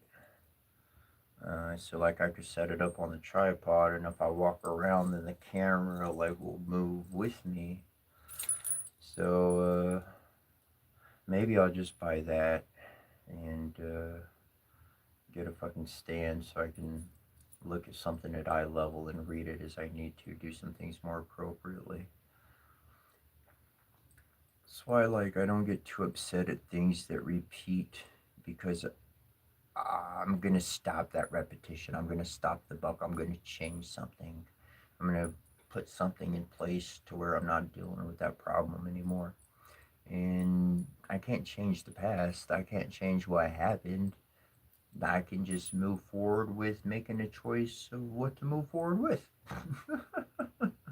And a lot of times in my youth, no, all the time in my youth, I got upset and I tried to fix the problem that was happening right then and there. It fell and broke, so I got to fix it. Like I just started saying, you know what, throw the fucker in the trash can. I'll build a new one, I'll get another one, or I'll embody the fucking thing. Fuck it. Like, I'll move on. I ain't, screw it. I can't change what happened. I can't change the fact that the thing fucking shattered. But I could keep some pieces and throw the rest in the trash, and then I got a little memory from it. Like,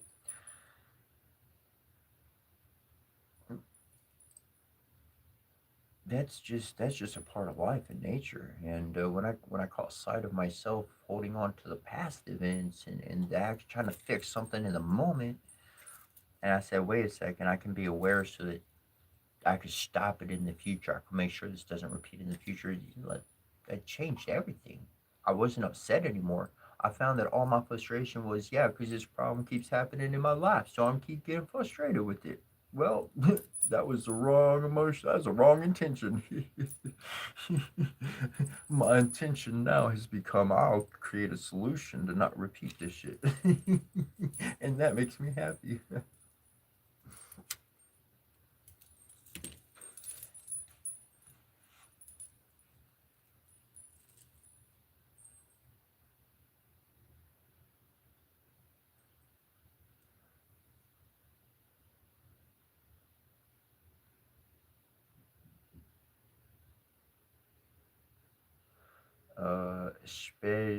Spaz Chariot.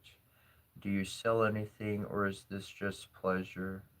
The real work that I'm doing, I mean, dude, we're on day like 71 of YouTube videos.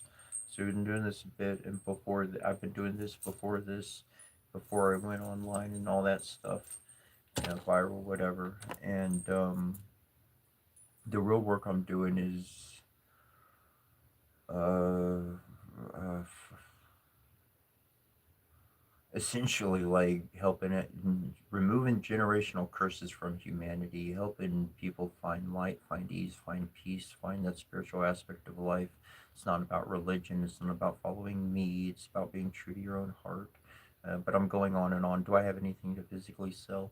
Yeah, I got my book. I got a published book. I'm not trying to sell anything. I got my GoFundMe connected. If you click my face or go to my main channel, it's got my GoFundMe listed there. But my book is published. But I say this all the time whenever I mention my book. If you would like a free PDF copy, I'll send you a free PDF copy. You don't have to buy the physical copy. It is available on Amazon.com, etc. Essentially, like it was work for like 8 years of my life, and it's got a lot of the spiritual basis foundation that I found, received along my journey, developed or whatnot.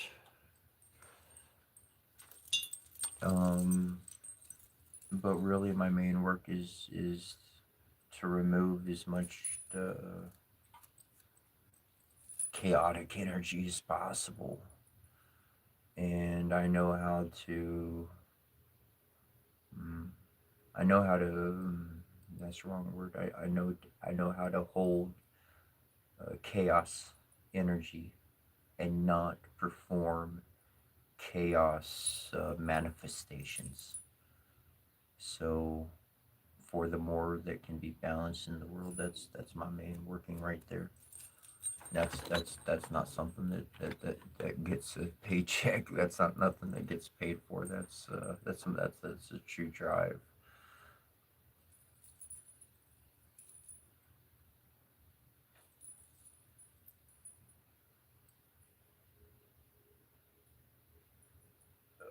Brian Addington, do I walk in the world or do I isolate? Um, Shit, man, I prefer to be out. I prefer to be going to shops. I love walking downtown, going to shops, and just like I am and everything, whatever, like, boom, I'm ready to go. Let me, like, just grab an item or two, put my socks and shoes on, we're good to go. And but generally speaking, I don't have my own car vehicle. I don't drive anymore. I'm legally blind in my left eye, so I just don't. I got in accidents and stuff because of that.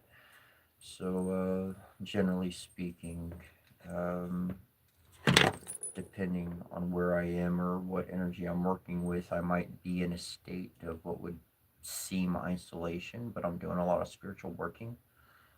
But I love being out and about, and it's actually a Buddhist temple 2.5 miles away from where I'm living, and I've been wanting to walk. That's how far I used to walk to the Hindu temple I used to go to. So it's been getting to about that time that I'm going to start doing that again. So I can embrace both. I can embrace isolation and be okay there in that hermit mode. But I also love being out and chatting with people and hanging out. Um, I definitely pick up people's energy on a completely different wavelength now. Like going back 7 months ago or so, 6 months ago, going back 6 months, I went through this shift on my shamanic oracle path, and um, I wind up. It's an energy thing. It's an energy thing. It's an energy thing, and I wind up getting people's attention rather quickly, positively, not badly, positively. And so, like, if it's like everybody will start like tapping into my energy. I'm offering it freely. I'm not concealing my energy. So, like, it's a different reality that I haven't interacted with too terribly much since it happened. Um, a couple of times. I went to this one place I set up to do a show, to do a public show, like readings and healings and stuff like that. And when I got there to set up, I went over to some people in the back to like that were there when I was setting up to introduce myself. And they were like, "Oh, we could feel you like before you like walked in the door. We could feel your energy, your presence." I was like, "Whoa, thanks. Nice. Not. I didn't say thanks, but I was like, "Ah, cool." And like, it's nice to interact with people who could sense that kind of a thing. Um, but yeah,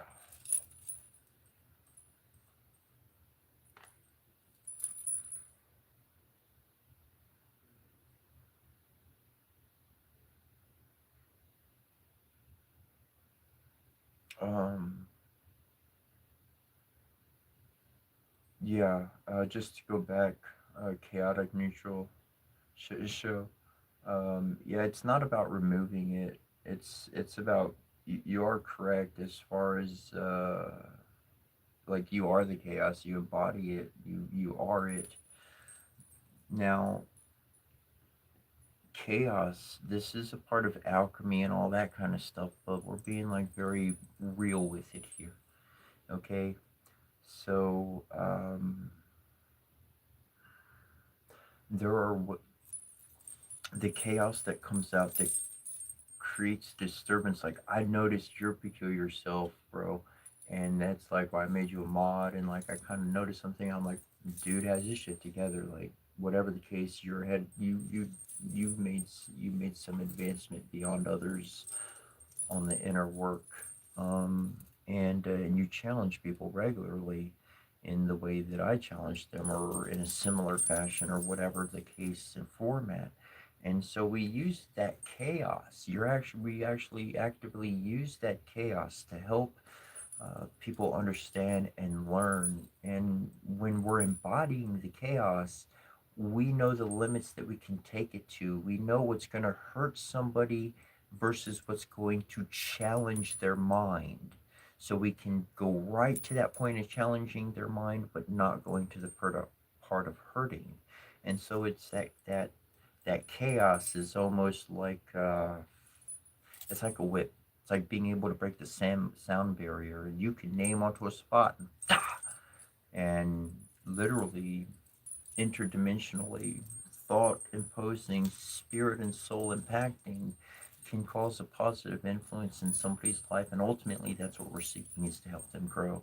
And using that natural alchemical process that we do by having discovered ourselves and how we're going to use that energy. And it's kind of like the guy was talking, and how, like, I was talking about energy, like when you're on the shamanic path, there's a certain point, and it's like you could be a bad guy, or you could be like a good guy or girl, whatever. Like, you'll be bad or good. It's your choice. Once you pass that final test, you'll be whatever you want. But it's not about hurting people. It's not about being the bad guy to like do true harm. It's just donning that role. And with a heart of love, well, we could dress up as the bad guy and not do anything truly bad. It's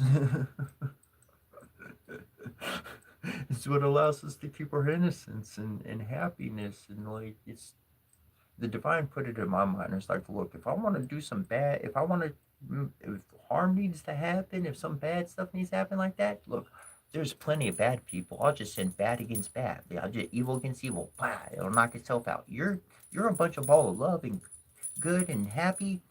You you don't go fight. You don't do those things. You might sound the trumpet so they show up and do their thing, but that's not you. So know thyself.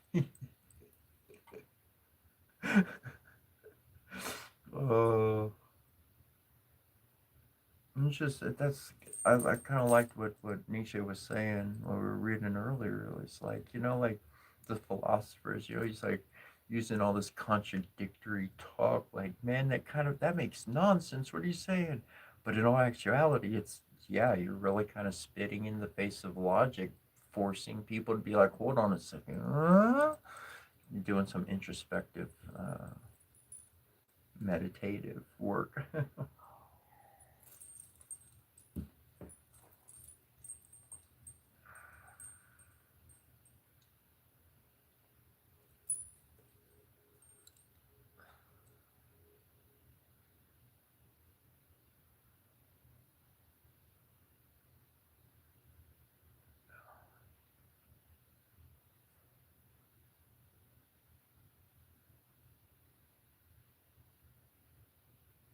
Love you, little bro.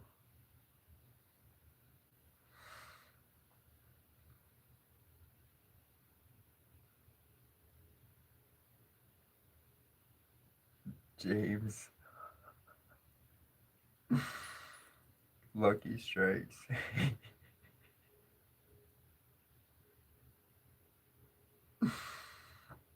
You're cool. There was a little bit of time. It didn't last long, but I introduced myself to people as Lucky. And like I said, it didn't last long, but I don't know. There's something about history, something about past. I don't know. Interesting and cool.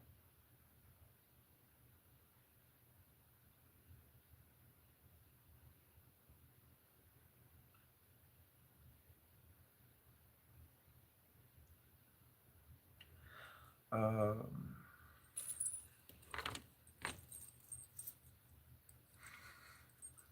so I constantly change things. Like I change things often. So like I'm Chad. I'm just being me today. So normally I go with the Lucky Strikes because they're cheaper and tasting taste tastes decent to me. I like the tasting. It tastes like a cigarette. Um, every now and not on the regular. I like the American Spirits, and I go with the American Spirit Blacks. Uh, those guys. And what I do is I use these little tweezers and I pull the filter out.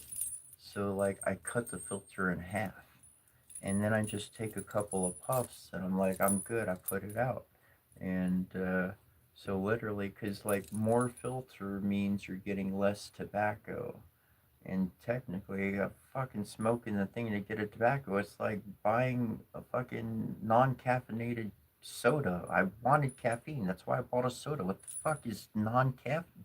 Shit, you left the ingredient that I want out of it, or you took it out, or filtered it out. Just my own prerogative. I'm just sharing my own here.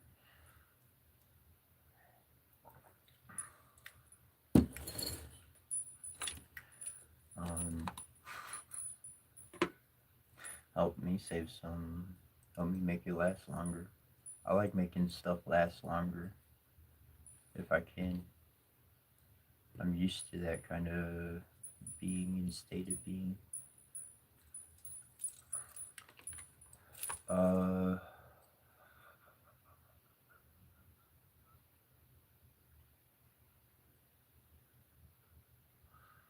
share because we care.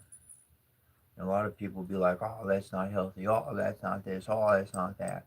Fuck all that. I am who I am. I am. I am who I am. And for people who take an interest or see something or whatever the case, like, I remember myself when I was younger and I'd probably do something similar. Shit. For for me, I always saw the hero like the badass hero, not your loving shining hero, but your badass motherfucking hero. That motherfucking rolled in. He had the cigar. He had the fucking cigarette. He had a fucking drink. Dude, yeah, we're gonna fight and do some good shit, but I ain't Mr. Pretty.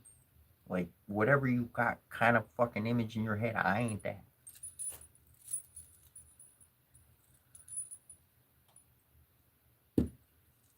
I've been through too much to want to fucking look like all shiny and pretty and shit. Like, I've been through too much. I've been through too much. Nope. Nope.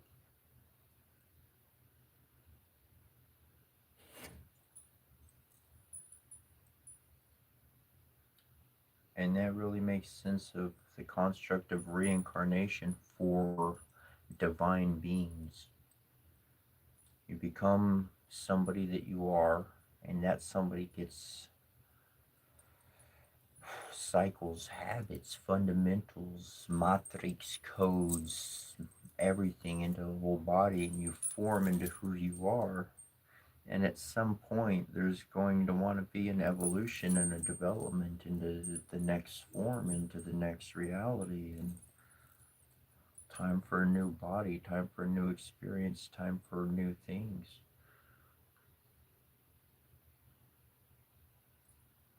I've learned to respect and honor all the cycles. Not that I want that bad time around or whatever the case, or the winter and everything's like dying because of the cold outside or whatever, but it's the time of the season. It's things gotta rest, recycle, hibernate, whatever, go through their cycles. Said that twice.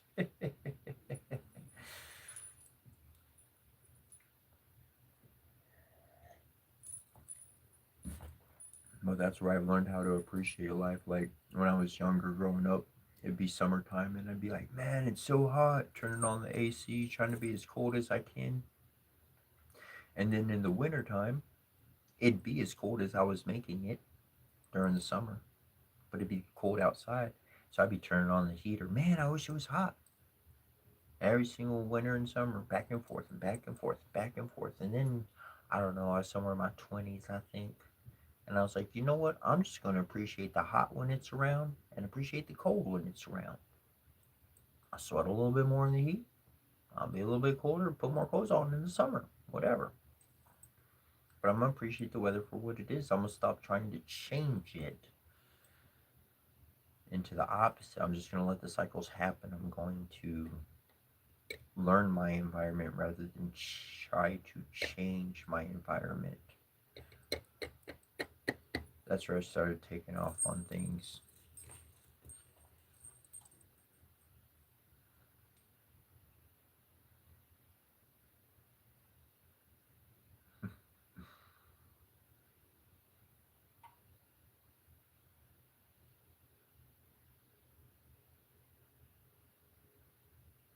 Yo, yo.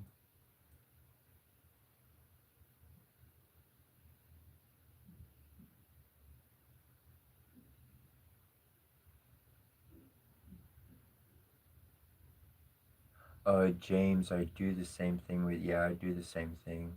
Because, yeah, none of them seem exactly strong enough.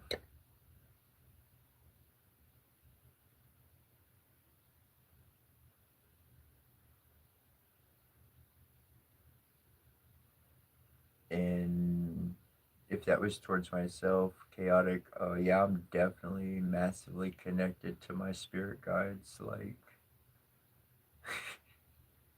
there'd be a time when, I, they were they would bring in spirit guides from other people.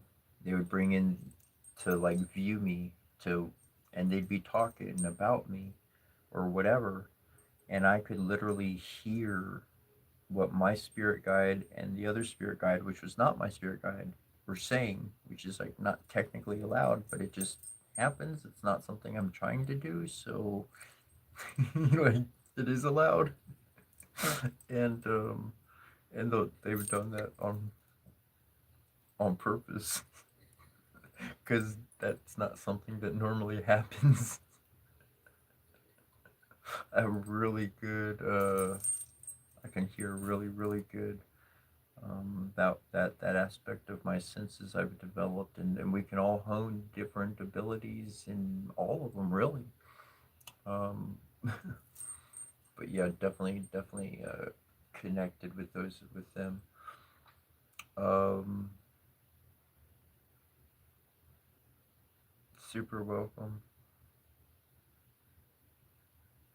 And I think the comment was erased, which is cool. But Glenn did ask. He said, "Are you on unemployment?" No, I don't. I don't got nothing. I don't collect nothing. I ain't on no. Nope. Nope.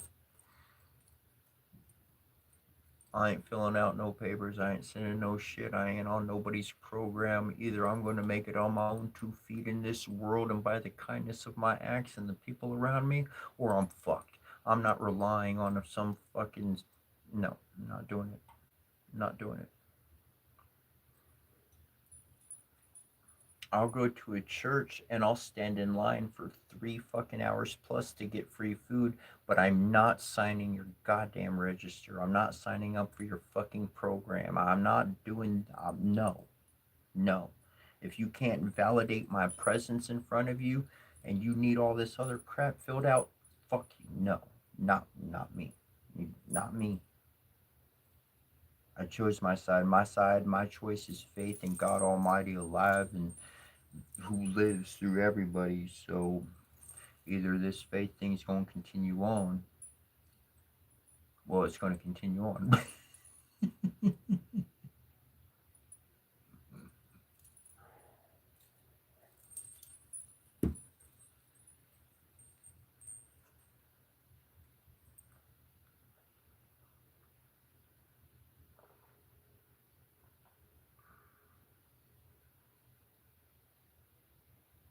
how, how do you develop the ability to connect?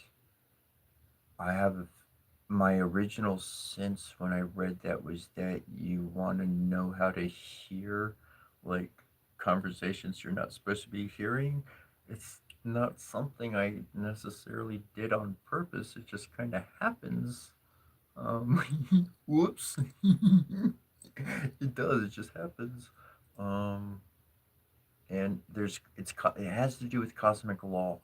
It has to do with cosmic law.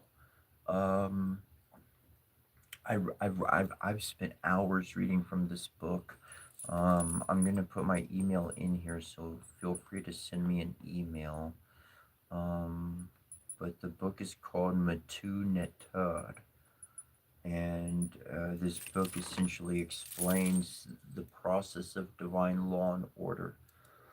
And if you follow this process of divine law and order, I say it's through your heart, but there are some technical details to work through and process. And if you truly work through and process it for yourself, you can connect with more than man's ever connected with, because up until now, I'm going to be plain front. Up until I showed up and did what I did, there was a level of divinity that was not reached or connected with. So men had particular authorities that they could get away with because there was no divine authority greater than them. So when I went through the trials, the tribulations, and I went through the shamanic path, and I did all the things true to true of what one is supposed to fucking do on the real, on the true, all up and down, through and through, I surpassed every other fucking human on this world. And when that happened, I'm not saying I'm greater than you, I'm not saying I'm better than you, but when that happened, I rose to a particular level of connection with divine law and order. It was like, boom, you need to be aware of these things. These certain channels get open to you. This stuff is being talked, you need to be aware of it. And that's why things pop into the mind and pop into the heart. And these things line up every single time. And it's not a guess. And it's not like, oh, this is nah, man, there's some fucking shit going on the other side of the world. That's why I felt what I felt like. There's evidence consistently, and it's through following divine law and order. And literally, that book Matuna, I'll send you some info. You can buy a copy of that book online, um, or I can give you access through Google. Google has the thing. I put your email in, and boom, gives you access. I can give you access to read it. It's like a freaking. It's a At this point, it used to be $40, but I think the book is nearly $100 now. It's not cheap. Um, but truly, for one who is on that shamanic path, who is doing the correct thing, you learn all the correct things, use the words of power and all of that stuff as the spirit opens it up to you. You'll start connecting with shit you never knew you could connect with. And it's not because you're trying to control anything, it's because we need new authorities on this world to. I'm not talking about like you do this and you do that, but authorities being like divine transit, divine transit, uh, fuck, a transformer, like a transformer for divine thought into energy, like that allows the flow to continually happen in our world to produce life and goodness. This actually eradicates the bad chaos because we're actually able to hold the energy within us and not have it create destruction or true chaos. We can actually stabilize that energy in that field. We can allow it to go to the channel it needs to, so it's a cycle that we're processing, like a car would have a cycle. So every so often you need an oil change, some shit like that. And then that energy literally just resonates through the world. And that is what I became aware of. That's how the world used to run pre-flood. That's how like people lived like forever and ever and thousands of years and shit. Because it was this flow of divine energy and chaotic dark energy. The underworld, the overworld, the our world. It's three in one, and it was balanced.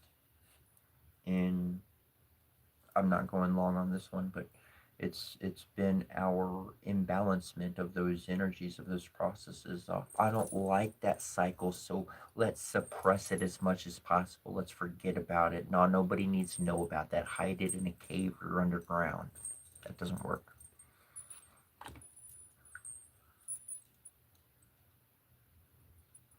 Definitely not tattoos. No, no tattoos on my body.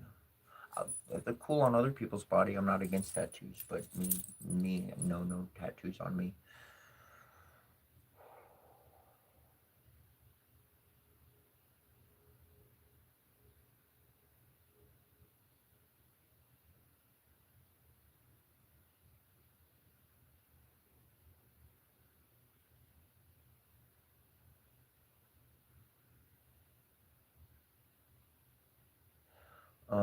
Chaotic neutral shit show. I put my email up a little bit, and so definitely email me. There is another portion that I have that connected me with the Divine Mother. I read it once, and I had instant divine connection. Let me explain. I was in a situation where every single day I was literally going through, I was being traumatized on a daily basis. No bullshit. I'm just, I was not in a good place mentally or emotionally from the beginning of the day to the end of the day in those days. I found an invocation to the Divine Mother. Invite energy within. And so I read it first and I agreed with all that it said, and I saw beautiful words and I saw protection and all of this. And so I found her name, most ancient wise, was Kenemetonket, which is the water of life. So I printed this out. I took my shower in the morning, like, or when I took a shower, I was taking a shower, and I had taken it with me in there, and I read it over in the shower. And by the time I said the last word, I didn't have a single, no bad emotions, no bad thoughts, no pain, no anguish. I tried to think of my problems and I could not populate my problems in my mind. I knew they were happening, I knew what was going on, but I could not directly think about them. I stopped and I was like, oh, I literally had peace. I was in a state of mental and emotional peace amidst the most hellish, tumultuous portion my life had met up until then. And and so I'll send you that information as well. That you really want to connect and kind of move forward and activate and all that kind of stuff. Like, that's it. That was a huge connection. That was a huge activator right there.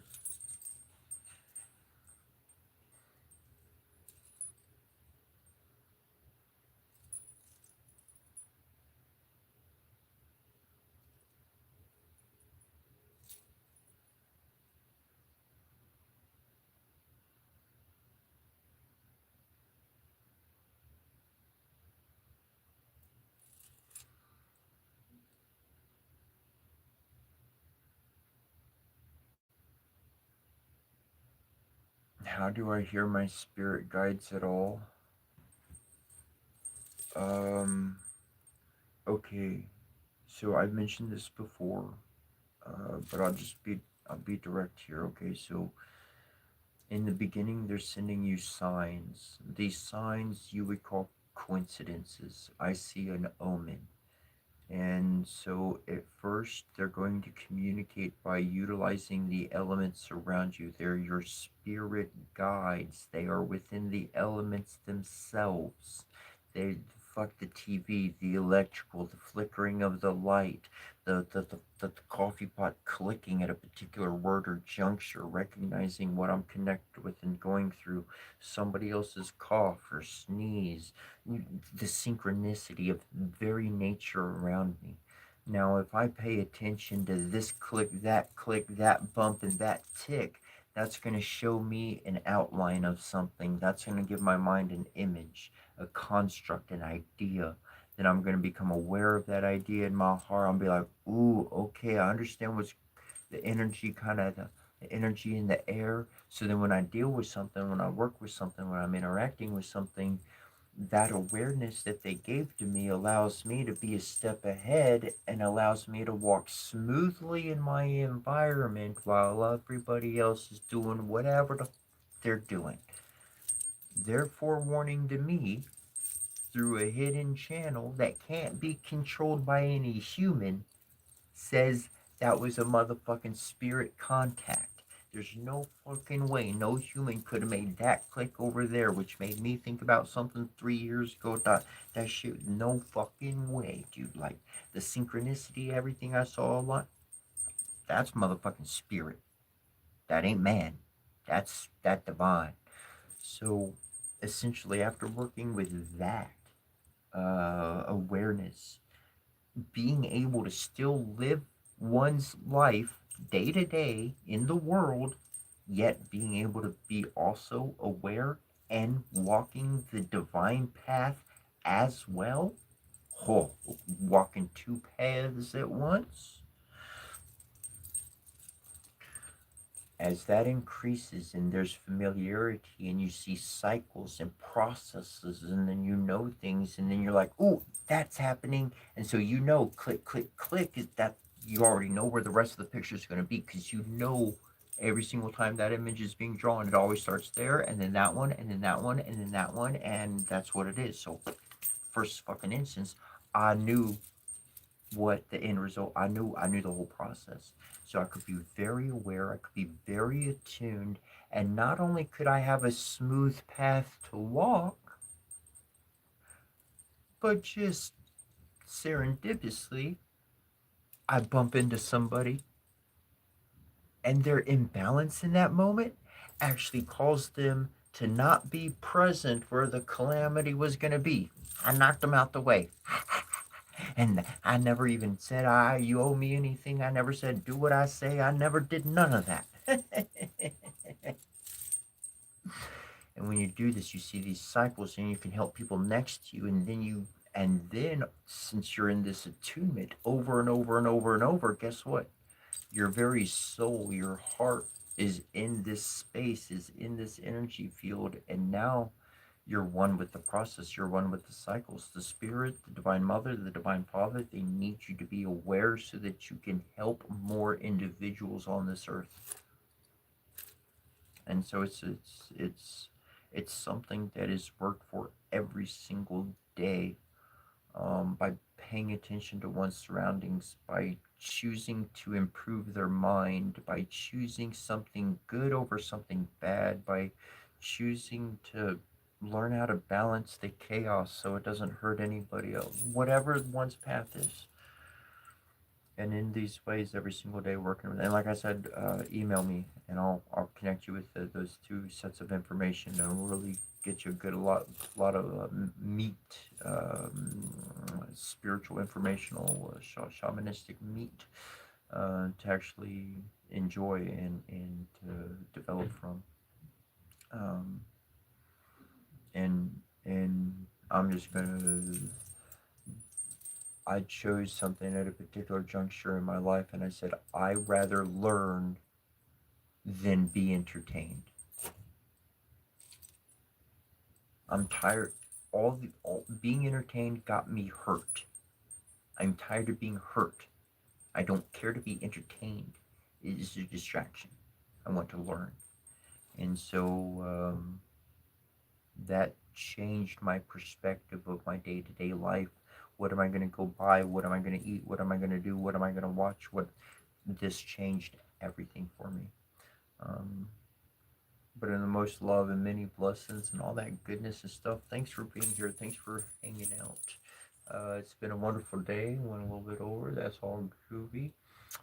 Very welcome, Evie. Thank you much as well. Happy Father's Day. I didn't know it was Father's Day. Happy Father's Day to all the fathers out there. I didn't mention it all, but I'm glad I saw that before I jumped off there. Thank you very much. Thank you. Thank you, Evie. I appreciate that very much. I'll let you get to bed, Steven. 2 a.m., bro. Maybe you'll get passed out, maybe not. But yeah, many blessings, and until tomorrow, 5 a.m. Eastern, or if you're in another part of the world, -4 GMT, 5 a.m. Donna de Kauai. Until we see you next time, much love and many blessings.